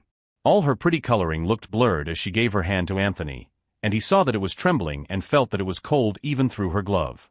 He held it in both of his and chafed it. "You are cold, dear," he said solicitously. "Are your furs warm enough? The wind is treacherous today." "Oh, I don't know." "Yes, of course I am warm enough. I mean, it does not matter," Cecily said incoherently. I wrote to you, you know, because I wanted to see you." Tony looked round. No one was in sight. He drew her to a seat beside the path, knowing nothing of the unseen watcher hidden in the rhododendrons. "I hoped you did. I always want to see you, Cecily," he said simply. Cecily shivered away from him. You must not." Anthony stared at her. "Must not what?" he said blankly. "Want to see you, do you mean?" Cecily nodded. "Oh, but it is no use telling me not to do that," Anthony said quaintly. "I shall want to see you every day as long as I live." "You will not be able to," Cecily said desperately. "Because now, today, I am going right out of your life. You will never see me again." "Oh." For a time Anthony said no more. His clasp of her hand relaxed. Very quietly he returned to her the possession of it. "I see," he said at last. "You are giving me the chuck, are you not?" The girl looked at him with frightened, miserable eyes. "Tony, I can't help it." "Naturally you can't," Tony assented moodily. "You couldn't be expected to. I never was anything but a wretched match at the best of times, even with the money Uncle Luke left me. But now that every damned rag of a paper in the country is saying out as plainly as they dare that I am a murderer, it settles the matter, of course." Cecily interrupted him with a little cry. "Tony, you know it isn't that." A gleam of hope brightened Anthony Collier's eyes. "Not that? Is it just that you are sick of me then? Heaven knows I wouldn't blame you for that. I was always a dull sort of chap. But I love you, Cecily." The girl's big tragic eyes looked at his bent head with a sudden wave of tenderness in their brown depths. "And I love you, Tony," she said beneath her breath. "But that does not matter. Doesn't it?" A sudden fire leaped into Anthony's deep-set eyes. "Why, that is just the one thing that matters. The only thing that does matter. If you love me, I shall never go out of your life, Cecily." "Oh yes, you will," the girl said, putting his warm outstretched hand back determinedly. "And it doesn't matter that we love one another, not one bit. Because I am not going to marry anyone." "Of course you are," said Anthony, staring at her. You are going to marry me. Do you really think I am going to let you back out of it now? You can't help yourself, Cecily said, still with that miserable note of finality in her voice. It is no use, Tony. You have just got to forget me. Forget you? Anthony said scornfully. That is so likely, isn't it? Now, dear, what is this bogey that you have conjured up that is going to separate us? You say it has nothing to do with me. No. Of course it hasn't. And you haven't fallen in love with anyone else? Don't be silly, Tony.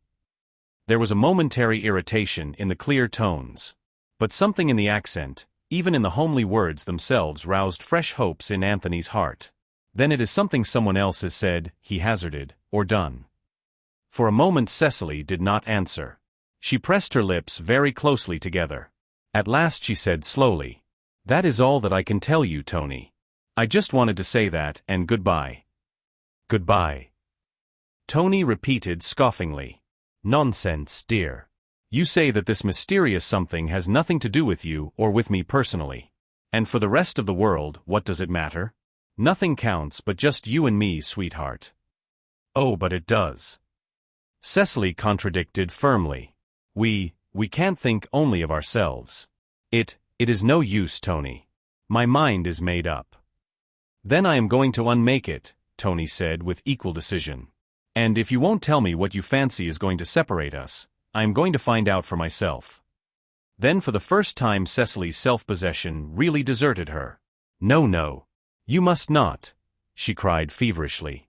Tony, you must not. You do not know what terrible harm you might do if you did. Promise me you will not. She caught at his arm with trembling hands, as though to stop his threatened action by actual physical force. If ever fear had looked out of human eyes, stark, tragic fear, Anthony saw it then as he met her terrified gaze. Some shadow of it communicated itself to him. He felt suddenly cold, his face turned a sickly gray beneath its tan. In that moment he realized fully that he was up against some very real and tangible obstacle that stood definitely between Cecily and himself.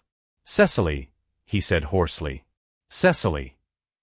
The girl looked at him a moment, her lips twitching, then, as if coming to some sudden resolution, she bent forward and whispered a few words in his ear. As he heard them he started back. What do you say, Cecily? That you know, but you are mad. Hush! The girl looked round fearfully. No, I am not mad, Anthony, she said beneath her breath. God knows I often wish I were. Then Anthony looked at her. Cecily! I can't believe it. You didn't. Did you never suspect that? She questioned beneath her breath. Never. Before heaven, never. How should I? It is inconceivable. But the horrible danger, his eyes voiced the dread he dared not put into words, and with a stifled cry the girl turned from him. Tony took off his hat and wiped away the sweat that was standing in great drops on his forehead. It isn't possible. Cecily, he murmured hoarsely. It is a lie. I wish it was, the girl said beneath her breath. Oh, Tony, I wish it was all a dream, a dreadful, horrible dream. Last night I woke and thought it was, and then I remembered.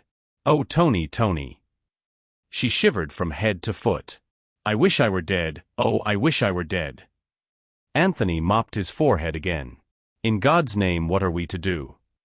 Cecily's mouth twisted in something like a wry smile. It is not we, Tony. It never will be we again. And I cannot tell what I shall do yet. I must stay at the residence, of course, until the police. She stopped, her throat working.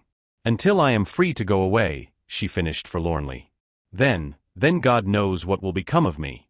I expect I shall live out of England if I can. Yes, said Anthony slowly. Yes. But that will not be forever. We are both young, and we can wait. And someday I will come and fetch you home again. No. The horror in the girl's eyes deepened. Won't you understand, Tony? I shall never come back. I shall never be safe. From today I shall be dead to you. But wait, Tony. Sometimes I do not think that I shall get away, that I shall escape. For everywhere they follow me. Always I know that I am being watched. They will never let me go away. It is like a cat playing with a mouse. Just when the poor little mouse thinks at last it is safe, the blow falls. Even today, oh Tony, look. As she spoke, she sprang to her feet. Anthony turned. At first sight there seemed nothing to account for her agitation, just a very ordinary-looking man coming towards them from the direction of the broad walk. But as Tony looked he caught his breath sharply. Cecily did not wait for him to speak. "Stop him! Stop him!" she cried feverishly. "Don't let him come after me. Keep him here until I have got away." She sped down the path towards Lancaster Gate. Anthony went forward to meet the newcomer. "Good morning, Mr. Stedman," he said, endeavoring to make his voice sound as natural as possible. "Good morning, Tony." John Stedman shook hands with him warmly, his keen eyes taking in all the tokens of disturbance on the young man's face. "I am afraid my appearance is rather inopportune," he went on. "Isn't that your young woman beating a hasty retreat down there?" In the distance Cecily's scurrying figure could plainly be seen. "Yes, she is in a hurry," Anthony said lamely. "Obviously." The barrister smiled. "But I am glad to have this opportunity of seeing you, Tony. I have been hoping to meet you." Mindful of Cecily's parting injunction, Tony turned to the seat behind. "Have a cigarette, sir?" The barrister shook his head as he glanced at the open cigarette case. "Daresca. No thanks. You are a bit too extravagant for me, young man. I always smoke Gaspers myself." He sat down and took out his own case. "You of course don't condescend to gold flake," he went on. "I am rather glad of this opportunity of having a chat with you, Tony." Tony lighted his cigarette and threw the match away before he spoke, then he turned and looked John Stedman squarely in the face. "I dare say you are, Mr. Stedman. So is your friend, Inspector Furnival. Whenever I meet him, I notice." The barrister paused in the act of lighting his match. "You mean?" "I mean that, if folks think I murdered my uncle, I would just as soon they said so straight out, as come poking around asking questions and trying to trap me," Anthony retorted bitterly. John Stedman finished lighting his cigarette and blew a couple of spirals in the clear air before he spoke, then he said slowly, "The thought that you murdered your Uncle Luke is about the last that would enter my head, Tony. No. What I wanted to ask you was, does that job of yours stand, bear leader to the young brother of a friend of yours, I mean? The last time I saw you, you spoke as if it were off." "So it is." Anthony returned moodily. "People don't want a man who is as good as accused of murdering his own uncle to look after their children. I might strangle the kid if he got tiresome." The barrister paid no attention to this outburst. "Then I think I heard of something yesterday that may suit you. A friend of mine has a son who was frightfully injured in the war. Both his legs have been amputated and one wrist is practically helpless. Now he wants someone to act as his secretary, for he has taken to writing novels, passes the time for him, you know, and folks need not read them if they don't want to." "It is very good of you to think of me," Anthony said gratefully. "But I don't know that I should make much hand at secretarial work. And probably he wouldn't look at me if he knew." "He does know," contradicted John Stedman. "And he is quite anxious to have you. It won't be all secretarial work, though you'll be called a secretary. But you will be wanted to motor with him, to go with him to race meetings. He is a great motoring enthusiast, keeps 2 touring cars. Before the war he was one of our finest amateur jockeys, and they say he never misses a meeting under NH rules now. I believe he even has a couple of hurdlers at one of the big trainers. You will have to go with him wherever he wants you. How does it strike you?" "The question is, how shall I strike him?" Tony countered. "Will he think he is safe with me?" "Tony, my lad, you must not get morbid," reproved the barrister. "My friends know all about your connection with the Betchcombes, and are quite prepared to take you on my recommendation. You would not be required to live in, and there is a nice little cottage on the estate near the house that will be placed at your disposal. Your salary will be good, and with what your uncle left you will make matrimony quite possible. Now what do you say?" "Say?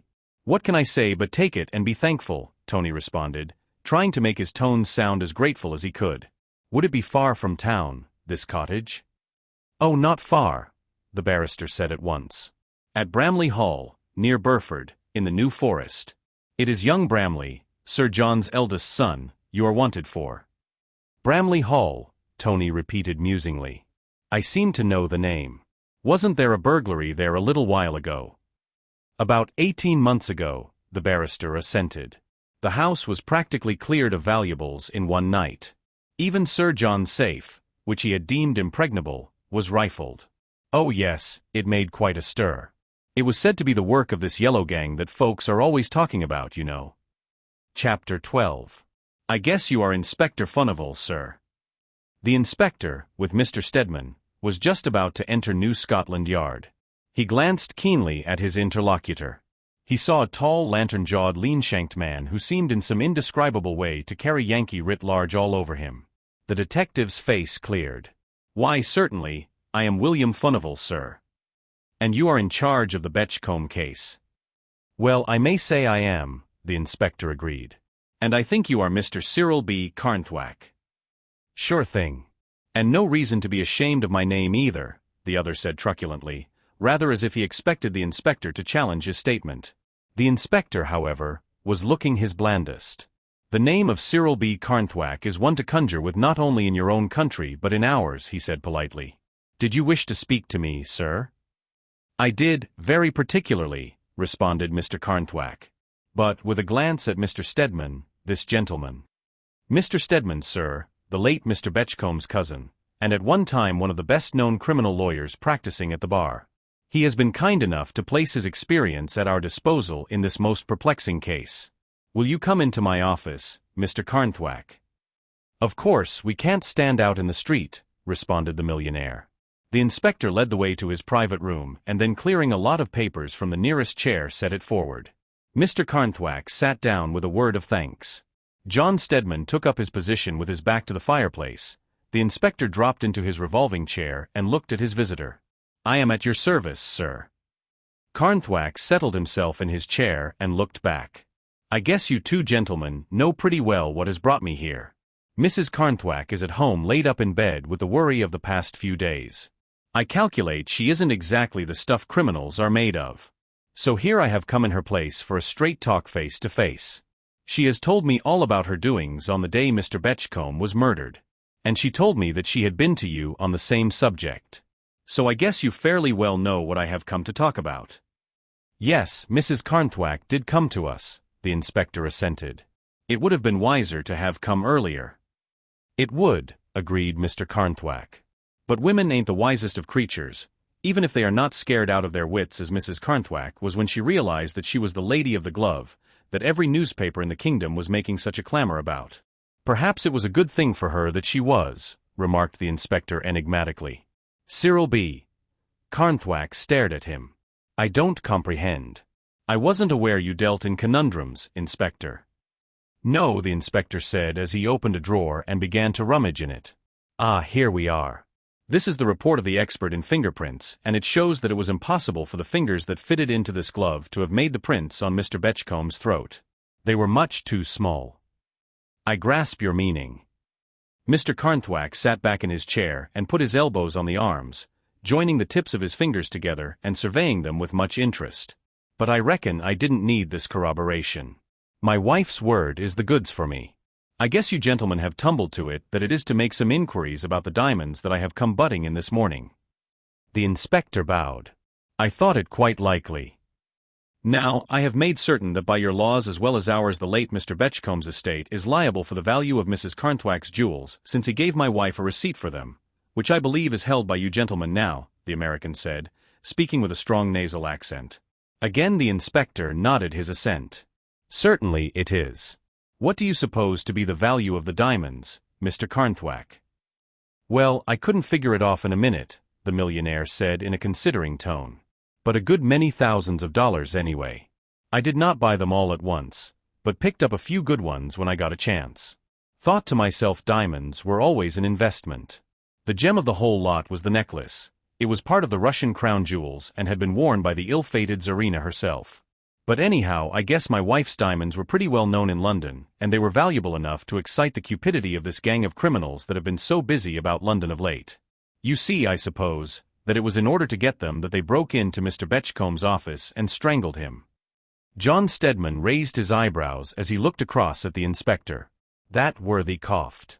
You are rather jumping to conclusions, it seems to me, Mr. Carnthwack. In the first place, Mr. Betchcombe's office was not broken into. The murderer, whoever he might have been, entered in the usual fashion and apparently in no way alarmed Mr. Betchcombe. In fact, all the indications go to prove that the assassin was someone known to Mr. Betchcombe. I don't figure that out. Carnthwack hunched his shoulders and looked obstinate. I will take what odds you like that my wife was followed and that, unable to get what he wanted without, the thief strangled Mr. Betchcombe and walked off with the diamonds. The diamonds certainly provide a very adequate motive, John Stedman said slowly, taking part in the conversation for the first time.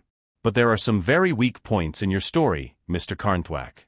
You must remember that the rubber gloves worn by the assassin as well as the chloroform used seem to prove conclusively that the murder was planned beforehand. There was a pause. That may be, but I don't see that it precludes the motive being the theft of my wife's diamonds, said Carnthwack truculently. You spoke of Mrs. Carnthwack's being followed, and of the follower assaulting Mr. Betchcombe and strangling him in the struggle. That rather suggests an accidental discovery of Mrs. Carnthwack's errand to me, John Stedman hazarded mildly. It doesn't suggest anything of the kind to me, the American contradicted obstinately. Of course somebody had discovered my wife's errand, what it was and what time she was to be there, and followed her there for the express purpose of getting them. I should have thought it would have been easier to snatch them from Mrs. Carnthwack than to get them from Mr. Betchcombe, John Stedman went on, his eyes watching every change of expression in the other's face. You wouldn't have if you had heard the strength of Mrs. Carnthwack's lungs, Mr. Carnthwack contradicted. It would have been devilish difficult to get the diamonds from her. She only left the car at the archway too, and she carried the jewels concealed beneath her coat. It would have been a bold thief who would have attacked her, crossing that bit of a square in front or coming up the steps to the office. No. It was a wiser plan to wait and take them from Mr. Betchcombe. I don't think so, and I think you are wrong, John Stedman dissented. The most probable thing would have been for Mr. Betchcombe to have deposited the diamonds in the safe while Mrs. Carnthwack was there. That he did not do so is one of the minor puzzles of the case. I cannot understand why he should put them in the cupboard pointed out by Mrs. Carnthwack, and why he should call it his safe I cannot imagine. He might almost have intended to make things easy for the thief. I wonder whether he did, Carnthwack said very deliberately. His words had all the force of a bombshell. The other two men stared at him in amazement. I do not understand you, John Stedman said at last, his tone haughty in its repressive surprise. But Cyril B. Carnthwack was not to be easily repressed. Well, I reckoned I might as well mention the idea, which is an idea that has occurred to more than me. But then I didn't want to put up the dander of you two gentlemen, and you in particular, with a polite inclination in the direction of Mr. Stedman, being a cousin of the late Mr. Betchcombe. But I was at a man's dinner last night, and it was pretty freely canvassed. It is hinted that Mr. Betchcombe might have been in difficulties in his accounts. I understand that there are pretty considerable deficiencies in his balance. And though they are all put down by the police to that clerk that can't be found, well, doesn't it pretty well jump to your eye that the late Mr. Betchcombe himself knew all about them, and that it might have suited his book to have my wife's jewels stolen, perhaps by a confederate, the clerk Thompson or another, and arranged to get himself murdered to get suspicion thrown off himself? Mr. Stedman inquired satirically as the other paused for breath. No, not that exactly, though I guess he was pretty slick, returned Carnthwack equably. But I am inclined to size it up that the two had a quarrel and that the other one killed Mr. Betchcombe. Are you indeed? Questioned John Stedman, a glitter in his eye that would have warned his juniors that the old man was going to be nasty. But the K.C. had rarely lost his temper so completely as today. I can tell you at once that your idea is nothing but a lie moreover, that has its foundation in your own foul imagination, he said very deliberately. Luke Betchcombe was the soul of honor. I would answer for him as I would for myself. That is very satisfactory, drawled Carnthwack. Most satisfactory, I am sure. Well, since that question is settled, I will ask another. Was Mr. Betchcomb's face injured at all? The other two looked surprised at this question. Why no, the inspector answered. There was not even a scratch upon it. Why do you ask? Another idea, responded Mr. Carnthwack cheerfully. Another idea. But my last wasn't a success. I guess I will keep this to myself for a time. One cannot help seeing that the rubber gloves and the chloroform pretty well dispose of your idea, as they have disposed of a good many others, the inspector remarked. No, I believe the murder to have been deliberately planned, but I don't think it was the work of one man alone. There have been more jewel robberies in London in the past year than I ever remember, and I am inclined to believe that most of them may be set down to the same gang. The Yellow Gang, interjected the millionaire. I have heard of it. The Yellow Gang, if you like to call it so, acquiesced the inspector. But then there comes up the question, how should they know that Mrs. Carnthwack was taking her jewels to Mr. Betchcombe that morning? And why does that puzzle you? Mr. Carnthwack inquired blandly. The inspector glanced at him keenly. Mrs. Carnthwack informed me that no one at all knew that she was thinking of parting with her jewels, and that her visit to Mr. Betchcombe that morning had been kept a profound secret. Mr. Carnthwack threw himself back in his chair and gave vent to a short, sharp laugh. I guess you are not a married man, Inspector, or you would talk in a different fashion to that. Is there a woman alive who could keep a secret? If there is, it isn't Mrs. Cyril B. Carnthwack. Nobody knew. Bless your life, I knew well enough she was in debt and had made up her mind to sell her jewels to Betchcombe. I didn't know the exact time certainly, but that was because I didn't take the trouble to find out. Bless your life, there are no flies on Cyril B. Carnthwack. He turned to find Inspector Furnival beside him. A spasm of fear shot through Tony. Was this man ubiquitous? And what was he doing here? Going to Mrs. Luke Betchcombe's, sir? The inspector went on. Mr. Stedman has just left me to go on there in his car. A family party to celebrate Mr. Aubrey Todmarsh's engagement. Yes, to Mrs. Phillimore, Tony assented. The gate was thrust aside now. The inspector and Tony found themselves pushed along by the people behind. They went on the platform together, the inspector keeping closely by Tony's side. Wonderful man, Mr. Todmarsh, he began conversationally. We in the police see a lot of his work. Mrs. Phillimore, too, supports practically every philanthropic work in the East End. Yes, this engagement will be good news to many a poor outcast, Mr. Anthony. Tony mechanically acquiesced. As a matter of fact, mention of Aubrey Todmarsh's good works left him cold. He had no great liking for Mrs. Phillimore either, though the rich American had rather gone out of her way to be amiable to him. This morning, however, he was too much occupied in wondering what was the ulterior motive for the inspector's friendliness to have any thought to spare for his cousin's engagement. He was anxious to ascertain whether the inspector, like himself, had caught sight of Cecily Hoyle and followed her, though he could not form any idea as to the inspector's object in doing so. Still, one never knew where the clues spoken of by the papers might lead the police. Thinking of Cecily as the inspector's possible objective, a cold sweat broke out on Anthony's brow. When the train came in, the inspector stood aside for Anthony to enter and followed him in. The carriage was full. Anthony had an uncomfortable feeling that people were looking at him. Possibly, he thought, they were pointing him out to one another as Luke Betchcombe's nephew, the one who stood to benefit largely by the murdered man's death, and still more largely at the death of the widow, were wondering possibly what he was doing in that half hour on the day of the murder, which he could only account for by saying he was wandering about looking for the field of rest. That the general public had at first looked upon him as suspect on this account Anthony knew, but he knew also that the discovery of the clerk Thompson's dishonesty and later on of the loss of Mrs. Carnthwack's diamonds had been taken as clearing him to a great extent. Until the mystery surrounding the death of Luke Betchcombe had been solved, however, he recognized that he would remain a potential murderer in the eyes of at least a section of the public. Possibly, he reflected grimly, seeing him with the inspector this morning, they thought he was in custody. Going far, Inspector? He asked at the first stopping place. Same station as yourself, sir, the inspector returned affably. Matter of fact, I am going to the same house too. A message came along for Mr. Stedman just after he had started, and as it seemed to be of some importance, I thought I would come after him with it myself. I am hoping to be in time to have a word with him before luncheon. Perhaps you could help me, sir. Well, if I can, Anthony said doubtfully. There won't be much time to spare, though. Well, if I am too late, I am too late, the inspector remarked philosophically. It was just a chance. We don't seem to hear of Thompson, sir. We don't, Anthony assented. And I expect he is taking care we shouldn't. You'll forgive me, Inspector, but the way Thompson has managed to disappear doesn't seem to me to reflect much credit on the police. I know that is the sort of thing folks are saying, the inspector commented with apparent placidity. And it is a great deal easier to say it about the police methods than to improve upon them. However, like some others, Thompson may find himself caught in time. One of our great difficulties is that so little is known about him, his friends, habits, etc. Even you don't seem able to help us there, Mr. Anthony. The inspector shot a lightning glance at the young man's unconscious face. Anthony shook his head. Always was a decent sort of chap, old Thompson, or he seemed so, I always had a bit of a rag with him when I went to the office. Known him there years, of course. But if you come to ask me about his friends, I never saw the old chap in mufti, as you might say, in my life. Still, I don't think Thompson had any hand in murdering Uncle Luke." "I know. You have said so all along," the inspector remarked.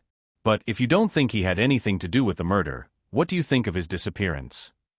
Suppose the old chap had been helping himself to what wasn't his, and got frightened and bolted." Yes." The inspector stroked his chin thoughtfully. "Do you think you would recognize Thompson in the street, Mr. Anthony?" "Should think I was a blithering idiot if I didn't," Anthony responded.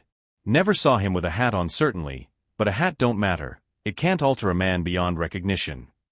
"Not much of a disguise certainly," the inspector admitted, looking round him consideringly as they entered Carlsford Square. "Still, I wonder." Anthony came to a standstill. "Now I wonder what you are getting at. Do you think I have seen Thompson anywhere?"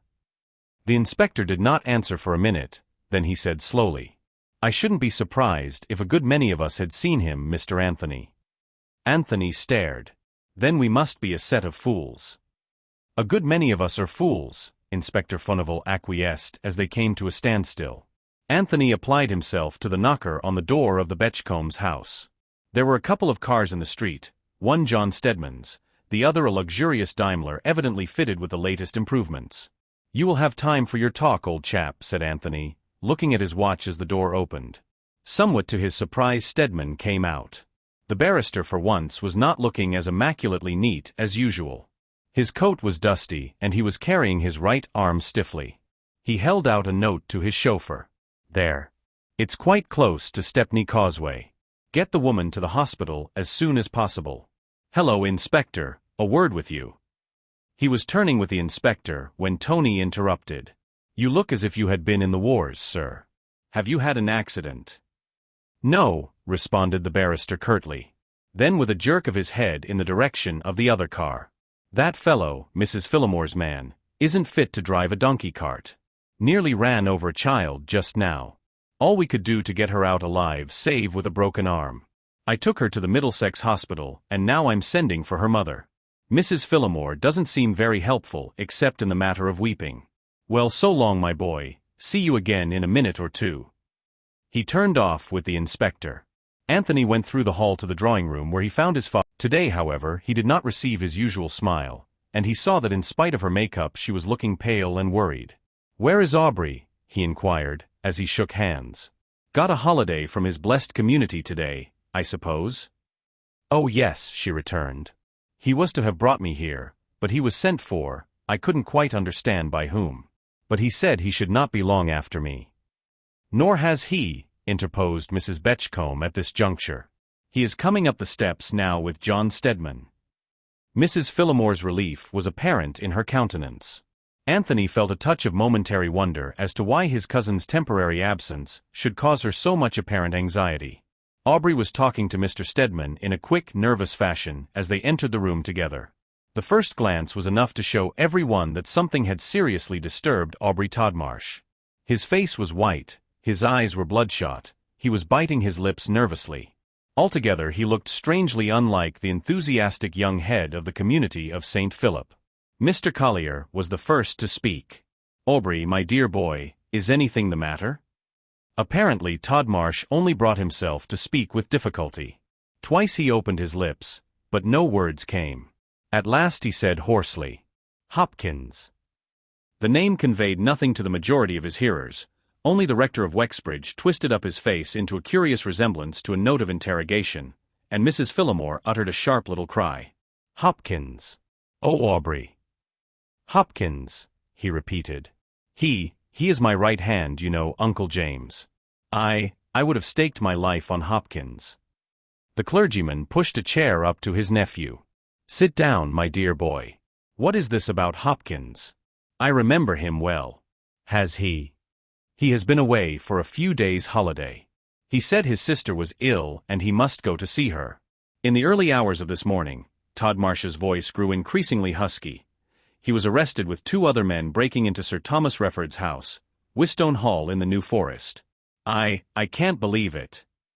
His head fell forward on his hands. Mrs. Phillimore drew a long breath, and for a moment nobody spoke. Then the rector said slowly, "My dear boy, I can hardly believe this is true. Is there no possibility of a mistake? A false report or something of that kind?" Aubrey shook his head. "No. The telegram came from Refford Hall Post Office. Hopkins sent it himself to me at the community house and it was brought to me here. Dear. I wish I could help you. But you must remember, my dear Aubrey, that we workers for others must be prepared to meet trouble and disappointment, even in those of whom we have felt most sure." The rector laid his hand on the young man's shoulder. "Pull yourself together, my dear Aubrey.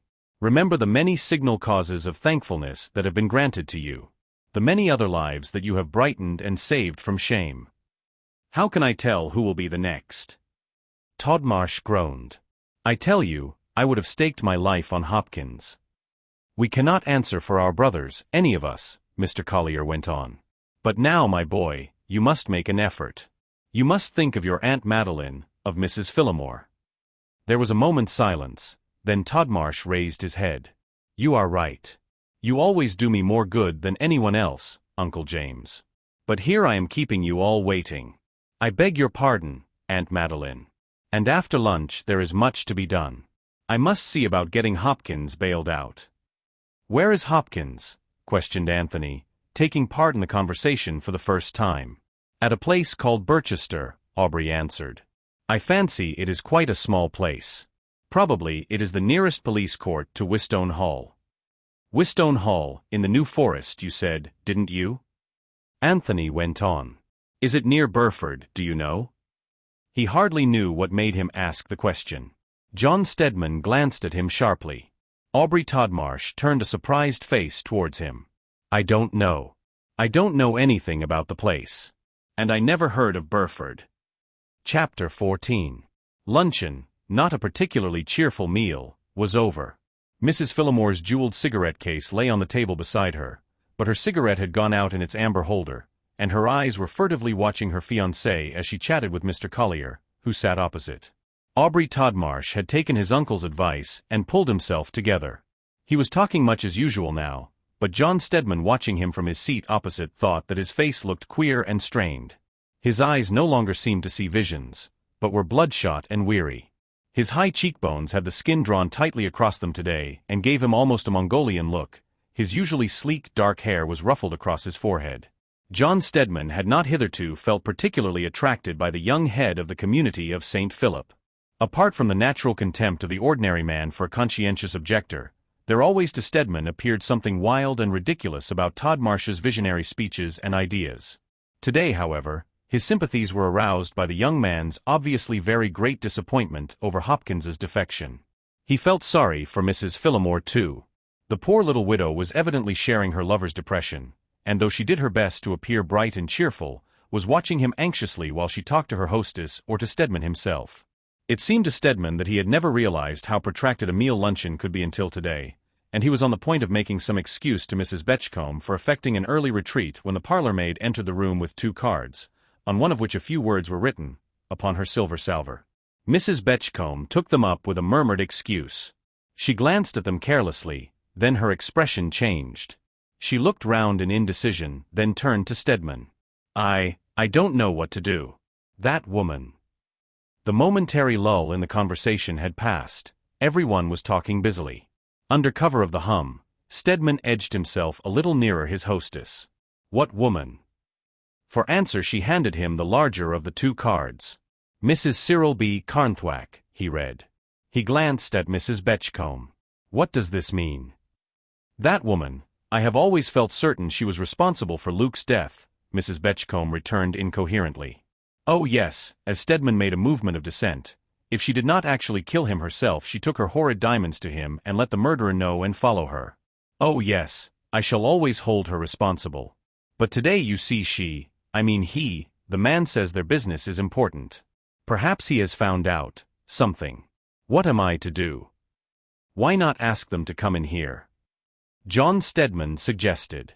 "We are all members of the family," glancing round the room. Mrs. Betchcombe hesitated. Aubrey Todmarsh sprang to his feet. "I must go, Aunt Madeline. I have to see about bail for Hopkins, and that he is legally represented. And besides, I don't really feel that I can stand any more today." His face was working as he spoke, and they all looked at him sympathetically as he hurriedly shook hands with Mrs. Betchcombe. His absorption in Hopkins's backsliding was so evidently of first consideration, rendering him oblivious even of his fiancée. As for the poor little butterfly, her spirits, which had been gradually rising, seemed to be finally damped by this last contretemps. She raised no objection to her lover's abrupt departure, but sat silent and depressed until the Carnthwacks were ushered into the room. One glance was enough to show John Stedman that both the American and his wife were looking strangely disturbed. They went straight up to Mrs. Betchcombe. "I am obliged to you, ma'am, for receiving us," Carnthwack began, while his wife laid her hand on Aubrey Todmarsh's vacant chair as though to steady herself. "You said it was important." Mrs. Betchcombe's manner was distant. She did not glance at Mrs. Carnthwack. "So it is, ma'am, very important," the American assented.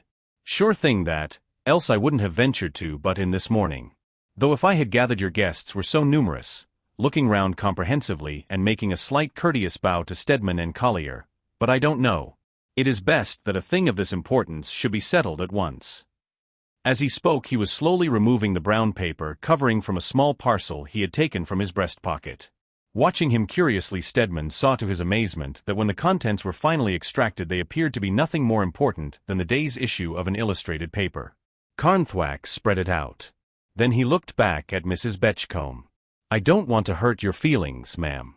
And it may be that someone else belonging to the house, perhaps the gentleman I saw down at the yard," with a gesture in Stedman's direction, "would just look at this picture." Stedman stepped forward. But Mrs. Betchcombe's curiosity had been aroused. She leaned across. "I will see it myself, please." Carnthwack laid it on the table before the astonished eyes of the company. A glance showed John Stedman that the center print was a quite recognizable portrait of Luke Betchcombe. There were also pictures of the offices in Crow's Inn, both inside and out, an obviously fancy likeness of Thompson the absconding manager, and of Miss Cecily Hoyle, the dead man's secretary. Stedman half expected to find Mrs. Cyril B. Carnthwack figuring largely, but so far as he could see there was nothing to account for that lady's excessive agitation. She passed her handkerchief over her lips now as she sat down sideways on the chair that Tony Collier placed for her, and he noticed that she was trembling all over and that every drop of color seemed to have receded from her cheeks and lips. Her admirers on the variety stage would not have recognized their idol now. Carnthwack cleared a space on the table and spread out his paper carefully, smoothing out the creases with meticulous attention. Then he pointed his carefully manicured forefinger at the portrait of Luke Betchcombe in the middle. "Would you call that a reasonably good picture of your late husband, ma'am?" Mrs. Betchcombe drew her eyebrows together as she bent over it. "Yes, it is very," she said decidedly. "I should say unusually good for this class of paper. It is copied from one of the last photographs he had taken, one he sat for when we were staying with his sister in the country. You remember, James?" appealing to the rector. Mr. Collier smiled sadly. "Indeed I do.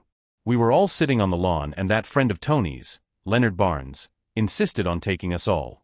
Poor Luke's was particularly good. Why are you asking, Mr. Carnthwack?" Carnthwack wagged his yellow forefinger reprovingly in the direction of the rector. "One moment, Reverend Sir. It may be, ma'am, that you have another portrait of your lamented husband that you could let us glimpse." Mrs. Betchcombe hesitated a moment and glanced nervously at John Stedman.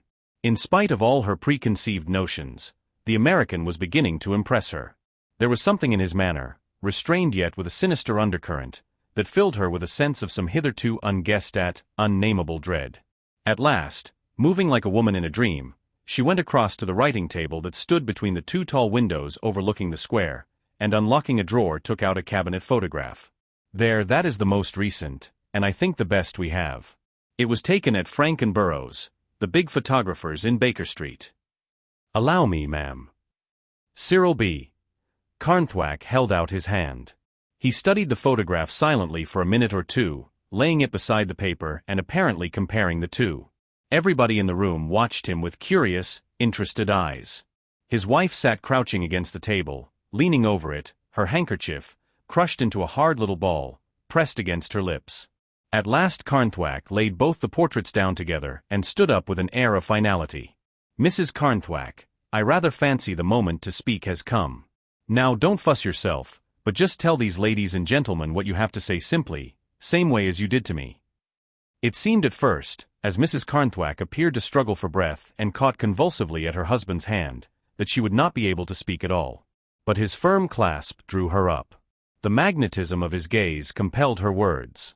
"If that is Mr. Betchcombe," she said very slowly, "that portrait, I mean, and if it is a really good likeness of him, I can only say," she paused again and gulped something down in her throat, "that is not the man I saw at the office, not the man to whom I gave my diamonds." A tense silence followed this avowal, a silence that was broken at last by a moan from Mrs. Betchcombe. "What do you mean? What does she mean?"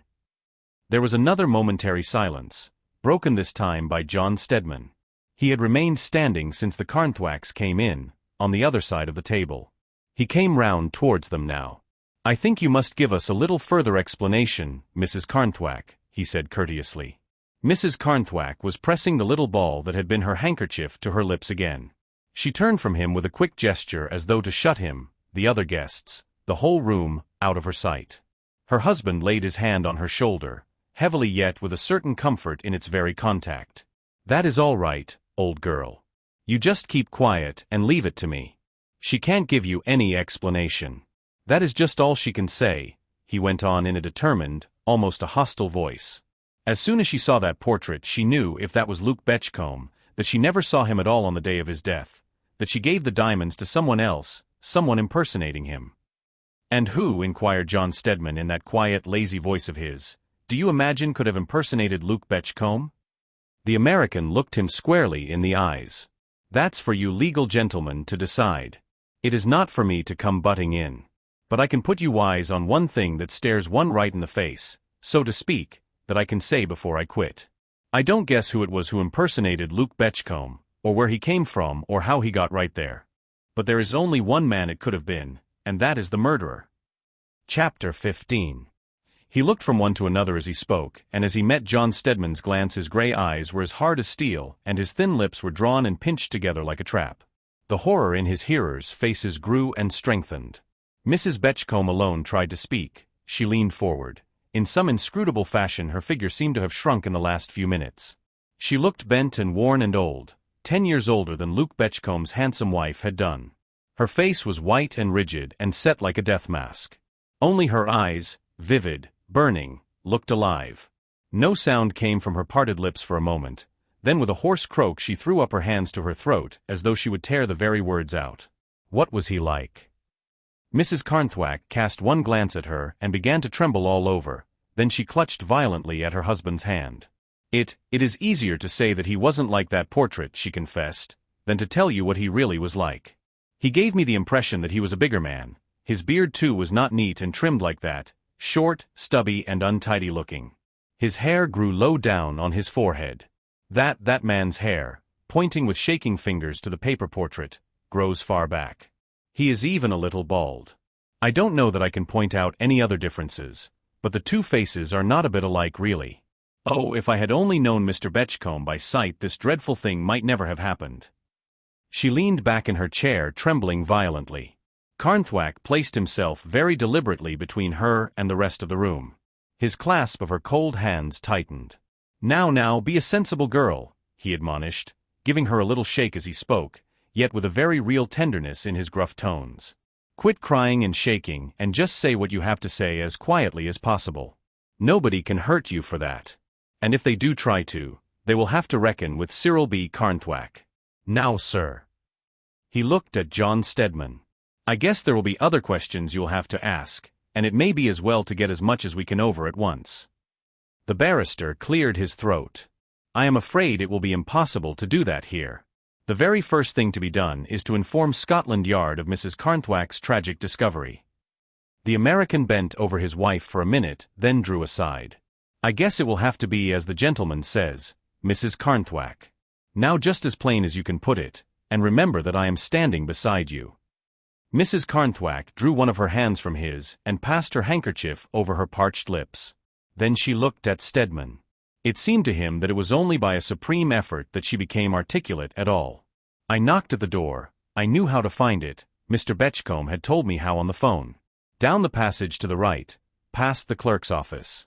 It wasn't opened at once. I heard someone moving about rather stumblingly, and I was just going to knock again when the door was opened and—" She stopped, shivering violently. Now then," admonished her husband. "You just quit thinking of what you are wise about now, and tell us just what took place as quickly as you can." Mrs. Carnthwack appeared anxious to obey him. He opened the door, the man I told you about. "Come in, Mrs. Carnthwack," he said. "I never doubted its being Mr. Betchcombe. Why should I? He knew my name and my errand. Certainly I thought he had an unpleasant voice, husky, not like what I had heard when I rang him up. But he said he had a cold." She stopped again. This time John Stedman interposed. "Now the details of your interview you have told us before. Ever so many times," she sobbed.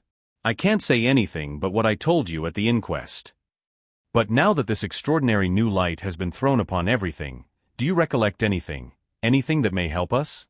You know the various trifles sometimes provide the most successful clues, a mark on hands or face, for example."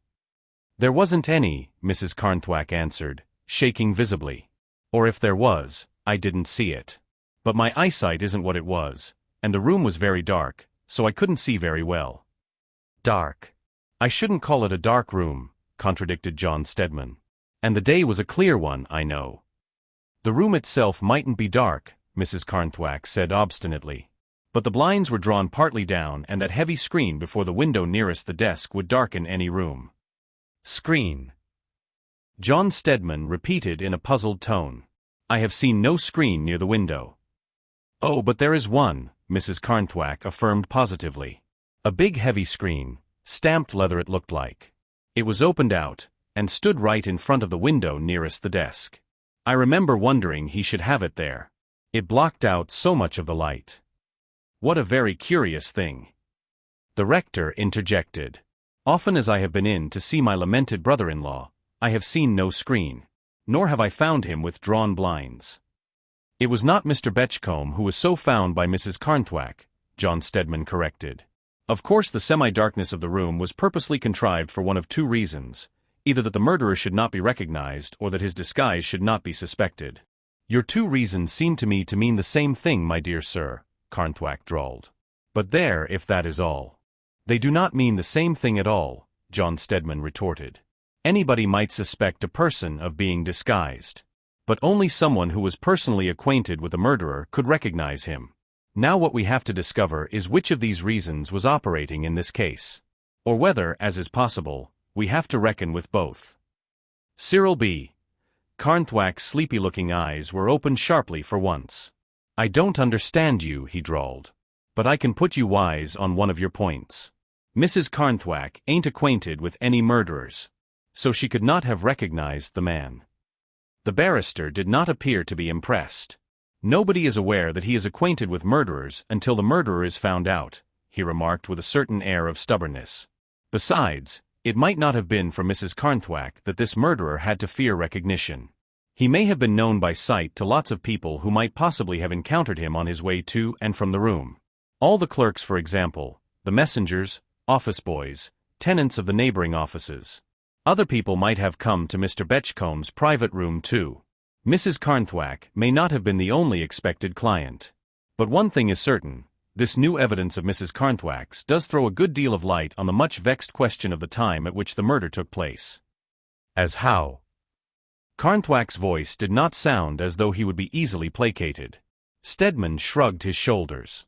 "Don't you realize that the medical testimony that Luke Betchcombe met his death soon after 12 o'clock has always been at variance with Mrs. Carnthwack's statement that she saw him alive and well at 1 o'clock, and afterwards Miss Hoyle too heard someone moving about in Mr. Betchcombe's room when she returned from lunch? Now we realize that the doctors were right and that Mrs. Carnthwack's interview took place with the murderer and that Miss Hoyle." The last word was interrupted by a hoarse, muffled shriek from Mrs. Carnthwack. "I can't bear it, Cyril. If you don't take me away I shall die." The American looked round doubtfully, then he drew her to her feet and supported her with one arm. "Guess there is nothing to be gained by staying any longer," he said, a certain note of truculence in his voice as he met Stedman's eyes. "You know where to find us if you want us. Come then, little woman, we will just say good morning." No one made any effort to detain them as they went towards the door. John Stedman followed them into the hall. Carnthwack was bending over his wife and saying something to her in a low, earnest voice. As John Stedman came up to them, he turned. "Guess that little fair lady on your side the table is someone you know well, sir?" Stedman looked at him curiously. "Well, fairly well. She is engaged to Luke Betchcomb's nephew. She is a compatriot of yours too, a Mrs. Phillimore." "Gee whiz!" ejaculated the American. "And is that Mrs. Phillimore? You have heard of her?" Stedman questioned. "Reckon I have," Carnthwack assented, "and seen her too. Though it don't seem to me she was called Phillimore then." "Before she was married perhaps," suggested Stedman. "Perhaps," drawled the American. "Anyway, I have glimpsed the lady somewhere. Americans mostly know one another by sight, you know," a faint twinkle in his eye as he glanced over his wife's head at the barrister. When Stedman went back to the dining room, Mrs. Betchcombe was lying back in her chair, apparently in a state of collapse. Mrs. Phillimore was bending over her, looking very little better herself. All her little butterfly airs and graces had fallen from her. Her makeup could not disguise the extreme pallor of her cheeks. The great blue eyes were full of horror and of dread. She was trying to persuade Mrs. Betchcombe to drink a glass of wine which Mr. Collier had poured out for her. But as Stedman re-entered the room, Mrs. Betchcombe sprang up, pushing Mrs. Phillimore aside and throwing the wine over the tablecloth. "Have you let her go?" Stedman looked at her. "Control yourself, my dear Madeline." "Let who go?" That woman. That Mrs. Carnthwack," Mrs. Betchcombe stormed hysterically. "I thought at least that you could see through her, that you had gone with her to make sure that she was arrested, that—" A gleam of pity shone in Stedman's eyes as he watched her, pity that was oddly mingled with some other feeling. "There is not the slightest ground for arresting Mrs. Carnthwack, Madeline. I have told you so before. Less than ever now." "Why do you say less than ever now?" demanded Mrs. Betchcombe. "Are you blind, John Stedman? Or are you willfully deceiving yourself? Do you not know that that woman was telling lies? I can see, I should think anyone with sense could see, what happened that dreadful day in Luke's office. She took her jewels there, her husband followed her, I believe he is in it too. Probably he has lost his money. Americans are like that, up one day and down the next. He didn't want it to be known that his wife was selling her jewels. Yes. That is how it must have been. He sent her with the diamonds to Luke and followed her to get them back and make it look as if Luke had been robbed. Luke resisted and he was killed in the struggle. Oh yes. That was how it was. And this cock and bull story of theirs," she paused, literally for breath. Stedman looked pityingly at her wide staring eyes, at her twitching mouth and the thin nervous hands that never ceased clasping and unclasping themselves, working up and down. "Madeline, this suspicion of Mrs. Carnthwack is becoming a monomania with you. It is making you unjust and cruel," he said, then waited a minute while she apparently tried to gather strength to answer him. Then he went on, "There is not the slightest ground for this new idea. Cyril B. Carnthwack's name is one to conjure with in Wall Street as well as on the stock exchange here. Do you imagine that the police have neglected so very ordinary a precaution as an inquiry into his circumstances?" With a desperate struggle, Mrs. Betchcombe regained her power of speech. The police are fools," she cried passionately. "If a crime of this kind had been committed in Paris or New York, the murderer would have been discovered long ago, but in London, Scotland Yard cannot see what the merest tyro in such matters would recognize at once." "Do you think so?" John Stedman's clean-cut, humorous mouth relaxed into a faint half-smile. "I can tell you, Madeline, that both in New York and Paris it is recognized that our criminal investigation department is the finest in the world. But your feeling towards Mrs. Carnthwack is becoming an obsession. When the mystery surrounding Luke's death is cleared up, and somehow I do not think it will be long now before it is, I prophesy that you will repent your injustice." "I prophesy that you will repent your folly in not listening to me," retorted Madeline Betchcombe obstinately. "That woman was lying." "Ah, you may not have thought so. It takes a woman to find a woman out. If I had my way I would have women detectives. Do you suppose we haven't?" John Stedman interposed gently. "Dear Madeline, no stone is being left unturned in our endeavors to bring Luke's murderer to justice. Have patience a little longer." Patience. I have no patience." Mrs. Betchcombe pushed Stedman's outstretched hand away wrathfully and turned to Mrs. Phillimore. "Sadie, you thought the same, you said you did just now." In spite of her pallor, Stedman fancied that the butterfly looked considerably taken aback. I don't think I said quite that, she hesitated. I don't know what to think. I feel that I daren't think anything. What? Mrs. Betchcombe raised her hand. For one moment Stedman thought she was about to strike her guest, and with some instinct of protection he stepped to the butterfly's side. The butterfly visibly flinched. I think I said more than I ought, she acknowledged frankly. When you said she was telling lies, I didn't know what to say. What did you say? Stedman inquired quietly. Did you say anything that could be misinterpreted?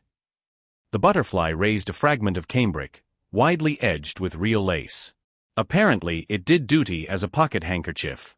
She pressed it to her eyes, taking care, as Stedman noticed, not to touch her carefully penciled eyebrows. I said I didn't think Mrs. Carnthwack was telling us all she knew, she confessed. I cannot tell what made me feel that, but I did.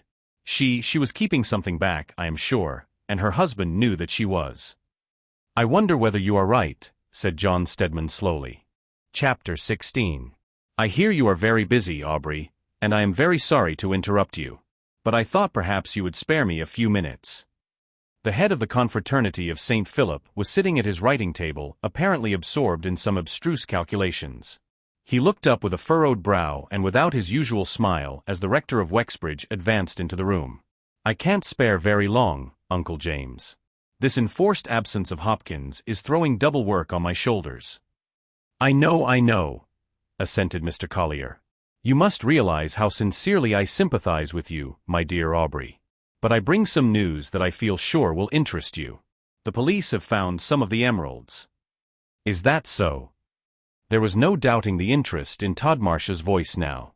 Where? And why only some? Why not all? He sprang up as he spoke and took up a position with his back to the fire, one elbow resting on the high wooden mantelpiece. My dear Uncle James, this is good news indeed, and I am sure we all need some. We do, assented Mr. Collier. As to your questions, my dear Aubrey, the police preserve a reticence that I find extremely trying. They have just told me that they have found them, not when or where. The only thing they will say is that they believe they were stolen by the Yellow Gang. It may retard developments to say much of their find now, they say. But how? Questioned Todmarsh. The rector shook his head. I don't know. I don't know how they can even be sure that the ones they have are my emeralds. They all look alike to me. However, they seem very certain. But what I came in for now, my dear Aubrey, is to ask if you can come to Scotland Yard with me. I don't see much good alone, and Anthony went away for the weekend last night. And I do know you would be more useful in identifying the jewels than he would. I wonder whether I could, debated Aubrey. Perhaps if we took a taxi and I came straight back. Stolen by the Yellow Gang, you say, Uncle James? Well, the police seem to think so, Mr. Collier assented. But I doubt it myself. What should the Yellow Gang be doing at quiet little Wexbridge? Aubrey smiled in a melancholy fashion that was strangely unlike his old bright look. The Yellow Gang infests the whole country. They brought off a big coup at a country house in the north of Scotland a week or two ago. That they should be able to do so and escape unpunished shows the absolute inefficiency of the police system. The Yellow Dog, as they call him, sets the whole authority of the country at defiance. Personally, I find myself up against him at every turn. How? The rector questioned. Why all this? Todmarsh made a comprehensive gesture with his arm that seemed to include not only the community house but the men playing squash rackets and cricket outside. All this is a direct challenge to the Yellow Dog. We get hold not only of those who have already gone astray, but of the potential young criminals who are his raw material, and do our best to turn them into decent members of society. Mr. Collier looked at him. But do you mean that any of your community men were ever members of the Yellow Gang? Many of them, Hopkins himself, and at least 2 more of my best workers. Then I should have thought it would have been a comparatively easy matter to get such information from them as would enable you to have broken up the Yellow Gang, argued Mr. Collier shrewdly. Todmarsh shook his head. One would think so on the face of it. But, as a matter of fact, not one of them has ever seen the Yellow Dog. His instructions have always reached them in some mysterious fashion, and they have known nothing of the headquarters of the gang. We have never been able to get hold of anyone who knows anything of the inner workings. Extraordinary, said the rector. Still, I can't believe that they took my emeralds. With regard to your uncle Luke, it is a very different matter. What do you think? I have not had time to think lately, Aubrey Todmarsh said dully. This terrible affair of Hopkins obsesses me, Uncle James. I cannot help thinking that I am responsible for the whole thing. The rector looked at him pityingly. I know you do, my dear Aubrey. But you have described this idea of yours rightly when you call it an obsession. You are not struggling against it as you ought. No. That is not quite what I mean. You can't struggle against an idea. What I mean is that you should try to realize, as your friends do, how very much you did for Hopkins, and how entirely blameless you are in the matter of his downfall. This was rather in the rector's best pulpit style, and the young head of the community house of St. Philip moved his shoulders restlessly. You see, we don't look at the matter from the same standpoint, Uncle James. I do not acknowledge that Hopkins has fallen. Mr. Collier stared. I don't understand you, my dear Aubrey. No, said Todmarsh, speaking very rapidly. I don't suppose you do. But I saw Hopkins yesterday and heard his story. It made me feel both thankful and ashamed, pausing to blow his nose vigorously. Uncle James, when you know it, I am certain you will feel as I do, that it bears the stamp of truth. Hopkins has been working of late among some of the plague spots of the East End, and has been most marvelously successful. By some means he learned of the intended burglary at Wistone Hall, and also that one of the men engaged was one whom he had regarded as a most promising convert. He came to ask my advice, but I was out with Sadie and he couldn't reach me. I shall never cease to regret that I failed him then. In his anxiety to stop the plot, he could think of no better plan than going down to Wistone himself and reasoning with the men. Only in the event of their very obstinate refusal did he intend to give the alarm. However, when he reached the scene of action, he found that operations had begun sooner than he expected and that they had already effected an entrance. Hopkins went after them. He pleaded, he argued, and just as he thought he was on the point of success, he found that they were surrounded. Then, it is a moot point what he ought to have done. So conscious was he of his own integrity that the idea of making his escape never occurred to him, and when he found himself arrested with the others, he thought he only had to explain matters. His amazement when he was disbelieved was pathetic, so pathetic that I lost my own composure when listening to him. The rector raised his eyebrows. But, my dear Aubrey, in the account in the papers it said that he was evidently the ringleader and that he was caught red-handed with a revolver in his possession. Aubrey cast a strange glance at his uncle from beneath his lowered eyelids. The papers will say anything, Uncle James. Though as a matter of fact Hopkins had a revolver. He had just persuaded one of the more reckless men to give it up to him. Uncle James, in another minute Hopkins believes, and I believe he would have got them safely out of the house. He has wonderful powers of persuasion. Mr. Collier did not speak. Remembering Hopkins's gloomy countenance and pleasing habit of opening and shutting his mouth silently, he was inclined to think that Hopkins's powers of persuasion, if effective, must be little short of marvelous. His defense, too, did not strike him in the same light as it apparently did Aubrey. He was inclined to think it as lame a tale as he had ever heard. Presently Todmarsh resumed. Keith and Swinnerton are taking up the case. They are the keenest solicitors I know, and they are briefing Arnold Winter for the defense. Oh, we shall get Hopkins off all right at the assizes. But it is the thought of what the poor old chap is going through now, locked up there alone and knowing how the world is misjudging him, that bowls me over. He stopped and blew his nose again. But, my dear boy, you cannot be held responsible for that. And I am certain that nobody could have done more for him than you, if as you say he is to be defended by Arnold Winter. But I am afraid, my dear Aubrey, that it is likely to prove an expensive matter for you, for it is absurd to suppose that Hopkins— I shall not allow Hopkins to pay a penny if it costs the last one I possess, Todmarsh interrupted, a dull shade of red streaking his sallow face as he spoke. You can have no idea what Hopkins was to me. To speak to a crowd of all sorts of men, and to have Hopkins sitting in the front with his wonderfully responsive face was like an inspiration. You who preach must know what I mean. Well, I hope you may soon have him back, the rector said slowly. Todmarsh smiled for the first time that day. Uncle James, I do not believe you appreciate my poor Hopkins any more than those people at Birchester do. Mr. Collier twisted himself about impatiently. I really did not know Hopkins at all, Aubrey. I did not take to him, I must confess. Birchester? I did not think that was the name of the place where he was taken. Oh, of course he was taken at Wistone. I suppose Birchester was the nearest jail, Aubrey said carelessly. Then with a little more appearance of interest, Why, do you know Birchester, Uncle James? Mr. Collier shook his head. No. My interest has always lain in the North or the Midlands. But Mr. Stedman has got Tony the offer of a post near there. He went down somewhere there the other day with Inspector Furnival. I thought them rather mysterious about it, I must say. I should have enjoyed the ride, for they went down in the car, and it was a lovely day. But I soon found that they did not want a companion. Business, perhaps, Todmarsh suggested. His face was dull and uninterested now. The enthusiasm so remarkable when he spoke of Hopkins had died out. Oh, I shouldn't think so. Mr. Collier dissented. What connection could there be between your Uncle Luke's death and a quiet little country town such as Birchester? No, Burford was the place they went to. Oh well, as we don't know who the murderer was, or where he came from, he may just as well have been connected with Burford as anywhere else. Uncle James, who do you think killed Uncle Luke? My dear boy. The sudden question seemed to embarrass the rector. He took off his pince-nez and rubbed them, replacing them with fingers that visibly trembled. How can we tell? How can any of us hazard an opinion? Heaven forbid that I should judge any man.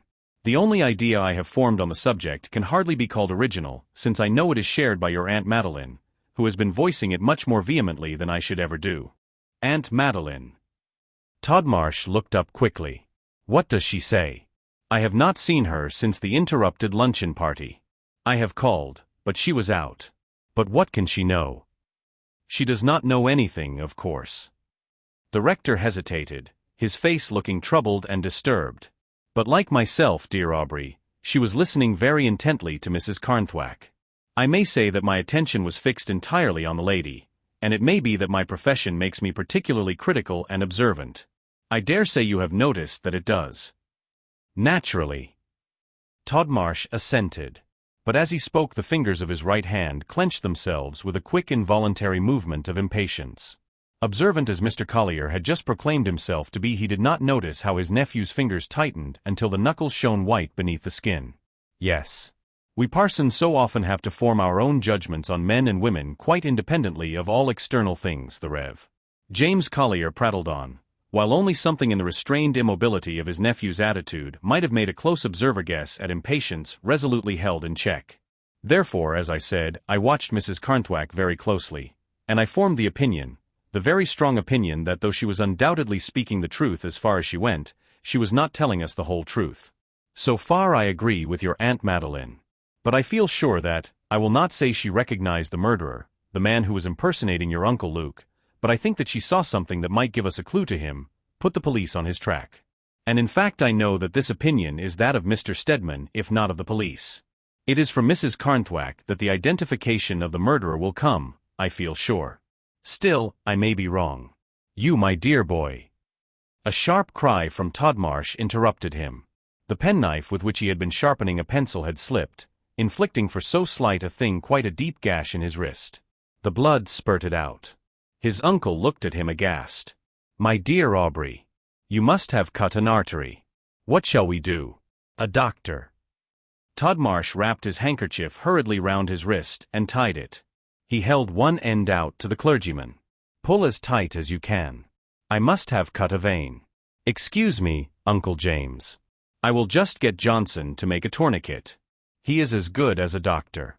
I must apologize for making such a mess. If you will just have a look at the papers, you will find them over there, jerking his head in the direction of the table at which he had been writing when his uncle came in. I won't be a minute, and then I shall be quite at your service. He hurried out of the room. Mr. Collier walked over to the writing table and took up a paper. But he was feeling too restless and excited to read. Events were moving too quickly for the rector of Wexbridge. Hitherto, except for his anxiety over Tony, his had been a calmly ordered life. Now, with his journey to London and subsequent discovery of the loss of the emeralds, he had been plunged into a veritable vortex of horror and bewilderment. Two things alone he held to through all, his faith in heaven and his faith in Tony. Whoever else might distrust Tony Collier and think that he had had far more opportunities than anyone else in the world of possessing himself of the emeralds, his father had never doubted him. He had seen a gleam of pity in the eyes of the detective who had brought him the news that the emeralds had been traced, which had told him who was suspected of having taken them. He was thinking of it now, and asking himself for the 100th time who the culprit could have been, as at last he seated himself in Todmarsh's chair and reached out for a paper which lay folded at the back of the inkstand. But he drew back with an exclamation of distaste. There was blood on the writing table, on the inkstand, on the cover of the blotting book. The first spurt from Aubrey's wrist had apparently gone right over them all. The orderly soul of the rector was revolted. He opened the blotting book and, tearing out a sheet, proceeded to mop up the blood. He tore up the blotting paper and took up each spot separately. But when the paper was finished, there were still spots of blood scattered over the writing table. Turning back to the blotting book, he tore out another sheet. "Wonderful," he said to himself. "It is wonderful that so slight a thing, a mere slip of the knife, should inflict so much damage. I should not have thought it possible." And as he voiced his thoughts, his long lean fingers were pulling out bits of pink blotting paper and dabbing them down on the drops of scarlet blood, then rolling them up into damp red pellets and dropping them into the waste paper basket. Then all at once a strange thing happened. As his fingers moved swiftly, mechanically over their work, his gaze went back to the open blotter. There on the leaf, as it had lain beneath the paper he had torn out, was a piece of paper. Just a very ordinary piece of paper with a few lines in a woman's clear writing scrawled across it. The Rev. James Collier read them over with no particular intention of doing so.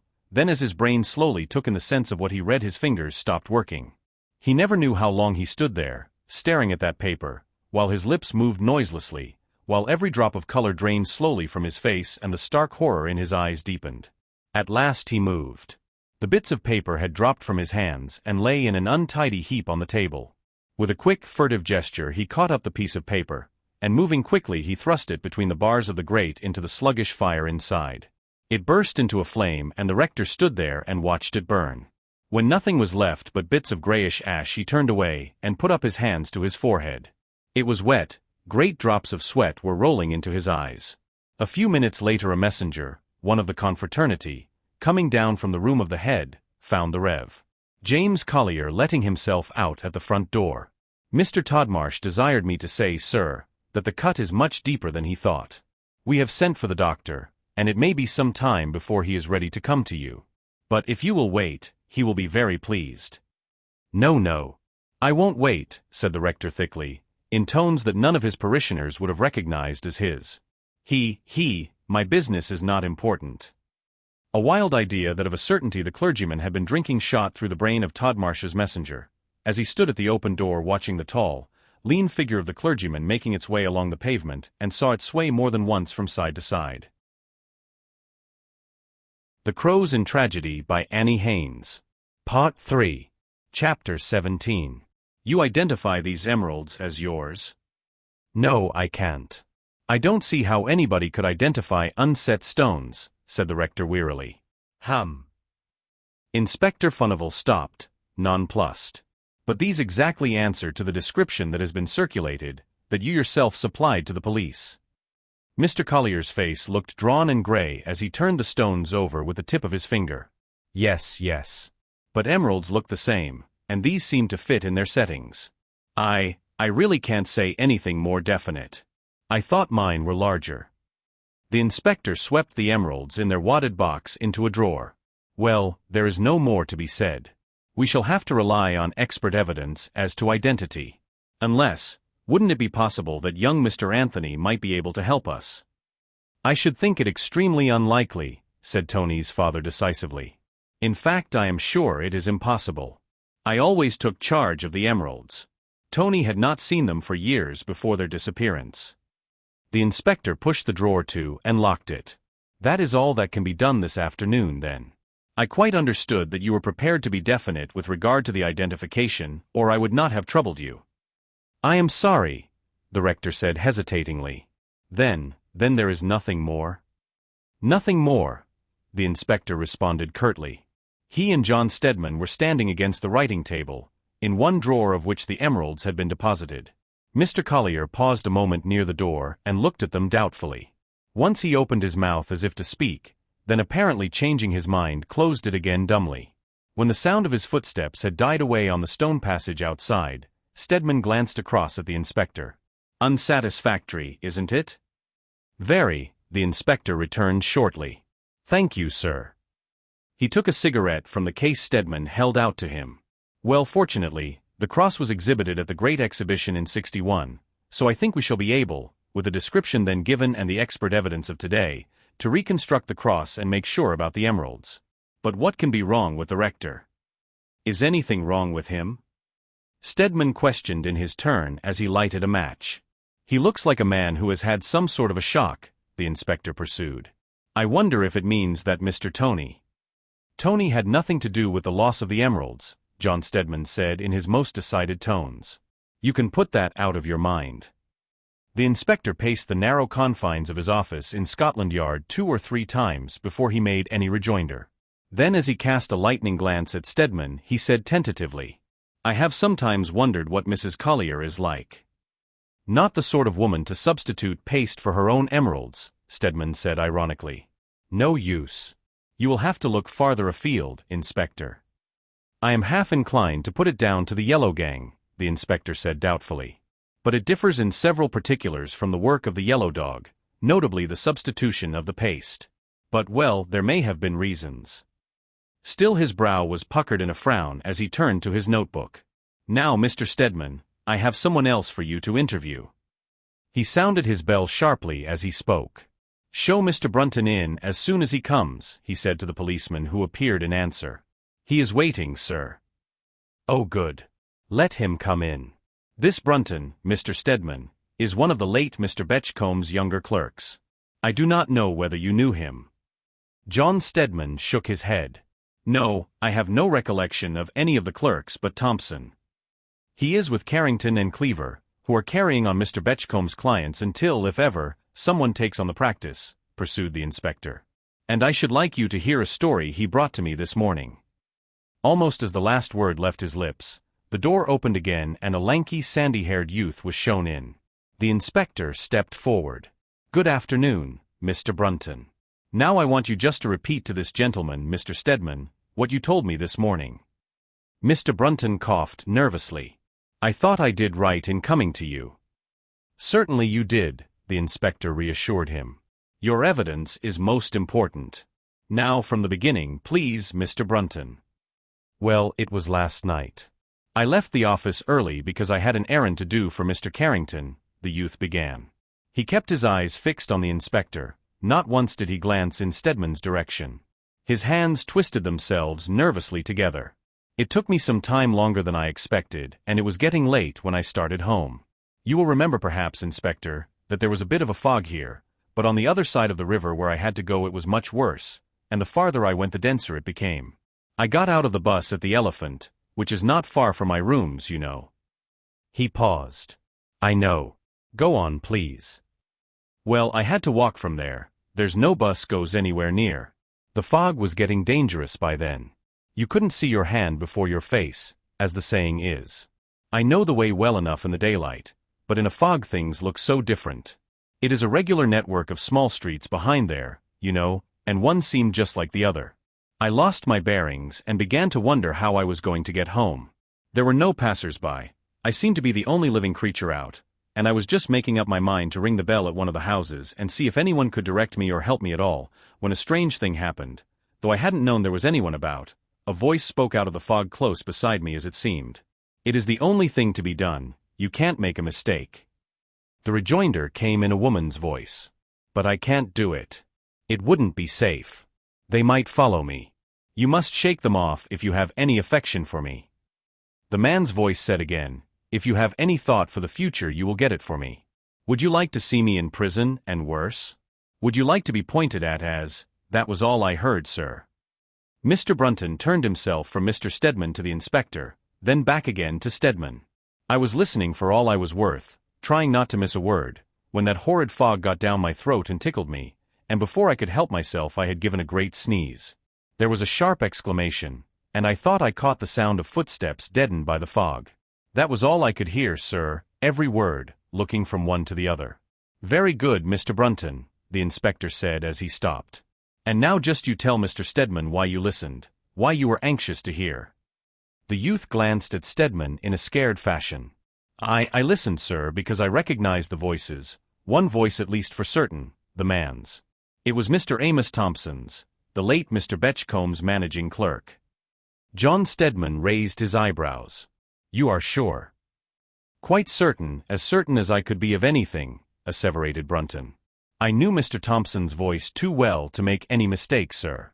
I had good reason to, for he was forever nagging at me when I was at Mr. Betchcomb's. There wouldn't be one of us clerks who wouldn't recognize Mr. Thompson's voice.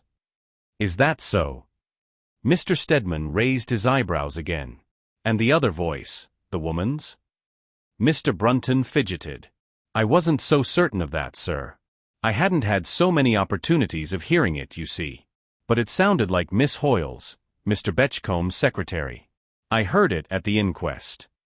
I understand you saw absolutely nothing to show that you were right in either surmise, John Stedman said, his face showing none of the surprise he felt at hearing Cecily's name. Nothing at all. Mr. Brunton confirmed. But if I ever heard it on earth, it was Mr. Thompson's voice I heard then. And I really don't think I was wrong in taking the other for Miss Hoyle's. As I say, I heard it at the inquest, and I took particular notice of it. John Stedman stroked his nose meditatively. How long had you been in Mr. Betchcomb's office, Mr. Brunton?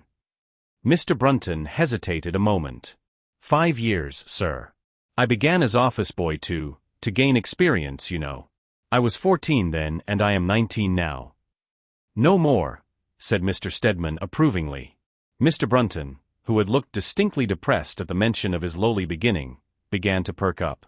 And Mr. Thompson has been managing clerk all the time, the barrister went on. No, I don't think you could very well mistake his voice. But Miss Hoyle had only been a short time with Mr. Betchcombe. You say, you had not seen much of her? At the office, I mean, not the inquest. Not much, sir. Because she never came into our office. She always went into her own by the door next Mr. Betchcomb's room. Most of the clerks really did not know her by sight at all, let alone recognize her voice.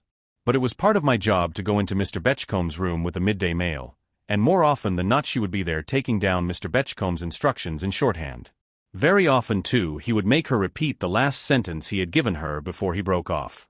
It was in that way I got to know her voice a little, for I never spoke to her beyond passing the time of day if we met accidentally, for she was always one that kept herself to herself, Mr. Brunton concluded, quite out of breath with his long speech. John Stedman nodded. Yes, you would have a fair chance of becoming acquainted with her voice that way. Better, I think, than at the inquest. The words that you overheard, I take it you reported as accurately as possible. Oh yes, sir. Mr. Brunton moved restlessly from one leg to the other. You see, I recognized Mr. Thompson's voice with the first words, and knowing how important it was that the police should find him, I listened for all I was worth. I take it from the words you have reported that Thompson had some hold over the girl, Mr. Stedman pursued. Had you previously had any idea of any connection between them? Mr. Brunton shook his head in emphatic negative. Not the least, sir. If you had asked me, I shouldn't have thought Mr. Thompson would have known Miss Hoyle if he had met her. And yet Miss Hoyle's portrait was found in Thompson's room, Mr. Stedman said very deliberately. One might say the only thing that was found there, in fact. Was it indeed, sir? Young Brunton looked dumbfounded. Well, if they were friends, there was none of us in the office suspected it, he finished. And that was rather remarkable among such a lot of young men as there were at Luke Betchcomb's, remarked John Stedman. They generally have their eyes open to everything. Now as to where they were when you overheard them. You do not think you could recognize the place again? I am afraid not, sir. You see, the fog alters everything so. I seem to have been wandering about for hours when I heard Thompson's voice, and it appeared to me that I walked about for hours afterwards before the fog lifted. When it did I was quite near home, but I haven't the least idea whether it meant that I had been sort of walking roundabout in a circle, or whether I had been further afield. Anyway, we shall have all that neighborhood combed out, interposed Inspector Furnival. If Mr. Thompson is in hiding anywhere there, I think that we may take it his capture is only a matter of time. I am much obliged to you, Mr. Brunton. I will let you know in good time when your evidence is likely to be required. Thank you, sir. With an awkward circular bow intended to include both men, Mr. Brunton took his departure. The inspector shut the door behind him. What do you think of that? I was surprised, Stedman answered. Surprised that they were not more careful, he went on. There is nothing more unsafe than talking of one's private affairs abroad in a fog. Buses and trains are child's play to a fog. The inspector smiled. Oh well, Don't criminals always overlook something? Which reminds me, this came an hour ago. He handed a piece of paper to Stedman. The latter regarded it doubtfully. It had evidently been torn out of a notebook, and looked as though it had passed through several hands, for it was dirty and thumb-marked and frayed at the edges as though it had been carried about in someone's pocket. Across one corner of it were scrawled some letters in pencil. He put up his pince-nez and looked at it more closely. The few words scrawled across it were very irregularly and illegibly written in printed characters. After scrutinizing it for some time through his glasses, Stedman made them out to be, Wednesday night, 21 Burleigh Street, Limehouse. Chinkapin. What is to take place at 21 Burleigh Street on Wednesday night? He questioned as he laid it down. A meeting of the Yellow Gang, and I hope the capture of the yellow dog, the inspector answered pithily and optimistically. And this comes from... Stedman went on, tapping the paper with his eyeglasses. One of the gang. It is pretty safe to assume that sooner or later there will be an informer. You will be there? The inspector nodded. But we are taking no risks. The informer may be false to both sides. The house will be surrounded. Whole squads of men are being drafted to the neighborhood, a few at a time today. I fancy we shall corner the yellow dog at last. With this password I shall certainly get into the house and arrest the yellow dog. Then at the sound of the whistle the house will be rushed. I will come with you, said John Stedman. I fancy an interview with the yellow dog may be extraordinarily interesting. Chapter 18. I cannot live without you, Cecily. This bogey of yours shall not separate us. Surely my love is strong enough to help you to bear whatever the future can hold. Till the last hour of my life I shall be your devoted lover, Tony. A momentary sensation of warmth and light ran through Cecily's cold frame as she read the impassioned sentences. Very resolutely she had put Anthony Collier's love from her. She had told herself that she was a moral leper set far apart from all thoughts of love or marriage. It was not in the nature of a mortal girl to read such words and remain unmoved. She was sitting at her table in Madeline Betchcomb's private sitting room. As she finished reading her letter she made a movement as though to tuck it in the breast of her gown. Then, changing her mind, she tossed it into the very center of the bright fire on the hearth. At this same moment Mrs. Betchcombe came into the room. She glanced curiously at the paper just bursting into momentary flame. I wish you would not burn papers here, Miss Hoyle, she said fretfully. It does litter up the hearth, so, and there is a waste paper basket over there. I am very sorry, I quite forgot, Cecily said penitently. Mrs. Betchcombe, this is a letter from Lady Chardgreen. She wants you to go to them for a weekend, the 3rd or the 10th if that would suit you better. They will neither of them suit me at all, Mrs. Betchcombe said decisively. You can tell her so. I wonder whether she would feel inclined to go about weekending if her husband had been cruelly murdered. Cecily shivered as she took up the next letter. This is from Colonel Chalmers. He has just returned to England and... I don't care what he has done, Mrs. Betchcombe interrupted. I really only came in to tell you that I do not feel well enough to attend to letters or anything else this morning. So you need not stay, it will give you a little more time to yourself. Thank you very much. Cecily hesitated. But can I not do anything for you, Mrs. Betchcombe? Perhaps if your head is bad again, you might let me read to you. No. I could not stand it. It would drive me mad, Mrs. Betchcombe responded, with the irritability that was becoming habitual with her. No, when I feel like this, I must be alone. I mean it. Cecily was nothing loath to leave her work and go out into the air. It was a lovely day. The sky was blue as Londoners seldom see it, tiny fleecy clouds of white just floating across it emphasizing the depth of color. Spring seemed to be calling to the youth in her to come into the country and rejoice with a new life that was springing into being everywhere. And Cecily must go to Burford. She had intended to go when her day's work was over, but now she could start at once. Like a great black thundercloud over the brightness of the day, the thought of Burford and of her errand there overhung everything. She made up her mind to take the first train down and get the thing over. She made her way to the station at once. Trains to Burford ran frequently, and she had not long to wait. She occupied the time by getting a cup of tea and a bun in the refreshment room, but though she had had nothing but a piece of dry toast for her breakfast, she could not eat. She only crumbled the bun, one of the station variety, while she drank the tea thirstily. She did not notice that a shabbily dressed small boy who had been loitering outside the house in Carlsford Square had dogged her steps to the station, and now sat reading a dilapidated copy of Titbits outside on the seat nearest the refreshment room. The station for Burford was soon reached. Cecily, who was fond of walking, made up her mind to walk to Rose Cottage instead of taking the shabby one-horse cab that stood outside the station, but she was out of practice and she was distinctly tired when she reached her destination. The housekeeper received her with evident amazement. "Miss Hoyle. Well, I never. And I have been expecting your pa down every day this past week." "Well, I have come instead, you see." "I hope I am not a dreadful disappointment," Cecily said, calling up a smile with an effort as she shook hands. She did not know much of Mrs. Y, and what little she did know she did not much like, but she knew that the woman had been a long time with her father, and felt that it behoved her to make herself pleasant. The housekeeper held open the sitting-room door, and Cecily walked in and sat down with an air of relief.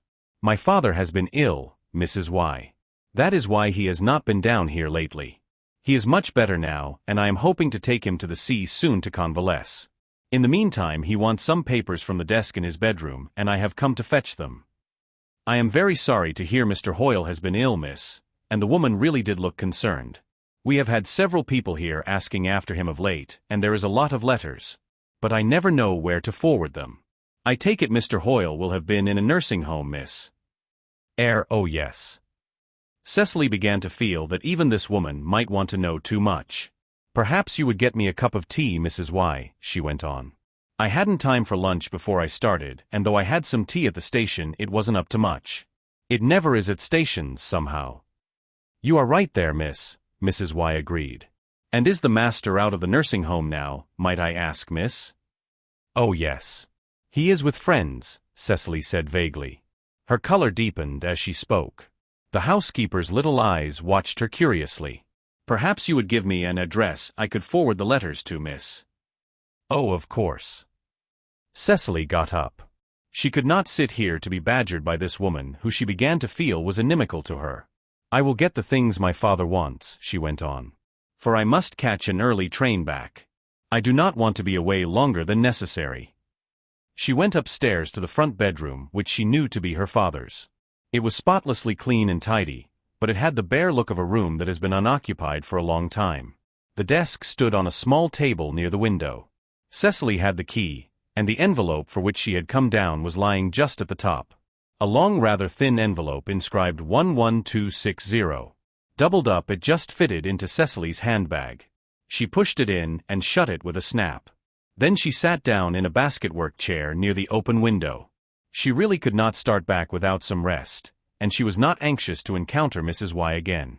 As she sat there, her thoughts went back to Tony's letter, and though she told herself that nothing could come of it, the recollection of his love seemed to fall like sunshine over her, cheering and enveloping her. She was feeling more herself when her eyes, mechanically straying past the little garden with its ordered paths and flower beds, fixed themselves on the road that ran beyond. Suddenly they focused themselves upon an object nearly opposite the cottage gate. Slowly the color ebbed from her cheeks and lips, her eyes grew wide and frightened, the hands lying on her lap began to twitch and twine themselves nervously together. Yet at first sight there seemed nothing in the road outside to account for her agitation. Just a heap of broken stones, and sitting by it a worn, tired-looking old tramp. Just a very ordinary-looking old man. Yet Cecily got up, and craning forward while keeping herself in the shadow as much as possible, tried to view him from every possible angle. Surely, she said to herself, it could not be the very same old man to whom she had seen John Stedman give a penny outside the house in Carlsford Square only that very morning.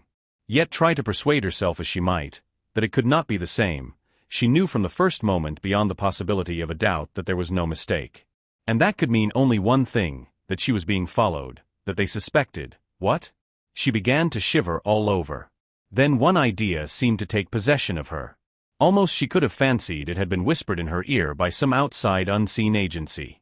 She must get back to town without delay, by the very next train. She must take that mysterious envelope to its destination at once. She ran downstairs. Mrs. Y was laying the table. "I thought maybe you would relish a dish of ham and eggs. Butcher's meat is a thing we can't come at out here at the end of the week, not unless it is ordered beforehand." "Oh no. Please don't trouble to cook anything. I will just have a bit of bread and butter." "Indeed I would rather," Cecily protested. "I find I must get back again as quickly as possible. I have forgotten something in town."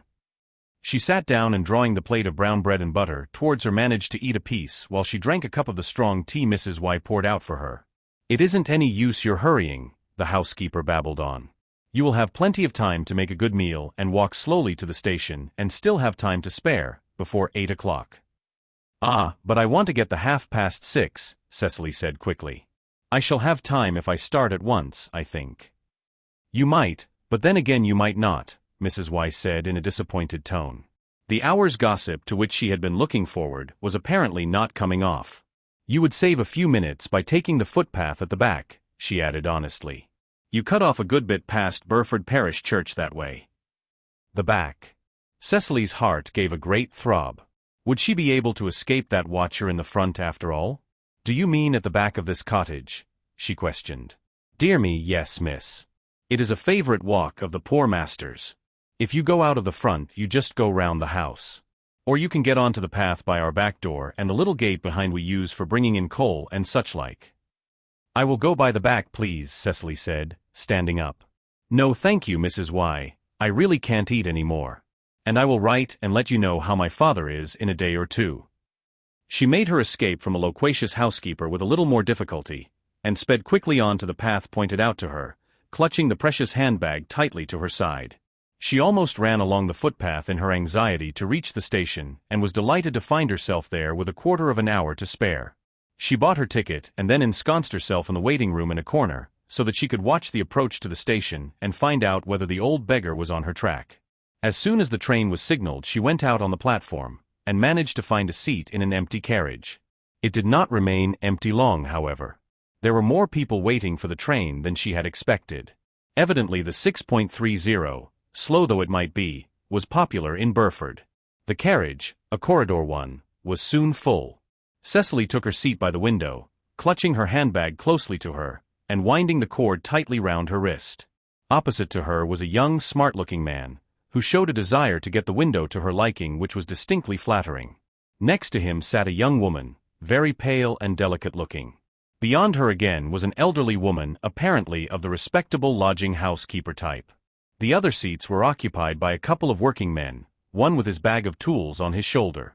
Cecily, after one look round, decided that she was certainly safe here. She had brought a pocket edition of Keats's poems with her, and she took it out now and, opening the book at Isabella and the Pot of Basil, was soon deep in it. The man opposite was reading, the old lady beside him was sleeping, the two working men were staring at the flying landscape with uninterested lackluster eyes, half-open mouths and one hand planted on each knee. Cecily, after her unwanted exercise in the open air, felt inclined to sleep herself, but she remembered the contents of her bag and resolutely resisted the inclination of her eyelids to droop. Still she was feeling pleasantly drowsy when they ran into the long tunnel between Rushley and Fairford. The man opposite her put down his paper and leaned across her to draw up the window with a murmured "Excuse me." At the same moment the light went out. There was a chorus of exclamations, a shriek from the old lady beside Cecily, something very like a swear word from the man opposite. In a trice he had lighted a match and held it up. "It is not much of a light," he said apologetically, "but it is better than nothing and I have plenty to last to the end of the tunnel." Then he uttered a sharp exclamation. Cecily's eyes followed his. She saw that the old lady next her had slipped sideways, the pretty apple color in her cheeks had faded, that the pendulous cheeks had become a sickly indefinite gray. The man in the corner dropped his match and lighted another. He moved up the seat and struck another. "She has fainted," he announced. "In itself that is not serious, but I am a doctor and I should say she has heart trouble. She certainly ought not to travel alone." Already they were getting through the tunnel. Cecily felt the old lady lurch against her and lie like a dead weight against her arm. The girl put out her other hand and held the helpless form tightly. As the light spread the doctor leaned over and felt the woman's pulse. "She must be laid flat," he said briefly. "Will you help me?" He beckoned to the man at the other end, and between them they raised the woman and laid her down. Cecily unfastened a scarf that was twisted tightly round the flabby neck. The doctor's quick, capable fingers produced a pair of scissors from a case and cut down the woolen jumper in front. Then from a handbag he produced a tiny phial. From this he poured just one drop into the poor woman's mouth, while Cecily by his directions fanned her vigorously with a sheet of newspaper. By and by they were rewarded by signs of returning consciousness, and presently the patient opened her eyes and gazed round questioningly at the strange faces. Then she began to sit up and try to pull her jumper together with shaking fingers. "Did I faint?" she asked tremulously. I know it all went dark, and then I don't remember any more." "Don't try," advised the doctor. "Just rest as long as you can. I think we can manage a pillow for you." He disposed his bag and rug behind her, so that she was propped up against the end of the carriage. As she watched him fix the handbag, Cecily was suddenly reminded of her own bag with its precious contents. With a certain prevision of evil, she clapped her free hand on her wrist. The bag was gone. She remembered that it had been in her way when she began to help with the invalid, then she could remember no more. Withdrawing her hand from the sick woman's grasp, she began to search feverishly among the newspapers and various odds and ends that were strewn all over the compartment. The doctor looked at her. "You have lost something? Your bag? Oh, now where did I see it? Oh, I remember, you put it down here." He produced it from the side of his patient, from between her and the wood of the compartment, and handed it to her. Cecily almost snatched it from him. How had she come to let it fall, she asked herself passionately. But had she dropped it, or had it been taken from her? She fumbled with the clasp with fingers that were numb with fear. Yes. There it was, that mysterious packet, just as she had placed it, and with a sigh of relief she sat down again and leaned back. There was little more to be done for the woman who was ill. She lay quietly in her seat until they ran into the London terminus. Then Cecily leaned forward. "Will your friends meet you?" she asked gently. "Or can I help you?" The sick woman did not open her eyes. "I shall be met, thank you. Thank you all so much." Quite a crowd of porters, apparently beckoned by the guard, appeared at the door. The doctor smiled as he stood aside for Cecily. "You have been a most capable assistant." "Thank you." Cecily gave him a cold little smile of farewell as she sprang out. She hesitated a moment outside the station, then she beckoned to a passing taxi and gave her address at the Hobart residence. She was taking no further risks, and her hand held the handbag firmly with its precious contents intact until it had been safely locked up in her desk. Meanwhile, another taxi had flashed out of the station and bowled swiftly in the opposite direction to that which she had taken. In it were seated side by side the woman who had been ill in the train, now marvelously recovered, and the smart young doctor, while opposite to them there lounged one of the working men who had been sitting at the other end of the compartment. Half an hour later, Inspector Furnival, busily writing at his desk in his room at Scotland Yard, looked up sharply as there was a tap at the door. "Come in." The door opened to admit a man who bore a strong resemblance to the young doctor of the train, though in some subtle fashion a curious metamorphosis seemed to have overtaken him.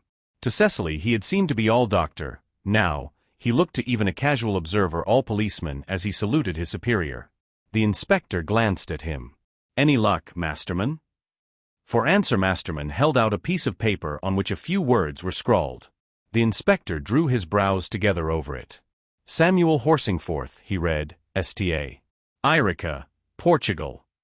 Then he looked up at his subordinate. "You have done very well, Masterman. This is really all that is essential." Masterman, well pleased, saluted again. "I thought it would be, sir. And it was really all we had time for. Miss Hoyle is not an easy nut to crack." Chapter 19. John Stedman was hard at work in Luke Betchcomb's study.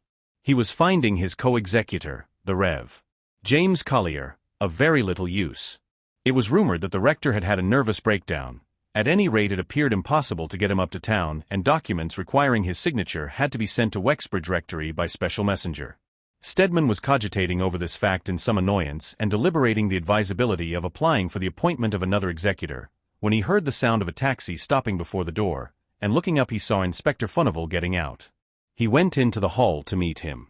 The inspector was looking grave and perturbed. "Have you heard?" he questioned breathlessly. "Nothing." Stedman answered laconically. "Mrs. Carnthwack was murderously assaulted this morning in her own carriage in one of London's best-known thoroughfares." "What?" The barrister stared at him in a species of stupefaction. Instead of answering, the inspector stepped back to the open door of the study. "One moment, please." But if to speak to John Stedman in private was his objective, he did not obtain it. Mrs. Betchcombe came quickly into the hall with Cecily Hoyle close behind her. "Inspector," she cried, "what is it? You have discovered my husband's murderer?" I heard you say Mrs. Carnthwack. The inspector's face was very grave as he turned. Then he stood back for her to pass into the study. He did not speak again until they were all in the room. Then he closed the door and looked at Luke Betchcomb's widow with eyes in which pity was mingled with severity. Mrs. Carnthwack has nearly shared your husband's fate, madam, he said very deliberately. I think you must be convinced now of the absolute impossibility of the theory you have not hesitated to broadcast all along. What do you mean? Mrs. Betchcombe questioned sharply. The inspector spread out his hands. As I was just telling Mr. Stedman, Mrs. Carnthwack was murderously assaulted and left for dead in her own carriage this morning, in circumstances which leave small doubt in my mind that the miscreant who attacked her was Mr. Betchcomb's murderer. I do not believe it. The Carnthwacks, one of them, murdered my husband, Mrs. Betchcombe said uncompromisingly. I have the strongest possible. She was interrupted by an odd sound, a sort of choking gasp from Cecily. They all turned. The girl was deathly white. She caught her breath sharply in her throat. It can't be true. I don't believe it. Why should he want to hurt Mrs. Carnthwack? Why should who want to hurt Mrs. Carnthwack? The inspector counter-questioned. Because, I don't know. I know he didn't. Cecily accompanied this asseveration with a burst of tears. Nobody could be so cruel. Somebody has, the inspector said dryly. Is it any consolation to you to think that there are two murderers at large instead of one, Miss Hoyle? Cecily stared at him, twisting her hands about, apparently in an agony of speechlessness. She made 2 or 3 hoarse attempts to answer him. Then, with a wild glance round at the amazed faces of Stedman and Mrs. Betchcombe, she turned and rushed out of the room. The inspector glanced at John Stedman, a glance intercepted by Mrs. Betchcombe. Hysteria, that lady remarked scornfully. I fancy she thinks that you suspect Anthony, and that naturally, but enough of Cecily Hoyle. What is this wild tale of yours about Mrs. Carnthwack, Inspector? It is no wild tale, madam, the inspector said coldly. I have just come from the Carnthwack's house, where Mrs. Carnthwack lies at death's door. I came here by Mr. Carnthwack's express desire to see whether I could induce Mr. Stedman to accompany me to consult with him as to the best measures to be taken now. Of course I will come, Inspector, the barrister said readily. As I should go anywhere where it was in the least probable that I should hear anything at all bearing upon our own case. One never knows from what point elucidation may come. Mrs. Betchcombe turned her shoulder to him. Oh, please don't prose, John. Now what has happened to Mrs. Carnthwack, Inspector? Mrs. Carnthwack, madam, was just taking a drive as you might yourself. She came up Piccadilly, left an order at a shop in New Bond Street, told her man to drive by way of Regent Street and Oxford Street to the Park, to go in by the Marble Arch and wait near the Victoria Gate until Mr. Carnthwack, who had been out for the night, came from Paddington Station to join them. As it happened, he was at the meeting place first.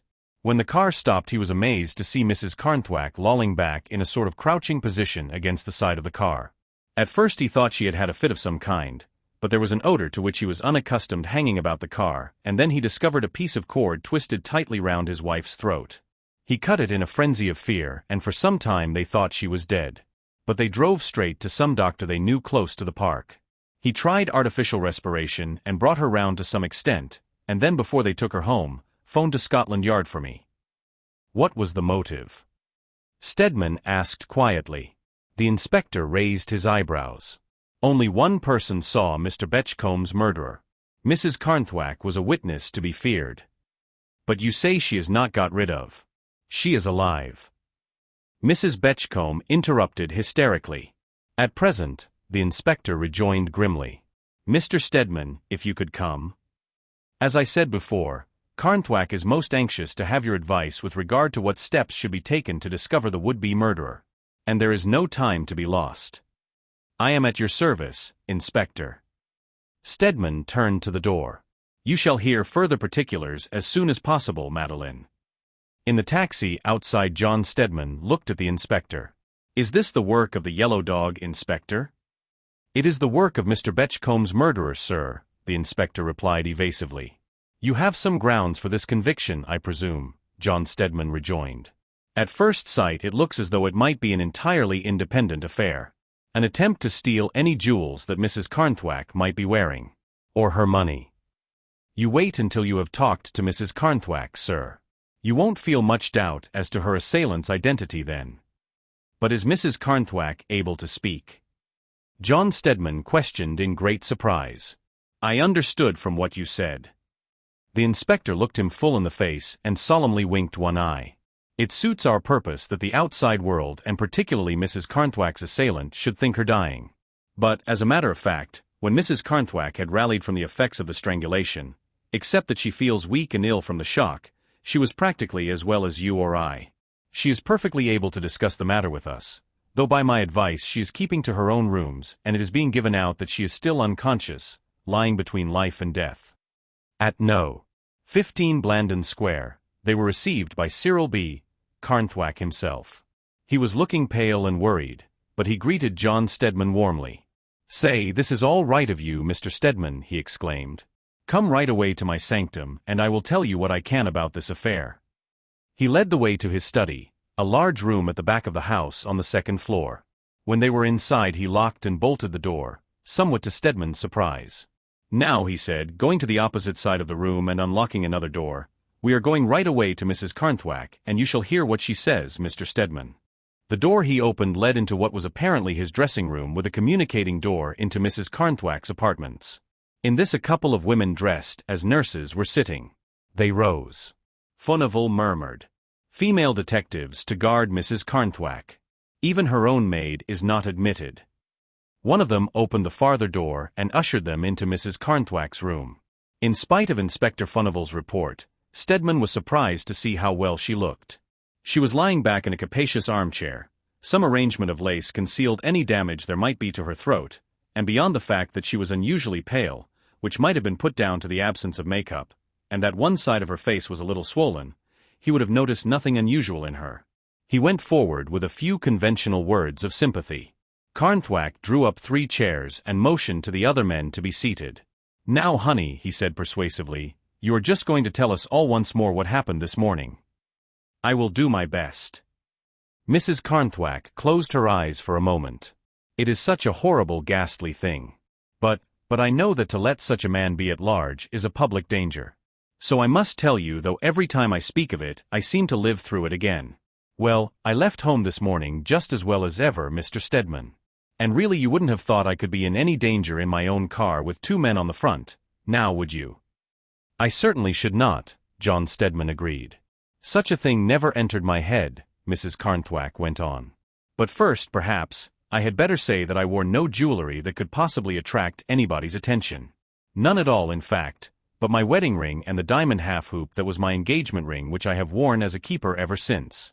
I haven't even worn my pearls out of doors lately, because I thought it best to be on the safe side.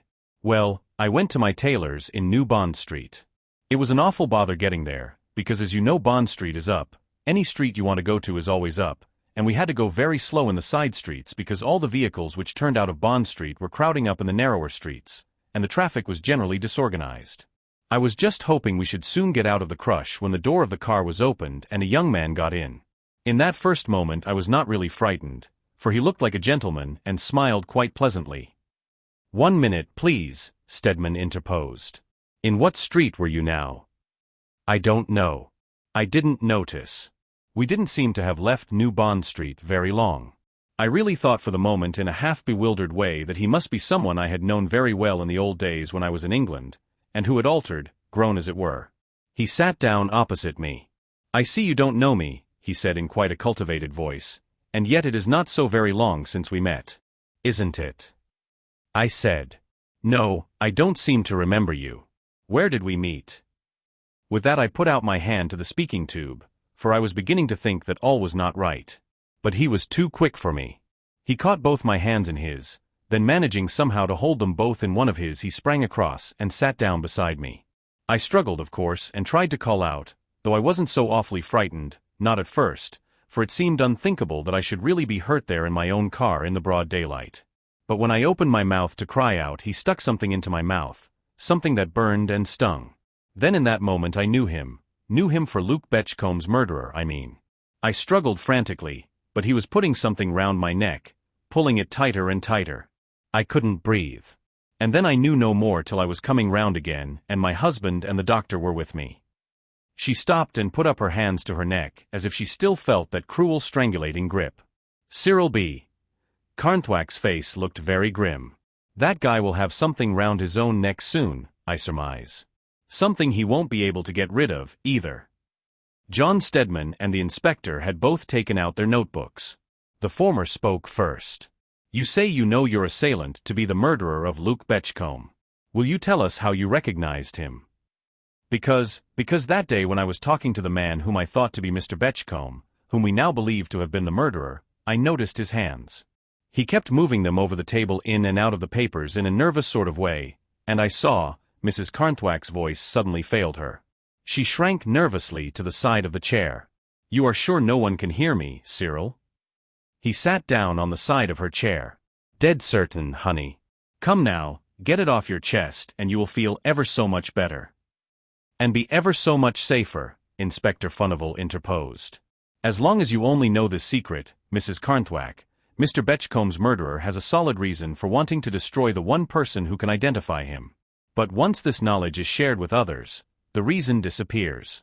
If Mrs. Carnthwack is disposed of and there remain others who share her knowledge, he is none the safer.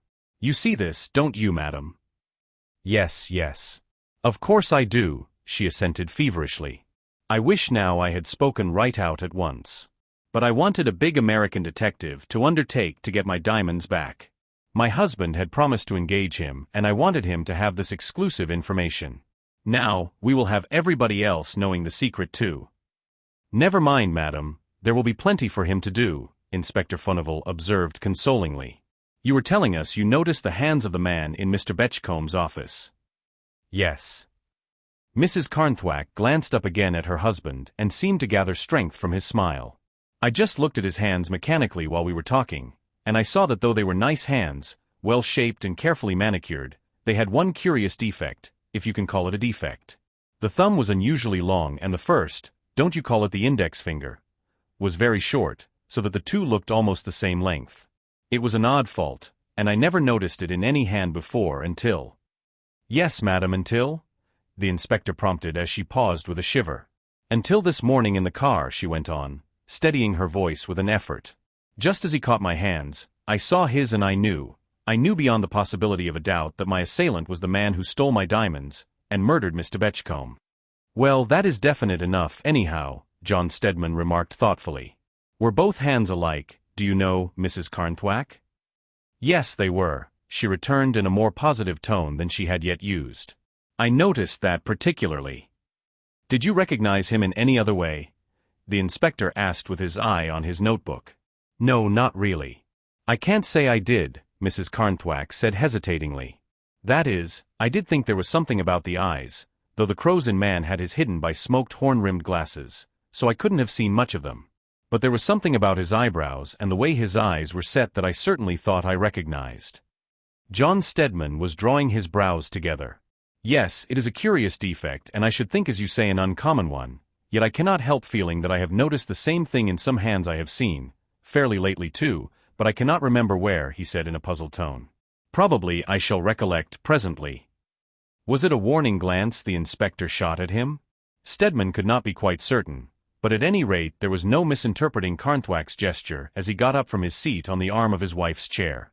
She can't tell you any more, gentlemen, and that's a fact. What became of that guy is what we want to know, and what we reckon your clever police are going to find out.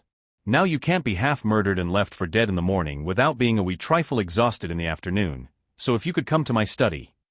You won't be long? I don't feel as if I should ever be safe away from you again, his wife pleaded. Carnthwack's reply was to pat her shoulders. I shan't leave you long, honey. And you just figure to yourself you are as safe as a rock with these gentlemen in the study with me, and these females in the dressing room. Once more in his study, the American's face hardened again as he invited the other men to sit down, and put a big box of cigars on the table before them. There's nothing like a smoke to clear the brain, gentlemen, he said as he lighted one himself. And what do you make of the affair now that you have seen Mrs. Carnthwack? John Stedman took the answer upon himself. As brutal and deliberate an attempt to murder as I ever heard of. There I am with you, Cyril B. Carnthwack said grimly. How did that fellow find out where Mrs. Carnthwack was journeying and when? There's where I should like you to put me wise. He may not have arranged anything beforehand. It may have been a sudden thing when he saw the carriage, Inspector Furnival hazarded. Don't you bet your bottom dollar on that, old chap. Carnthwack admonished, puffing away at his big cigar. He don't go about with a drop of chloroform and a nice long piece of ribbon handy in his pocket any more than other folks, I guess. It just figures out like this. Some of our folks here must be acquainted with this guy, and put him wise to Mrs. Carnthwack's movements. Yes, I think there can be no doubt you are right about that, John Stedman assented deliberately. What of Mrs. Carnthwack's maid? Came over with us from the States, the American told him. And she is devoted to Mrs. Carnthwack. No flies on her. No young man? The inspector questioned. Not the shadow of one, Carnthwack told him, leaning back in his chair and watching his cigar smoke curl up to the ceiling. No great friend. Never heard of one. Of course I don't say she has no acquaintance, but she is one of the sort that keeps herself to herself, as you say over here. Next thing is the chauffeur and footman, the inspector went on. I should like a talk with them. It seems inconceivable that they should not have seen this man get in or out. I don't know that it does, said Carnthwack thoughtfully.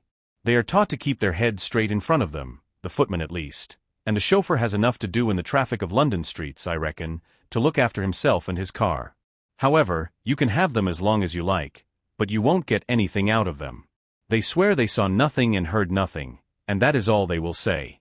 They were bothered with the traffic being diverted on all sides, and continually having to slow down, and of course it was this slowing down that gave the guy his chance. He must be a cool hand, that. Say, Inspector, do you think it was this yellow dog the newspapers have a stunt about?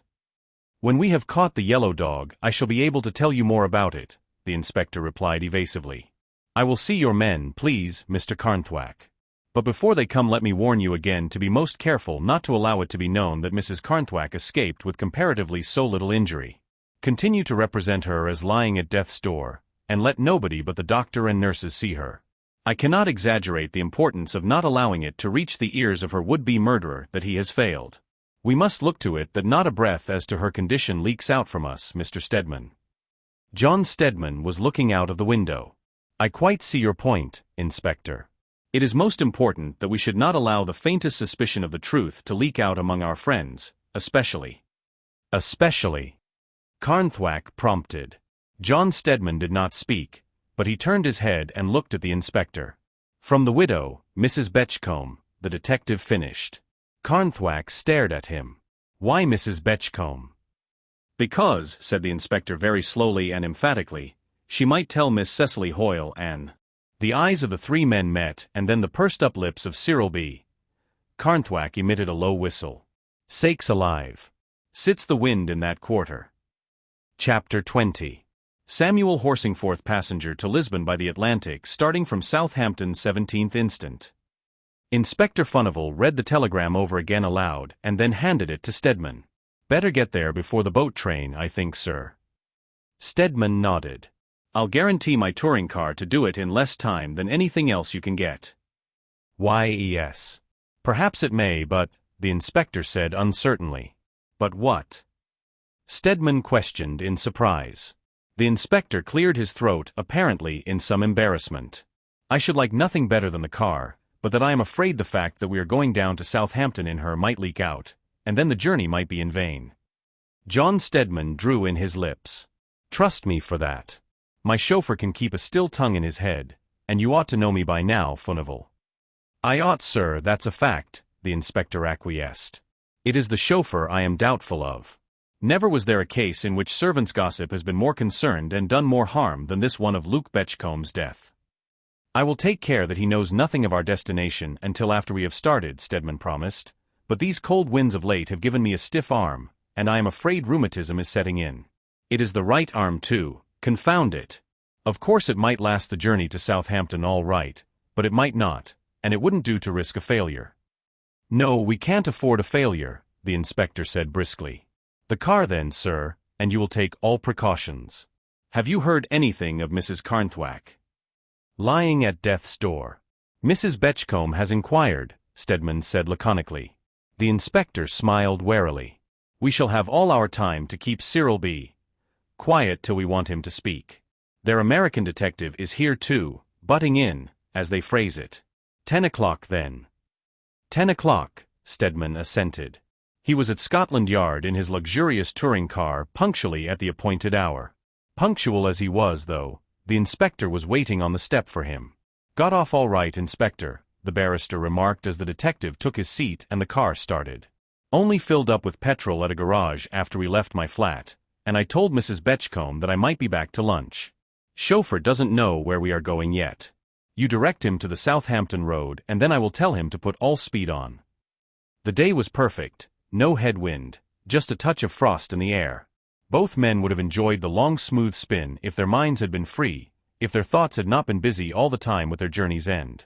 To the inspector, if all went well, it would spell success, when success had at first seemed hopeless and a long step forward in the great campaign on which he had embarked.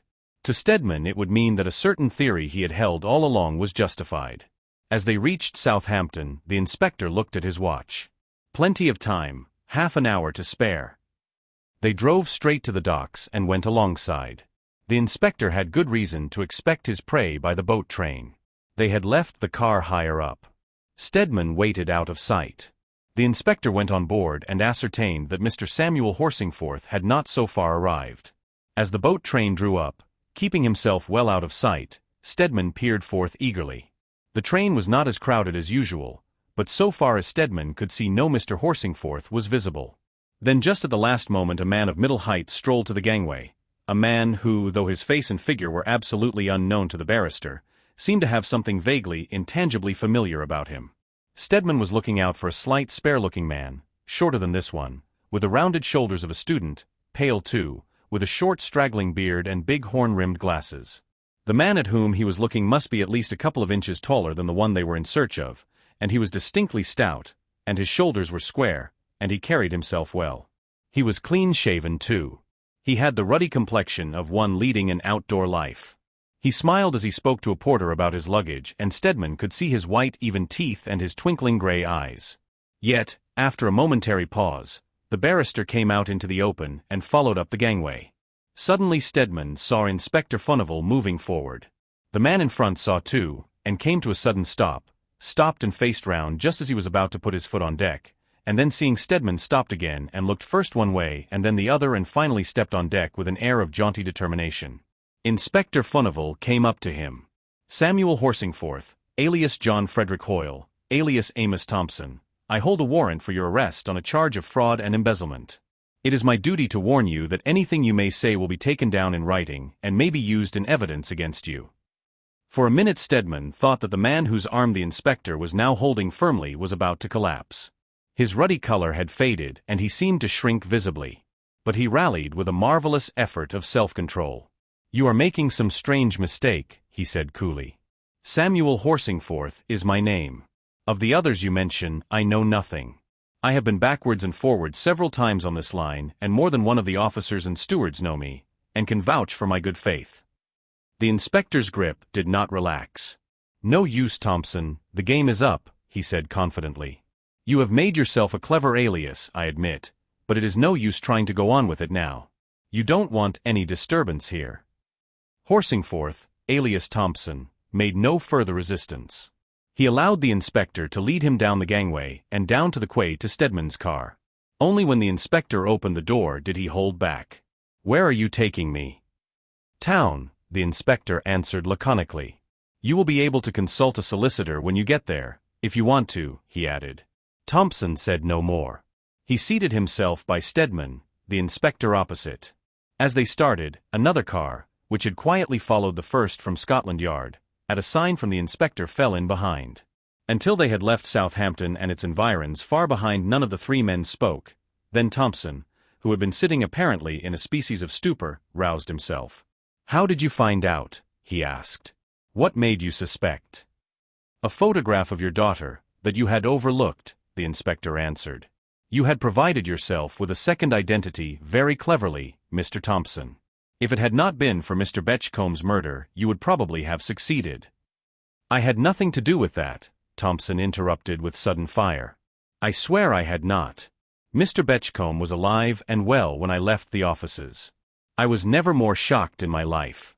You might have knocked me down with a feather when I saw in the paper that he had been murdered, and that I was wanted on suspicion as having murdered him. Umph. The inspector looked at him. You are a solicitor, or next door to one Mr. Thompson, I believe. You ought not to need a bit of advice I am going to give you now. As I told you, you will be at liberty to see a solicitor as soon as we reach London. Send for the best you know and tell him the whole truth about this unhappy affair, and tell nobody else anything at all. Thus advised, Thompson wisely became dumb. He sat back in his corner of the car in a hunched-up, crouching condition. He looked strangely unlike the jaunty, self-satisfied man who had stepped upon the gangway of the Atlantic so short a time before. To the inspector, watching him, he seemed almost visibly to shrink, and as the detective's keen eyes wandered over him, he began to understand some of the apparently glaring discrepancies between the descriptions of Thompson circulated by the police and the appearance of the man before him. Thompson's teeth had been noticeably defective. Samuel Horsingforth, otherwise Hoyle, had had all the deficiencies made good and was, when he smiled, evidently in possession of a very good set of teeth, real or artificial. This, besides entirely altering his appearance, made his face fuller and quite unlike the hollow cheeks of Mr. Betchcomb's missing clerk. That Thompson had worn a thin, straggly beard, while this man was clean-shaven, went for nothing, but Thompson had been bald, with hair wearing off the forehead. Horsingforth's stubbly, grey hair grew thickly and rather low, and though the inspector now detected the wig, he inwardly acknowledged it to be the best he had ever seen. Then, too, Thompson had been thin and spare, and though looking now at the man hunched up in the car one might see the padding on the shoulders, and under the protuberant waistcoat over which the gold watch chain was gracefully suspended, altogether it was not to be wondered at that Thompson had been so long at large. Inspector Furnival knew that his present capture would add largely to a reputation that was growing every day. At the same time he realized that he was still a long way from the achievement of the object to which all his energies had been directed, the capture of the yellow dog and the dispersal of the yellow gang. Thompson took the inspector's advice for the rest of the drive and said no more. There were moments when the other two almost doubted whether he were not really incapable of speech. They drove direct to Scotland Yard. From there, later in the day, Thompson would be taken to Bow Street to be formally charged, and from thence to his temporary home at Pentonville. After the remand, Stedman and the inspector walked away together. So that's that. A clever piece of work, Inspector, the barrister remarked. The inspector blew his nose. All very well as far as Thompson is concerned. But Thompson is not the yellow dog. John Stedman shrugged his shoulders. Sometimes I have doubted whether he were not. The inspector looked at him with a curious smile. I don't think you have, sir. I think your suspicions went the same way as mine from the first. Stedman nodded. But suspicion is one thing and proof another. And that is a good deal nearer than it was, the inspector finished. The yellow dog's arrest is not going to be as easy a matter as Thompson's, though, Mr. Stedman. By Jove. Those fellows have got it already. They were passing a little news shop where the man was putting out the placards, Crows in Tragedy, Arrest of Thompson. Further on, Crows in Mystery, Arrest of Absconding Clerk at Southampton, Thompson at Bow Street, Story of his Career, Astounding Revelations. Pure invention, said the inspector, flicking this last with his stick. I should like to put an end to half these evening rags. I wonder what his history has been. Stedman said speculatively. I am sorry for his daughter, and Tony Collier too. This will put an end to that affair, I fancy. I don't know, said the inspector as they walked on. Mr. Tony seems to have made up his mind, and I should fancy he could be pretty pig-headed when he likes. I sent the girl a letter from Scotland Yard covering one of Thompson's, so that she should not hear of this arrest first from the papers. Poor girl. But I think she has been dreading this for some time. Probably anything, even this certainty, will be better than the state of fear in which she has been living of late. Probably, the inspector assented. Then he went on after a minute's pause. Thompson's is the most ingenious case I have ever come across of a deliberately planned course of dishonesty, with a second identity so that Thompson of Betchcomb's could disappear utterly and Mr. Hoyle of Rose Cottage, Burford, could just take up his simple country life, paint his pictures and potter about the village where he was already known. Yes. His fatal mistake was made in putting in his daughter as Mr. Betchcomb's secretary, John Stedman said thoughtfully. It trebled his chances of discovery, and I can't really see his motive. I suppose he thought she could assist his schemes in some way. Yes, I fancy he did get some information from her, the inspector assented. Though I am certain the girl herself did not know that Thompson and Hoyle were one and the same until after Mr. Betchcomb's death. Then I imagine he disclosed his identity to her, and that accounts for the state of tension in which she has been living. His second mistake was leaving her photograph in his room. That gave the clue to his identity. Yes. Well, as you know, Inspector, it is the mistakes that criminals make that provide you and me with our living, Stedman said with a chuckle. And now Mr. Thompson Hoyle will disappear for some considerable time from society. And the intelligent public will probably clamor for his trial for Mr. Betchcomb's murder. For a large section of it has already believed him guilty. And not without reason, the inspector said gravely. Appearances have been, and are, terribly against Thompson. Mrs. Carnthwack's evidence may save him if... Yes. If, Stedman prompted.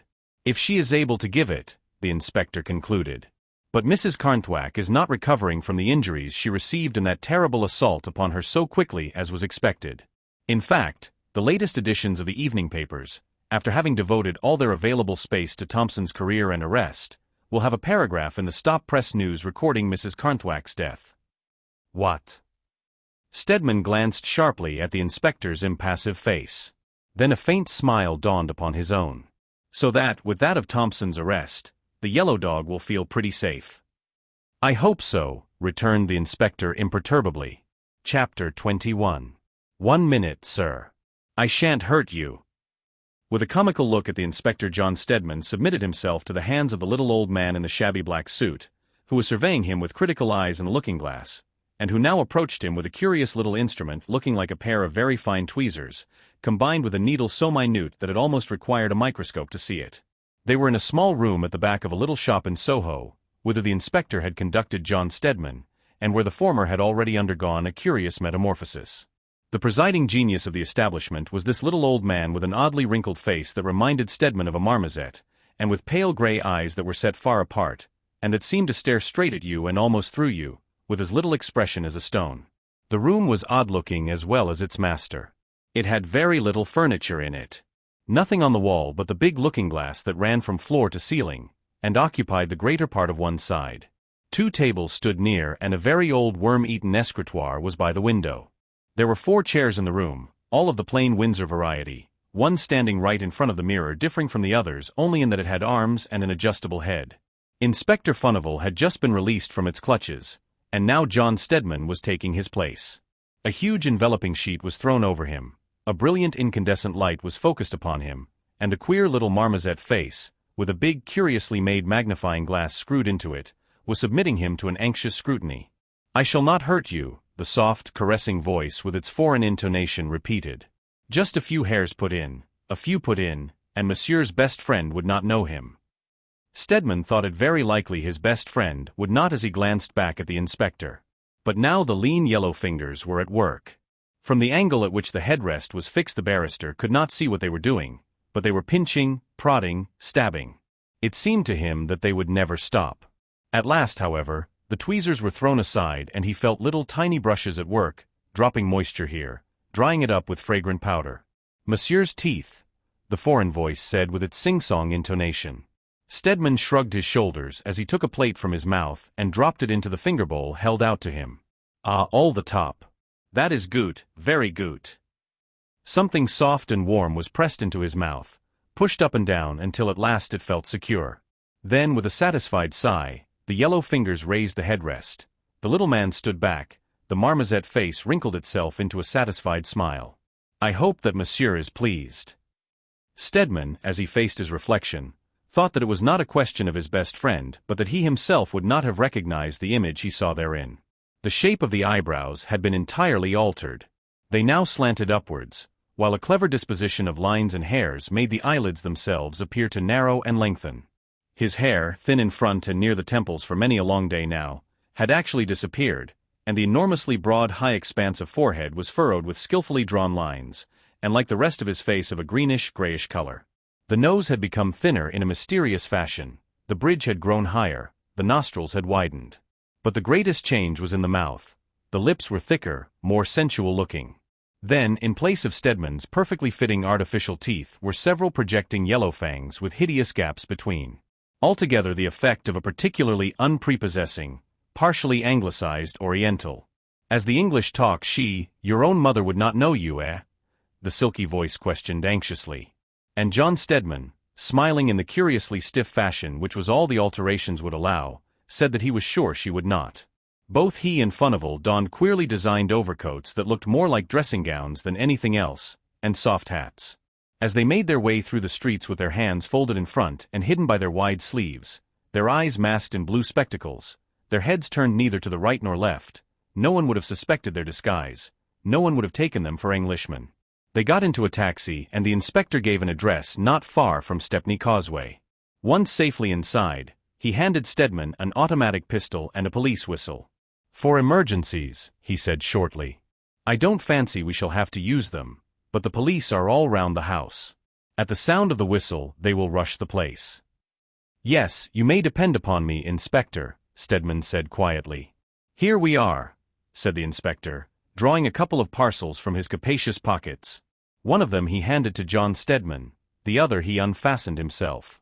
He shook out a voluminous, flimsy garment of bright yellow and unwrapped from its tissue paper a small yellow mask. "These dominoes we had better put on here beneath our overcoats, Mr. Stedman, and our masks we shall have to slip on as soon as we get inside." John Stedman was surveying his with some amusement. "Certainly, we shall look like yellow dogs ourselves. You have had the cordon drawn all round as I suggested, Inspector." "It is as narrow as can be, sir. They will almost be able to hear what we say." "Oh, I am taking no risks. But I mean to catch the big yellow dog himself tonight, dead or alive." "Aye, dead or alive," Stedman echoed. "You have been near him once or twice before, haven't you, Inspector?" "Not so near as I shall be tonight," the inspector retorted. They had no time for more. The taxi stopped and they got out. The inspector paused to give a few low-toned directions to the cabman, then he led the way down a side street. From this there seemed to Stedman to spread out in every direction, a perfect network of narrow streets and alleys. It was a veritable maze and the barrister would have been utterly bewildered, but the inspector apparently knew his ground, as he wound himself in and out with an eel-like dexterity. At last, however, he slackened his steps and then, side by side, he and Stedman made their way over the ill-kept, ill-lighted pavement. More than once the barrister heard a faint cheeping sound issue from the inspector's lips. Although he heard no response, he knew that the cordon that the detective had spoken of was in its place. When the inspector stopped again he looked round and up and down, then turned sharply to the right into a small cul-de-sac apparently running between two high brick walls, for Stedman could see no windows on either side. As they were nearing the opposite end to that by which they had entered, however, they came upon a low door at the right. To the barrister's heated fancy, there was something sinister about its very aspect. The windows on either side were grimy and closely shuttered. They and the door were badly in need of a coat of paint. What there was on it was blistered, and so filthy that it was impossible even to guess at its original color. There was no sign of either knocker or bell, but right at the top of the door was a small grill through which the janitor could survey the applicants for admission, himself unseen. The inspector applied his knuckles to the door, softly at first, then with a crescendo of taps that was evidently a signal. Stedman, with his eyes fixed on the grill, could see nothing, no faintest sign of movement, but for one moment he felt a sickening sense of being looked at. He could almost have fancied of being looked through. Then moving softly, noiselessly, in spite of its apparently dilapidated condition, the door in front of them opened. The inspector stepped inside, Stedman keeping close to him, and gave the word "Chinkapin," and at the same moment Stedman became aware of a figure veiled in black from head to foot standing motionless against the wall behind the door. The door closed after them with a snap in which Stedman fancied he heard something ominous. They found themselves in a long, rather wide passage down which they proceeded, the inspector still leading, their bare hands held out in front of them, thumb-tip joined to thumb-tip, fingertip to fingertip. On the door at the end of the passage the inspector knocked again so softly that it seemed impossible that he should be heard. However, as if by magic, this door opened suddenly. Inside, in contrast with the brightness in the passage, everything looked dark, but gradually Stedman made out a faint, flickering light. A soft, sibilant voice spoke, this time apparently out of the air, since there was no sign of any speaker. "The Great Dane bites. His enemies will bite the dust." The inspector gave the countersign.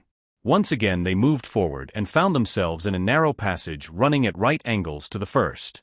Here, instead of bareness, were softly carpeted floors and heavy hangings on the walls, and a sickly sweet smell as of incense. The light, dim and flickering at first, grew stronger and more diffused.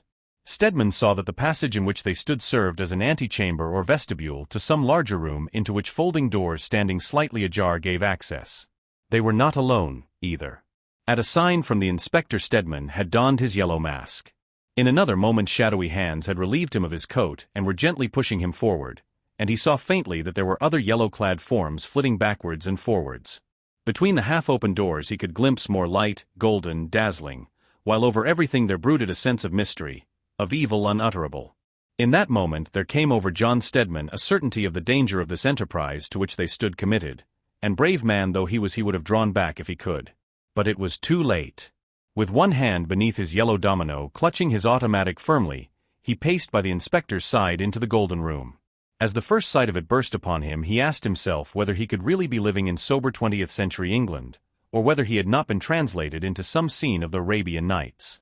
The room was oblong in shape, the ceiling, pale yellow in color, was low, and across it sprawled great golden flowers. In the center of each blazed, like some lovely exotic jewel, a radiant amber light. The walls of this extraordinary room were paneled in yellow too, and round about them were ranged 12 golden seats. 10 of them were occupied by figures, masked and dominoed as he and the inspector were. The 2 seats at the end of the room nearest to them were unoccupied, while at the opposite end stood a raised dais, also of gold. An empty golden chair, looking like a throne, stood upon it. Right in the middle of the room stood a great mimosa in full bloom, its powerful fragrance mingling with that other perfume that Stedman had sensed before.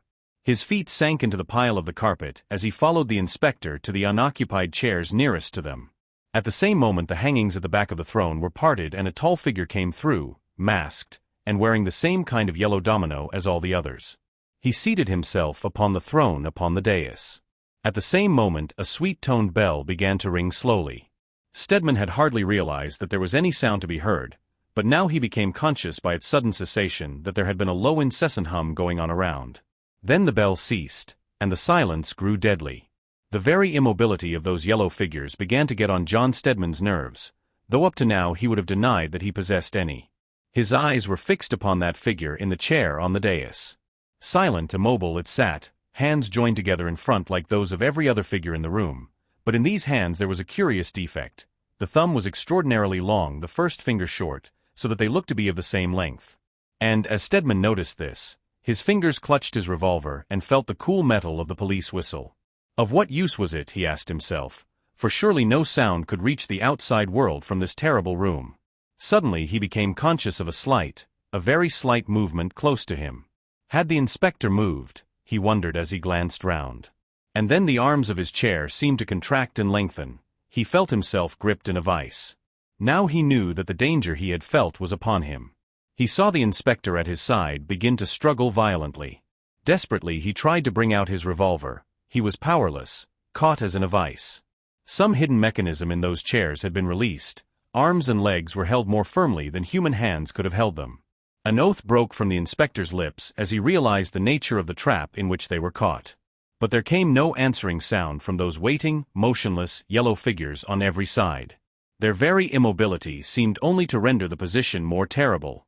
And then at last the silence was broken by a laugh, a wicked, malicious laugh, the very sound of which made Stedman's blood run cold in his veins. Chapter 22. The laughter ceased as suddenly as it had begun, and, as if by a concerted signal, every light in the room went out.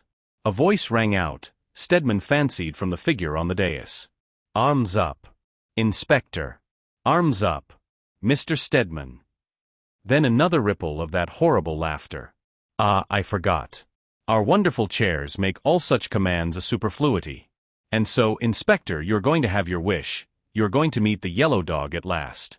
But I greatly fear that when that interview is over you will not be in a position to make your discoveries known to that wonderful Scotland Yard, of which you have been so distinguished a member." The emphasis on the have been was ominous. But there was no fear in the inspector's voice as it rapped out. "Be careful what you do, yellow dog. He laughs best who laughs last. I warn you that this house is virtually in the hands of the police." "Is that so, my dear Inspector?" There was another laugh, but this time John Stedman fancied there was some subtle change in the quality. "But I rather think the police do not know where this house ends, and those of others begin. Shall I supply you with the names of the others?" "The police know more than you think, you dog," said the inspector daringly. "And less than they think," said the raucous voice mockingly, "or you and your friend would hardly find yourselves here, dear Inspector." Damnation! Stedman knew that the detective was struggling fiercely from those clutching, enveloping arms. "In case, however, that there is just the thinnest substratum of truth in your statement, Furnival," the mocking voice went on, "perhaps we had better waste no more time but get on to business." The silvery bell tinkled again, the light was switched on. Stedman saw that all the golden chairs were empty, that there was apparently no one in the room with the inspector and himself but that figure on the dais. He saw that the inspector had given up struggling, and that by some means he had managed to tear the yellow mask from his face, which was unwontedly scarlet from his efforts to free himself. "Strip!" ordered that voice from the platform. In an instant a dozen hands had seized Stedman. It seemed that there were countless yellow-masked men in the room. He had not even been conscious of their coming, until he had felt them and those ruthless, yellow, claw-like fingers catching at him on all sides at once. The gripping arms of the chair had released him, but it was in vain that he sought to release himself. He was conscious, vaguely, that the inspector was fighting too. But neither the inspector nor Stedman was in fighting condition. Both of them were elderly men who in their young days had not been athletic, and their efforts now were hopeless. Their garments were rent from them, the contents of their pockets were passed to the man on the platform, who commented upon them sarcastically. "Automatics. Dear, dear. And you never had a chance to use them, either. Shows how differently things pan out to our anticipations, doesn't it, Inspector? And police whistles? If we were only to sound one, how the scene would change. You did not neglect any precautions, did you, Inspector?" And while the jeering questions went on, the grasping yellow fingers were going on too, until the prisoners stood mother naked before their tormentors, their bare limbs bound round and round with cords. "So now we come to grips," said the masked man, and this time Stedman thought he caught something faintly familiar, and one question that had troubled him of late was answered forever. "I hope you'll not be much inconvenienced by this return to a state of nature," the man on the platform went on. "I fear you may be rather cold, but it is unavoidable under the circumstances, and it will not be for long. Then I feel sure you will neither of you be cold any more. Now, Inspector." For a while John Stedman stood motionless, his short-sighted eyes peering at that yellow-clad figure. The inspector was swearing big strange oaths. "You do look so funny, you know, Inspector," and this time Stedman could almost have fancied there was a feminine echo in that vile laughter. "And your language is too dreadful. But this outrage, as you call it, had to be. Clothes are so identifiable, as I am sure you have learnt in your wide experience, my dear Inspector. But now this conversation, interesting as it is, must end. And I think we must silence that unruly member of yours, Inspector." The silver bell tinkled sharply.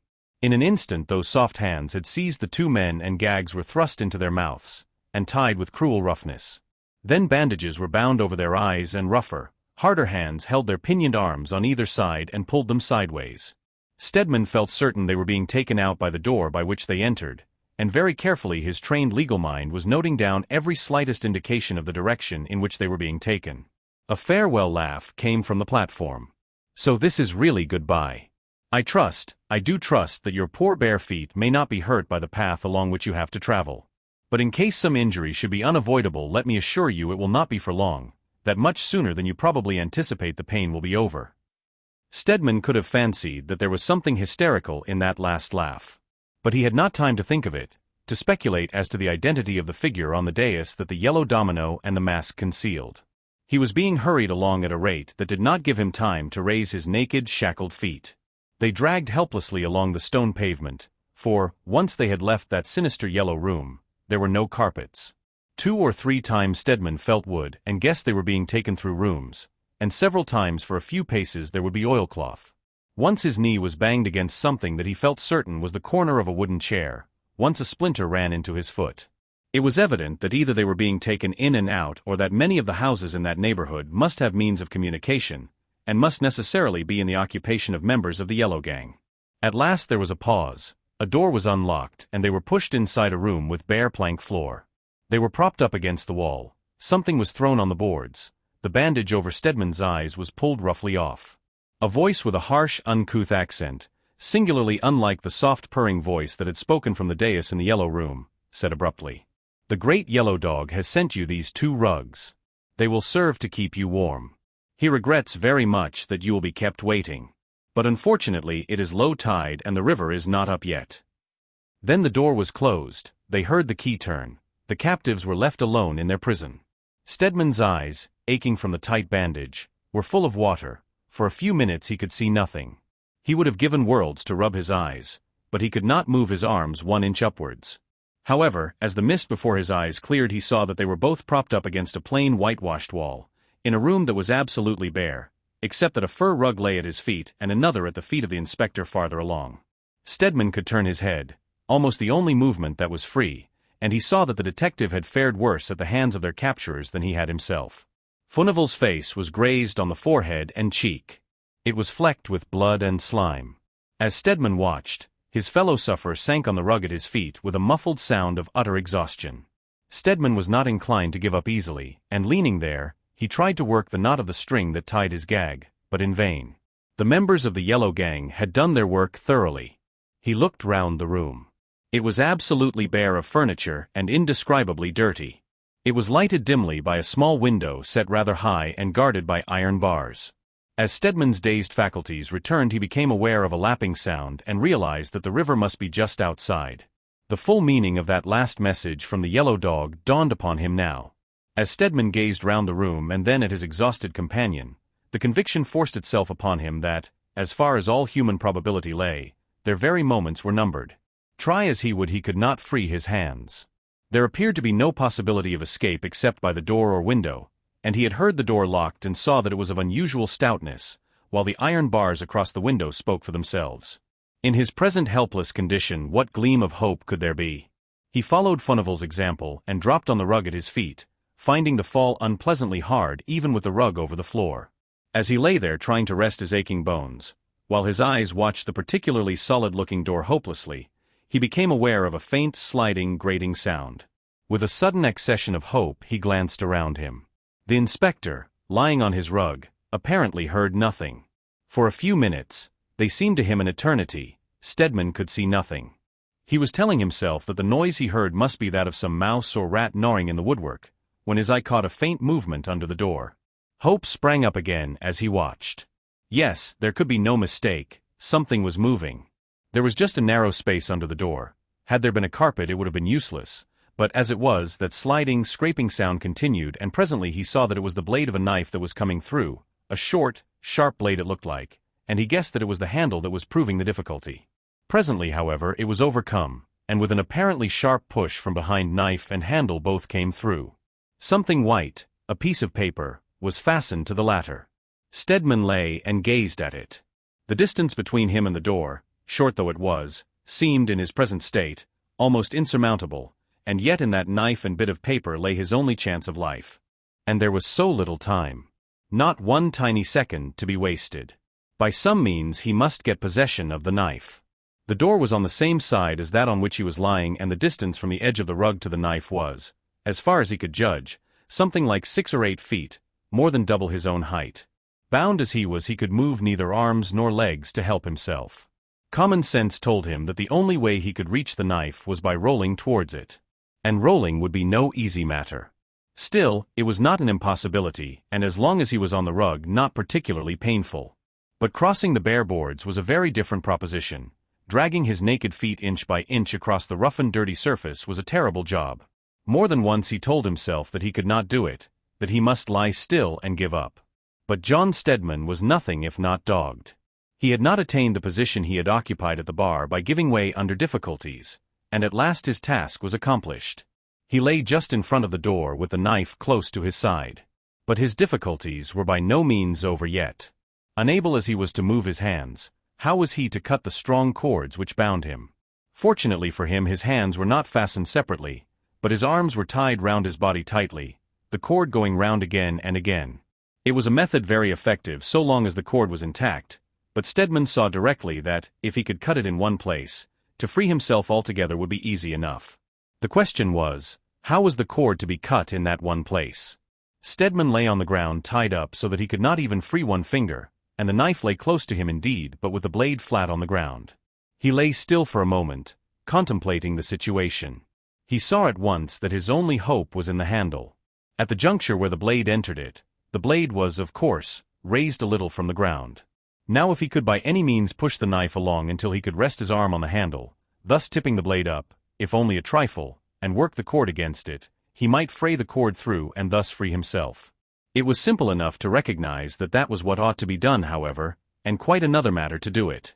Time after time Stedman rolled over imagining that this time he must be on the handle, only to find that he had inadvertently pushed it away. With the perseverance of Bruce's spider, he at last succeeded. Arms, back and sides were grazed and bleeding, but the knife blade was at least 1/4 of an inch from the ground. To get the end of the cord against it, to wriggle so that it was brought into contact with the blade forcefully enough to make any impression upon it was anything but easy, but it did not present the apparently insuperable obstacles that he had successfully grappled with in reaching the door and turning the knife round. Strand by strand the cord was conquered, and at last Stedman was free. Free with bruised and bleeding skin and stiffened limbs, and naked as he came into the world. Escape even now did not look particularly easy, but the barrister had not been successful so far to give up now. The first thing to do was to free the inspector. Scrambling up from the sitting position to which he had raised himself, he found Furnival lying on his rug regarding him with astonished eyes, and making vain attempts to wriggle towards him. At the same moment his eye was caught by the folded piece of paper which was attached to the knife handle by a piece of string, and which he had noticed when he lay on his rug. He caught it up in his hands and unfolded it. Across the inside was scrawled a couple of lines of writing. The window looks straight onto the river. The bars across can be moved upwards. Jump out into the water at once. It is your only chance. If you delay it will be too late, from one who is grateful. Chapter 23. Stedman read the note over twice. Was it possible that they had an unknown friend in this haunt of the Yellow Gang? Or was it just another trap laid for them like the other communications that the inspector had received? However, there was no time for deliberation. He turned to the inspector, knife in hand. To cut the bonds that bound the detective was an easy matter, even for his stiffened hands, in comparison with the difficulty of freeing himself. Then, taking the gag from his mouth, he saw that the lips were bruised and swollen both inside and out, and the gag had been thrust in with such brutality that the tongue had been forced backwards and several teeth loosened. As the inspector began to breathe more freely, the blood poured from his mouth. But there was no time to be lost. Stedman left his fellow prisoner to recover himself while he padded across to the bars. In a moment he saw that his unknown informant was right. The bars would move upwards in their groove, easily enough. Evidently this window was used as a means of egress to the river. Inconvenient things could be pushed through and lost too. When the bars had gone, the window frame was quite wide enough to let a man get through. He leaned out. The moon was shining brightly, and he could see various small craft riding at anchor. As he spoke he heard the splash of oars and realized that at all hazards they must get into the river while the boat was about. Therein lay their hope of safety. He turned to the inspector, who had just struggled to his feet. "Can you swim, Furnival?" "Got the swimming medal at the Four Sports in 1912, the detective replied tersely. "I haven't quite forgotten the trick." "I wasn't bad as a young man," the barrister said modestly. "We must do our best, you see." He held out the note. "There is no time to be lost." "If we are to turn the tables on the yellow dog," the inspector said, speaking as plainly as his sore mouth would allow. He looked at the note. "Who wrote this?" "I haven't the least idea," Stedman replied truthfully. The inspector stooped stiffly and picked up the knife. Then he looked at the door, which opened inwards. "We might keep them back for a bit with this, perhaps." He went back and stuck the knife under the door, so that anybody trying to open it would inevitably jam it on the handle. In the meantime Stedman had twisted himself, not without difficulty, up to the window frame. He peered down. The water was still some distance below them, and it looked particularly dark and gloomy, but at any rate it was better than falling alive into the hands of the yellow dog. He tore the note into tiny fragments and let them fall into the river. Then he called out, "Come along, Inspector. Pile up the rugs. They will give you a bit of a leg up." Furnival pushed them along before him. "Now, Mr. Stedman, are you going first?" "I suppose so," said the barrister dubiously. "You had better look sharp after me, Inspector.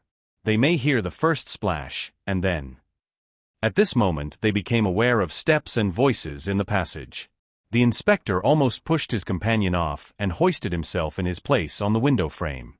Stedman had no time to dive. He went down, it seemed to him, with a deafening splash and a roar of churning paddles. The inspector came down at once almost on top of him. The water felt bitterly cold, But after the first shock it braced their jangled nerves. Its very cold was grateful to their bruised bodies. The two men came up almost together, and moved by the same impulse struck out for the middle of the river. The moonshine was lying like silver sheen on the surface of the water. Stedman realized that their heads must afford a capital target to any members of the Yellow Gang who were in the house they had left. The thought had barely formulated itself before a shot rang out and he felt something just rush by his ear and miss it. There came another shot and a groan from the inspector.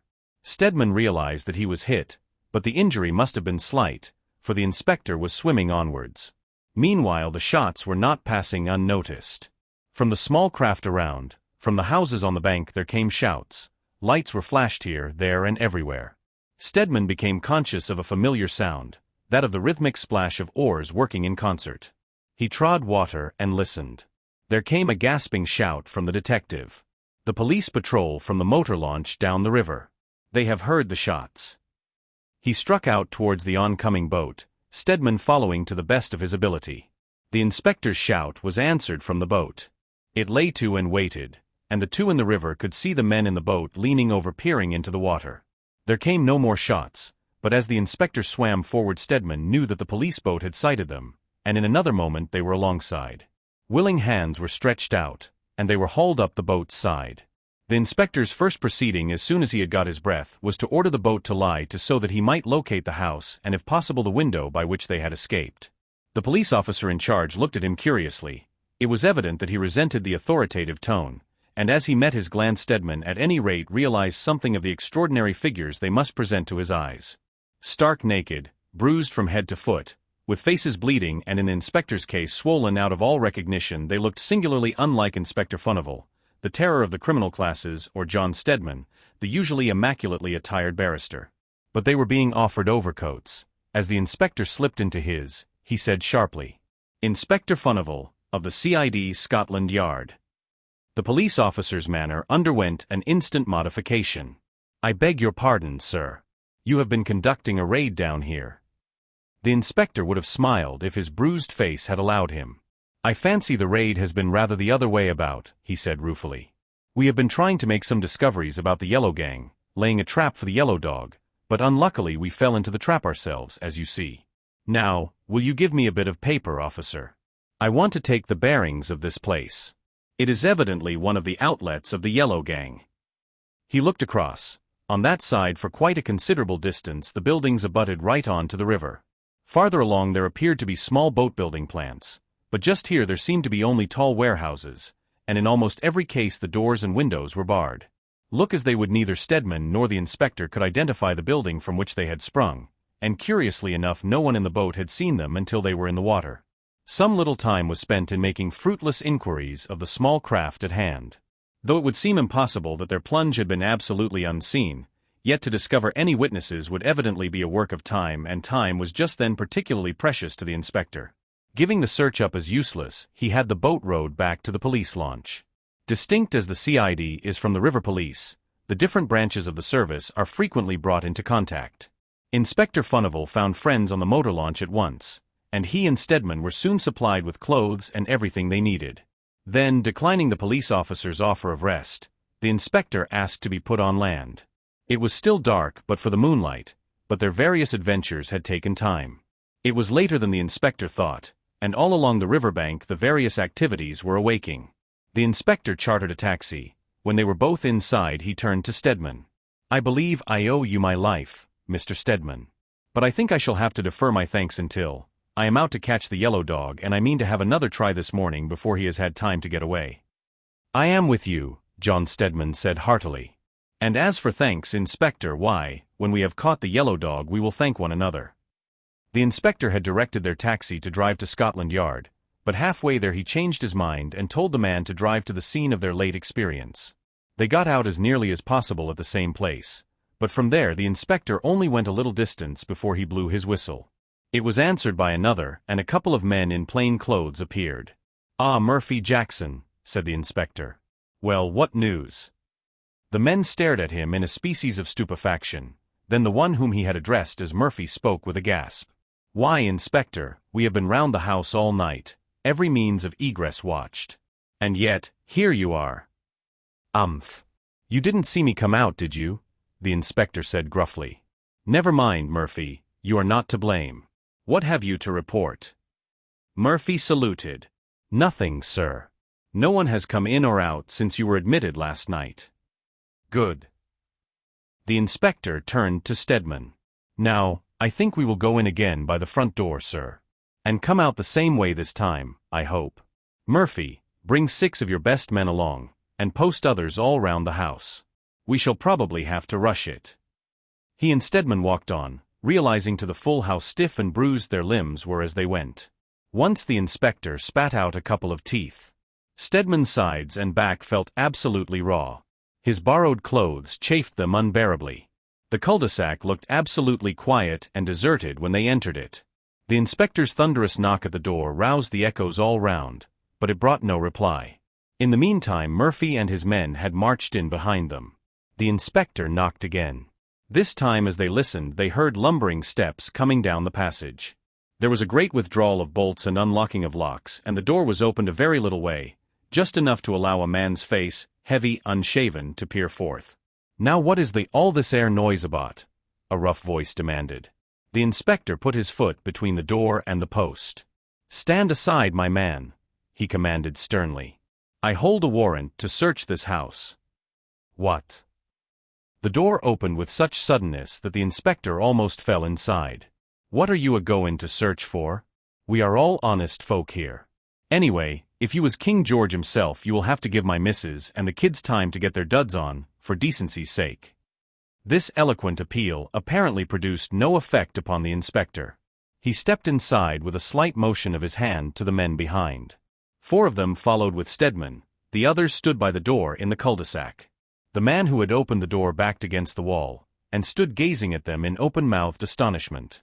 Meanwhile the inspector was looking about him with sharp observant eyes. He threw back the doors, one on each side of the passage.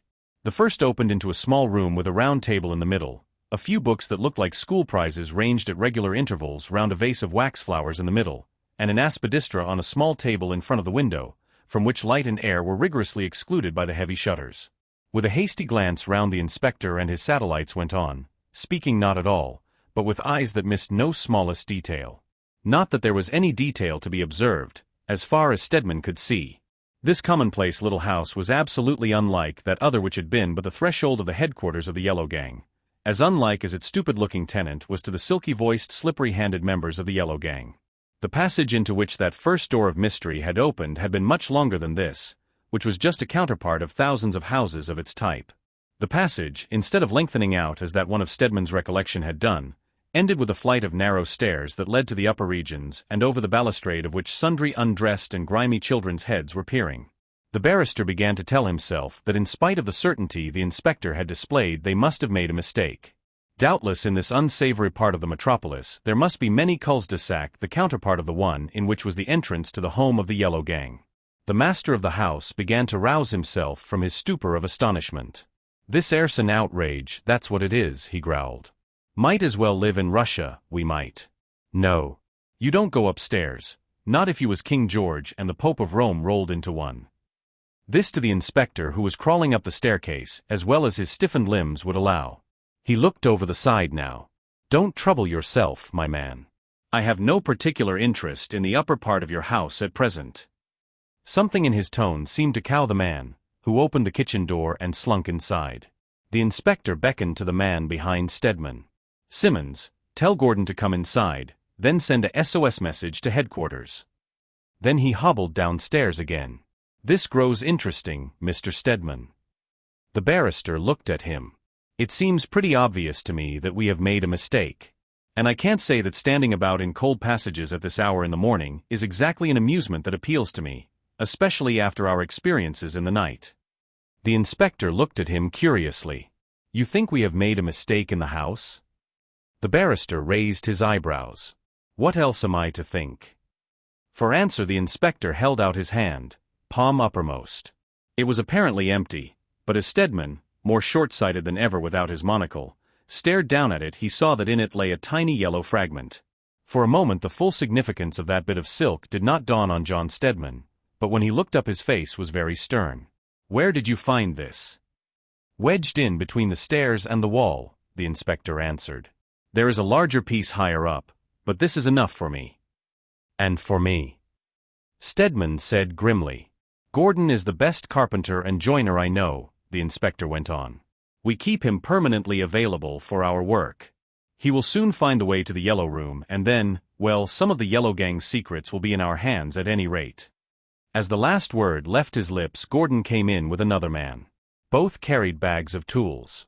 The inspector gave them a few instructions in a low tone, then he pointed to the staircase.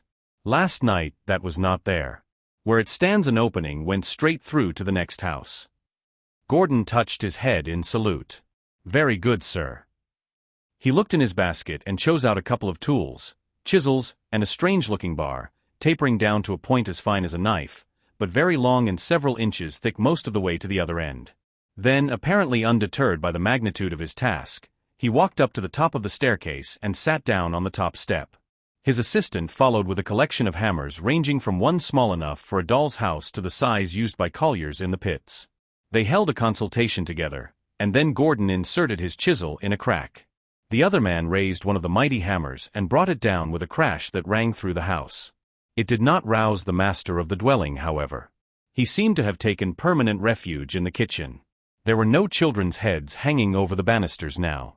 The house might have been absolutely deserted, but for the inspector and his party.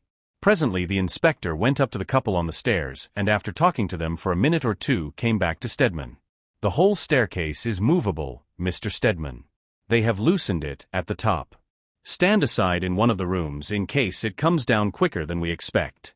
No doubt the Yellow Gang had some way of opening it which we have not discovered, but this will serve well enough. What about the children upstairs? Stedman asked. The inspector smiled in a twisted fashion. Little beggars. They will be taken care of all right. The parents were well prepared for some such eventuality as this, you may be sure. Stedman said no more. He stood back with the inspector, while the others of their following went to Gordon's help. There was more crashing, quantities of dust and a splintering of wood, and at last the staircase came suddenly away. Behind it a locked door the width of the passage blocked their way. To open it was only the work of a minute, and then the inspector and Stedman found themselves in the scene of last night's exploits. The Yellow Room looked garish and shabby with the clear morning light stealing in. The chairs in which they had sat had gone, otherwise everything looked much the same. But time was too precious to be spent in examining the Yellow Room, interesting though it might be. The inspector was out to catch the members of the Yellow Gang. But though, once the staircase was down, to get from one room to the other of the perfect rabbit warren of small houses which had been devised for the safety of the Yellow Gang and its spoils presented little difficulty, the inspector, standing in that room by the river, had to acknowledge that the yellow dog and his satellites had outwitted him again. The only member of the gang that remained in their hands was the man who had opened the first door to them. Not a sign of any other living creature was to be seen. Even the wife and children had disappeared. But as Furnival and John Stedman stood there talking, a tiny wisp of gray vapor came floating down the passage, another came, and yet another. "Smoke!" the inspector cried. And as the two men turned back, and heard the clamor arise, while the smoke seemed to be everywhere at once, and over all sounded the crackling of the flames and the ringing of the alarm bells, they realized that the Yellow Gang was not done with yet. Chapter 24. The community house of St. Philip was en fete. Not only was it the name day of its patron saint, but its young head had just been rendered particularly joyful by the receipt of a telegram from Birchester stating that at a further hearing the magistrates had dismissed the charge against Hopkins, and that he would reach the community house the same evening. A special tea of good things for all members of the community was in full swing in the refectory. Mrs. Phillimore was presiding at the urn at the center table, and friends of hers at the tables at either side. The delectable pork pies and plates of pressed beef and ham had been carried round by Todmarsh and a little band of workers comprising several of the clergy of the neighborhood and several West End friends, Tony Collier, who had been unwillingly pressed into the service, among the number. Now the first keenness of the men's appetites seemed to be over. Down near the door they were even beginning to smoke, and quite a thick mist was already hanging over the tables. The young head of the community was looking his best today. The rapt, seeing look in his eyes was particularly noticeable. The relief from the long strain he had been enduring with regard to Hopkins was plainly written in his face. The bright, ready smile which had been so infrequent of late was flashing here, there and everywhere, as he greeted his friends and acquaintances. He alone of the members of the confraternity was not wearing the habit of the order. His grey lounge suit was obviously the product of a West End tailor, though in his buttonhole he wore the badge of the confraternity with the words that were its motto running across: work and service. Just as the meal seemed about to end, a telegram was brought to Todmarsh. He read it and then, with it open in his hand, hurried up the room to the platform at the end.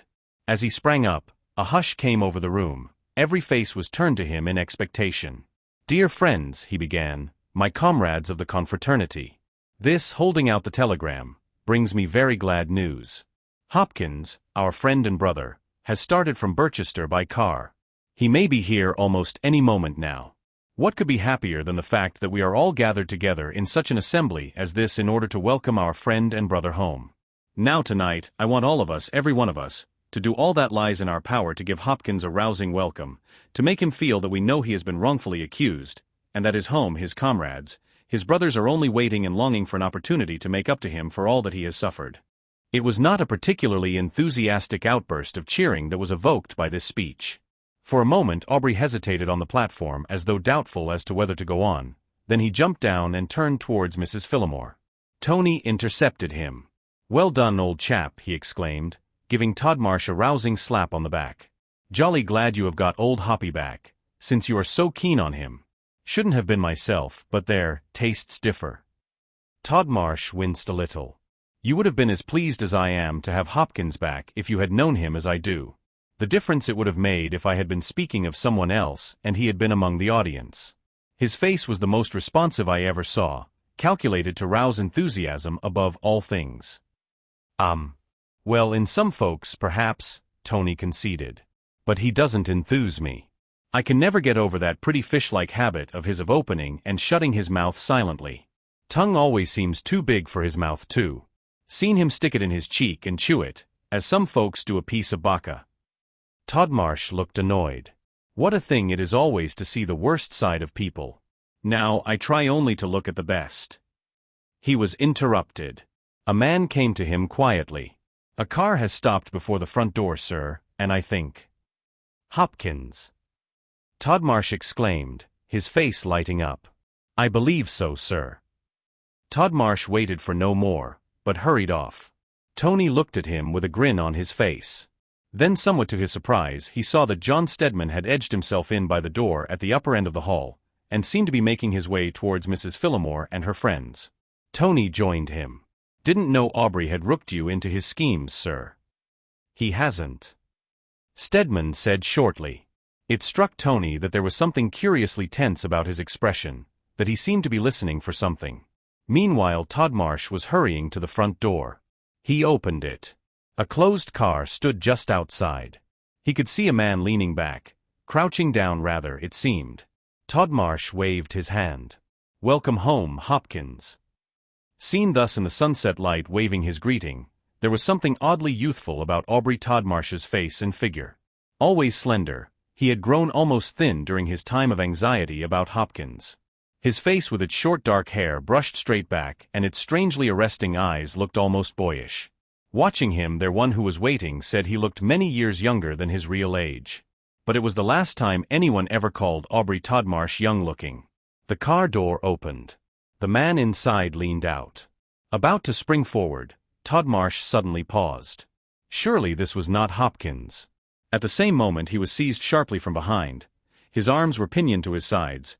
Men in uniform and men out of uniform closed in upon him, and while he tried to free himself frantically, wildly, he felt the touch of cold steel upon his wrists, and Inspector Furnival's voice rose above the hubbub. "Aubrey William Todmarsh, alias the Yellow Dog, I arrest you for the willful murder of Luke Betchcombe in Crow's Inn, on February 3rd, and it is my duty to warn you that anything you say will be taken down in writing and may be used as evidence against you." Quite suddenly all Todmarsh's struggles ceased. For a minute he stood silent, motionless, save that he moved his manacled hands about in a sidelong fashion. The inspector's keen eyes noted the long thumb, the short forefinger. At last, swift as lightning, Todmarsh raised his hands to his mouth. "Escape you after all, Inspector," he said with a ghastly smile that dragged the lips from his teeth. He swayed as he spoke, but the inspector did not stir. Instead, he surveyed his prisoner with an ironic twist of the mouth. "I think not. You may feel a little sick, Mr. Todmarsh, that is all. Cyanide of potassium, Todmarsh gasped. You would have been dead if it had been, the inspector said blandly. But your tabloids are in my pocket, and mine, just a simple preparation with the faintest powdering of sulfate of zinc, have taken their place in yours. A lie. Todmarsh breathed savagely. The inspector did not bandy words. Wait and see. Then with a wave of his hand, in with him, men. Todmarsh offered no further resistance, nor was any possible, surrounded as he was. He was hurried into the waiting car and the inspector followed him, just in time to see him slip to one side with a groan. Ah, makes you feel rather bad, doesn't it? The inspector questioned callously. The inspector heaved a great sigh of relief. So at last we have been successful, almost beyond my expectations.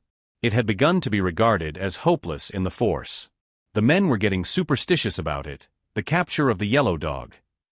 Aye. And yet there he was just under our noses all the time if we had but guessed it, Stedman said slowly. When did you first suspect him, Inspector? The two men were sitting in the little study in Stedman's flat. Both were looking white and tired. There was no doubt that their experiences at the hand of the Yellow Gang had tried them terribly. But while Stedman's face was haggard and depressed, the inspector's, pale and worn though it was lighted by the pride of successful achievement. He did not answer Stedman's question for a minute. He sat back in his chair, puffing little spirals of smoke into the air and watching them curl up to the ceiling. At last he said, I can hardly tell you. I may say that for a long time, almost from its inception, the community of St. Philip was suspect at headquarters. Taking it all together, the members were the most curious conglomeration of jailbirds I have ever heard of, and no particular good of Todmarsh was known.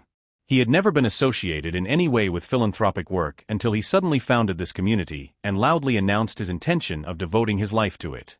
We looked into his past record. It was not a particularly good one. He was sent down from Oxford for some disgraceful scrape into which he said, of course, that he, innocent, had been drawn by a friend. Henceforward, how he got his living was more or less a mystery, save that his small patrimony was gradually dissipated. Then came the war when, of course, he was a conscientious objector. After that, he lived more or less by his wits, was secretary to several companies, none of them of much repute. At last, suddenly, with a flourish of trumpets, the community of St. Philip was founded. Where the money came from was a puzzle, probably to be explained by the loss of the Collier Cross. He was interrupted by a sharp exclamation of surprise from the barrister. By Jove! Of course. And that explains old Collier's curious conduct. He had found the young man out and wanted to hush it up for the sake of the family. The inspector nodded. He had found something out. Probably we shall never know what, but I am inclined to think something that led him to suspect who was Mr. Betchcomb's murderer. I went down to Wexbridge the other day, but I could get nothing out of him. He is merely the shadow of the man he was. Have you seen him lately, sir? The barrister shook his head. Not since he went back to Wexbridge. But I have heard frequently of the change in him. Still, you must remember that Mr. Betchcombe and he were great friends. The murder must have been a terrible shock, quite apart from his guessing who was responsible. Quite so, the inspector responded. But all the same, it is very strongly my impression that he made some discovery the last time he called at Community House. At this moment there was a tap at the door and Tony Collier looked in. Seeing the inspector, he drew back. I beg your pardon. Stedman looked at the detective, then, receiving an almost imperceptible sign from him, he called out. Come in, Tony. We were speaking of you, or rather of your father. Tony came in and took the chair Stedman pushed towards him. You told me to call tonight, you know, sir. Perhaps you had forgotten. I had, Stedman said penitently. But I am very glad to see you, my boy. How is your father? I hardly know, Tony said slowly. He is rather bad, I am afraid, poor old chap. You see, he suspected the truth about Uncle Luke's murder, and it has pretty nearly finished him off. The inspector glanced at Stedman. What did I tell you? He saw a line or two in Aubrey's blotting book telling him that Mrs. C. would be at Crow's Inn with the Twinklers at 11:45, Tony pursued. He will tell you himself just what it was. He sees now that he ought to have come to you at once, but he did not know what to do, the poor old governor. He had taken rather a fancy to Aubrey lately, though he never thought much of him as a kid. But naturally, one doesn't like to try to hang one's nephew, or half-nephew by marriage.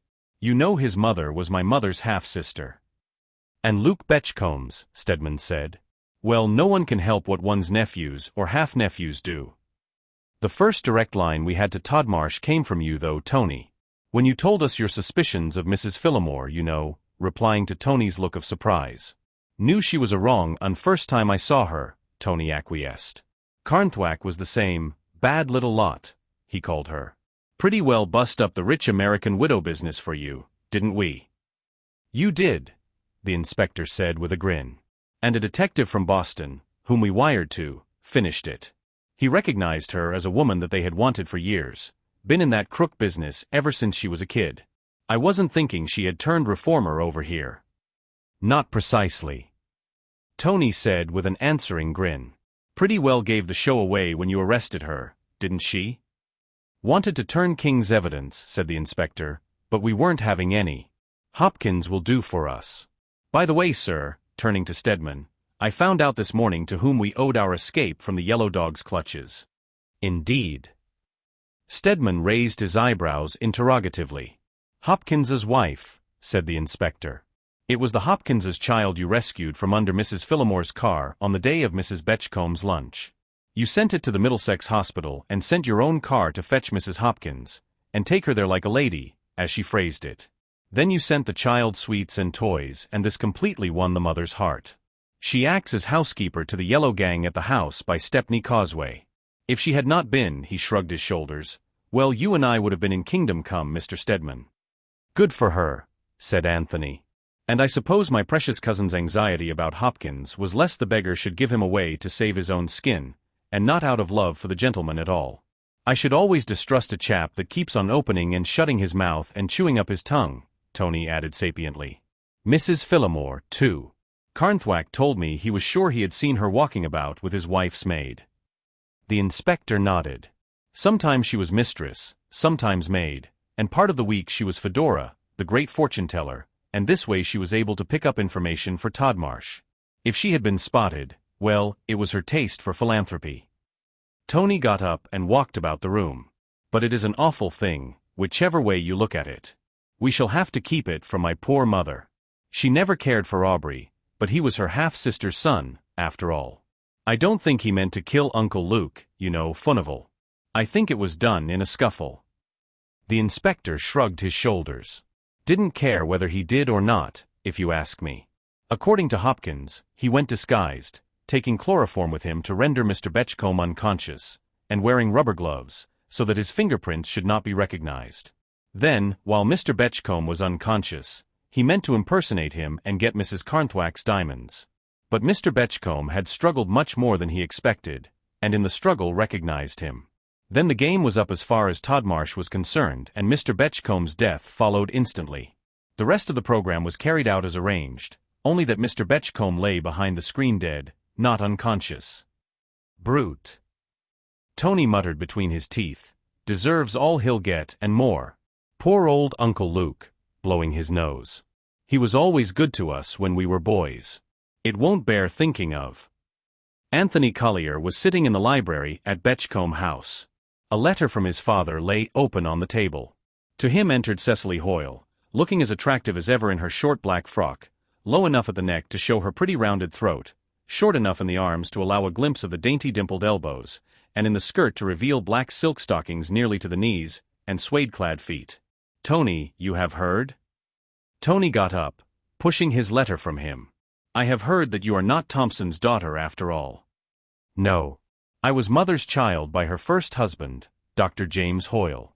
So I am Cecily Hoyle after all. Because Mr. Thompson adopted me and then took my father's name, but he isn't related to me at all really, not a scrap, explained Cecily lucidly. So I have been told, Tony assented. As Cecily drew farther into the room he drew a little back, and rested his elbow on the mantelpiece. I thought you would be pleased, Tony, the girl murmured, just glancing at him with sweet, dewy eyes. Because, you see, it makes all the difference. Difference, to what? Anthony inquired in a stiff, uninterested tone. Why to us? Cecily whispered with trembling lips. I said I couldn't be engaged to you any longer, Tony. But if you ask me again, I have changed my mind. So have I changed my mind, Tony returned gloomily. You said you would not let me marry a thief's daughter. Well, you see, I have some pride too. I will not let you marry a murderer's cousin. Cousin. Poof. Cecily snapped her fingers. Who cares what people's cousins do? Well, you would if they did brutal murders and got themselves hanged, Tony retorted, taking his elbow from the mantelpiece, and edging a little farther from Cecily, who was betraying an unmaidenly desire to follow him up. I shouldn't really, not a half-cousin, the girl contradicted. And he was mad, Tony. His father had been in an asylum more than once, only your aunt didn't know when she married him. Half-aunt, corrected Tony. I'd like you to remember that half, Cecily. Well, I will, the girl promised. And Tony, I want to tell you that I hadn't the least idea that Thompson was the man that I thought was my father while I was at Mrs. Betchcomb's. It seems he put me there thinking to get some information he wanted through me, and which I am thankful to say he didn't. I never recognized him, he looked so different. Then after the murder when he told me, though he said he wasn't guilty, I couldn't help doubting. You might have trusted me, Tony said reproachfully. Cecily burst into tears. You might trust me now. Tony's heart was melted at once. He drew the sobbing girl into his arms. I would trust you with my life, sweetheart, but I... Ah, you shall not say but, the girl cried, clinging to him. You do love me, don't you, Tony? Lifting her face to his. You know I do, said Anthony, his somber eyes brightening as he looked down at her. Then that is all that matters, said Cecily decidedly, isn't it, Anthony? And Anthony, capitulating as he kissed her eyes and her trembling lips, confessed that he thought it was. The end.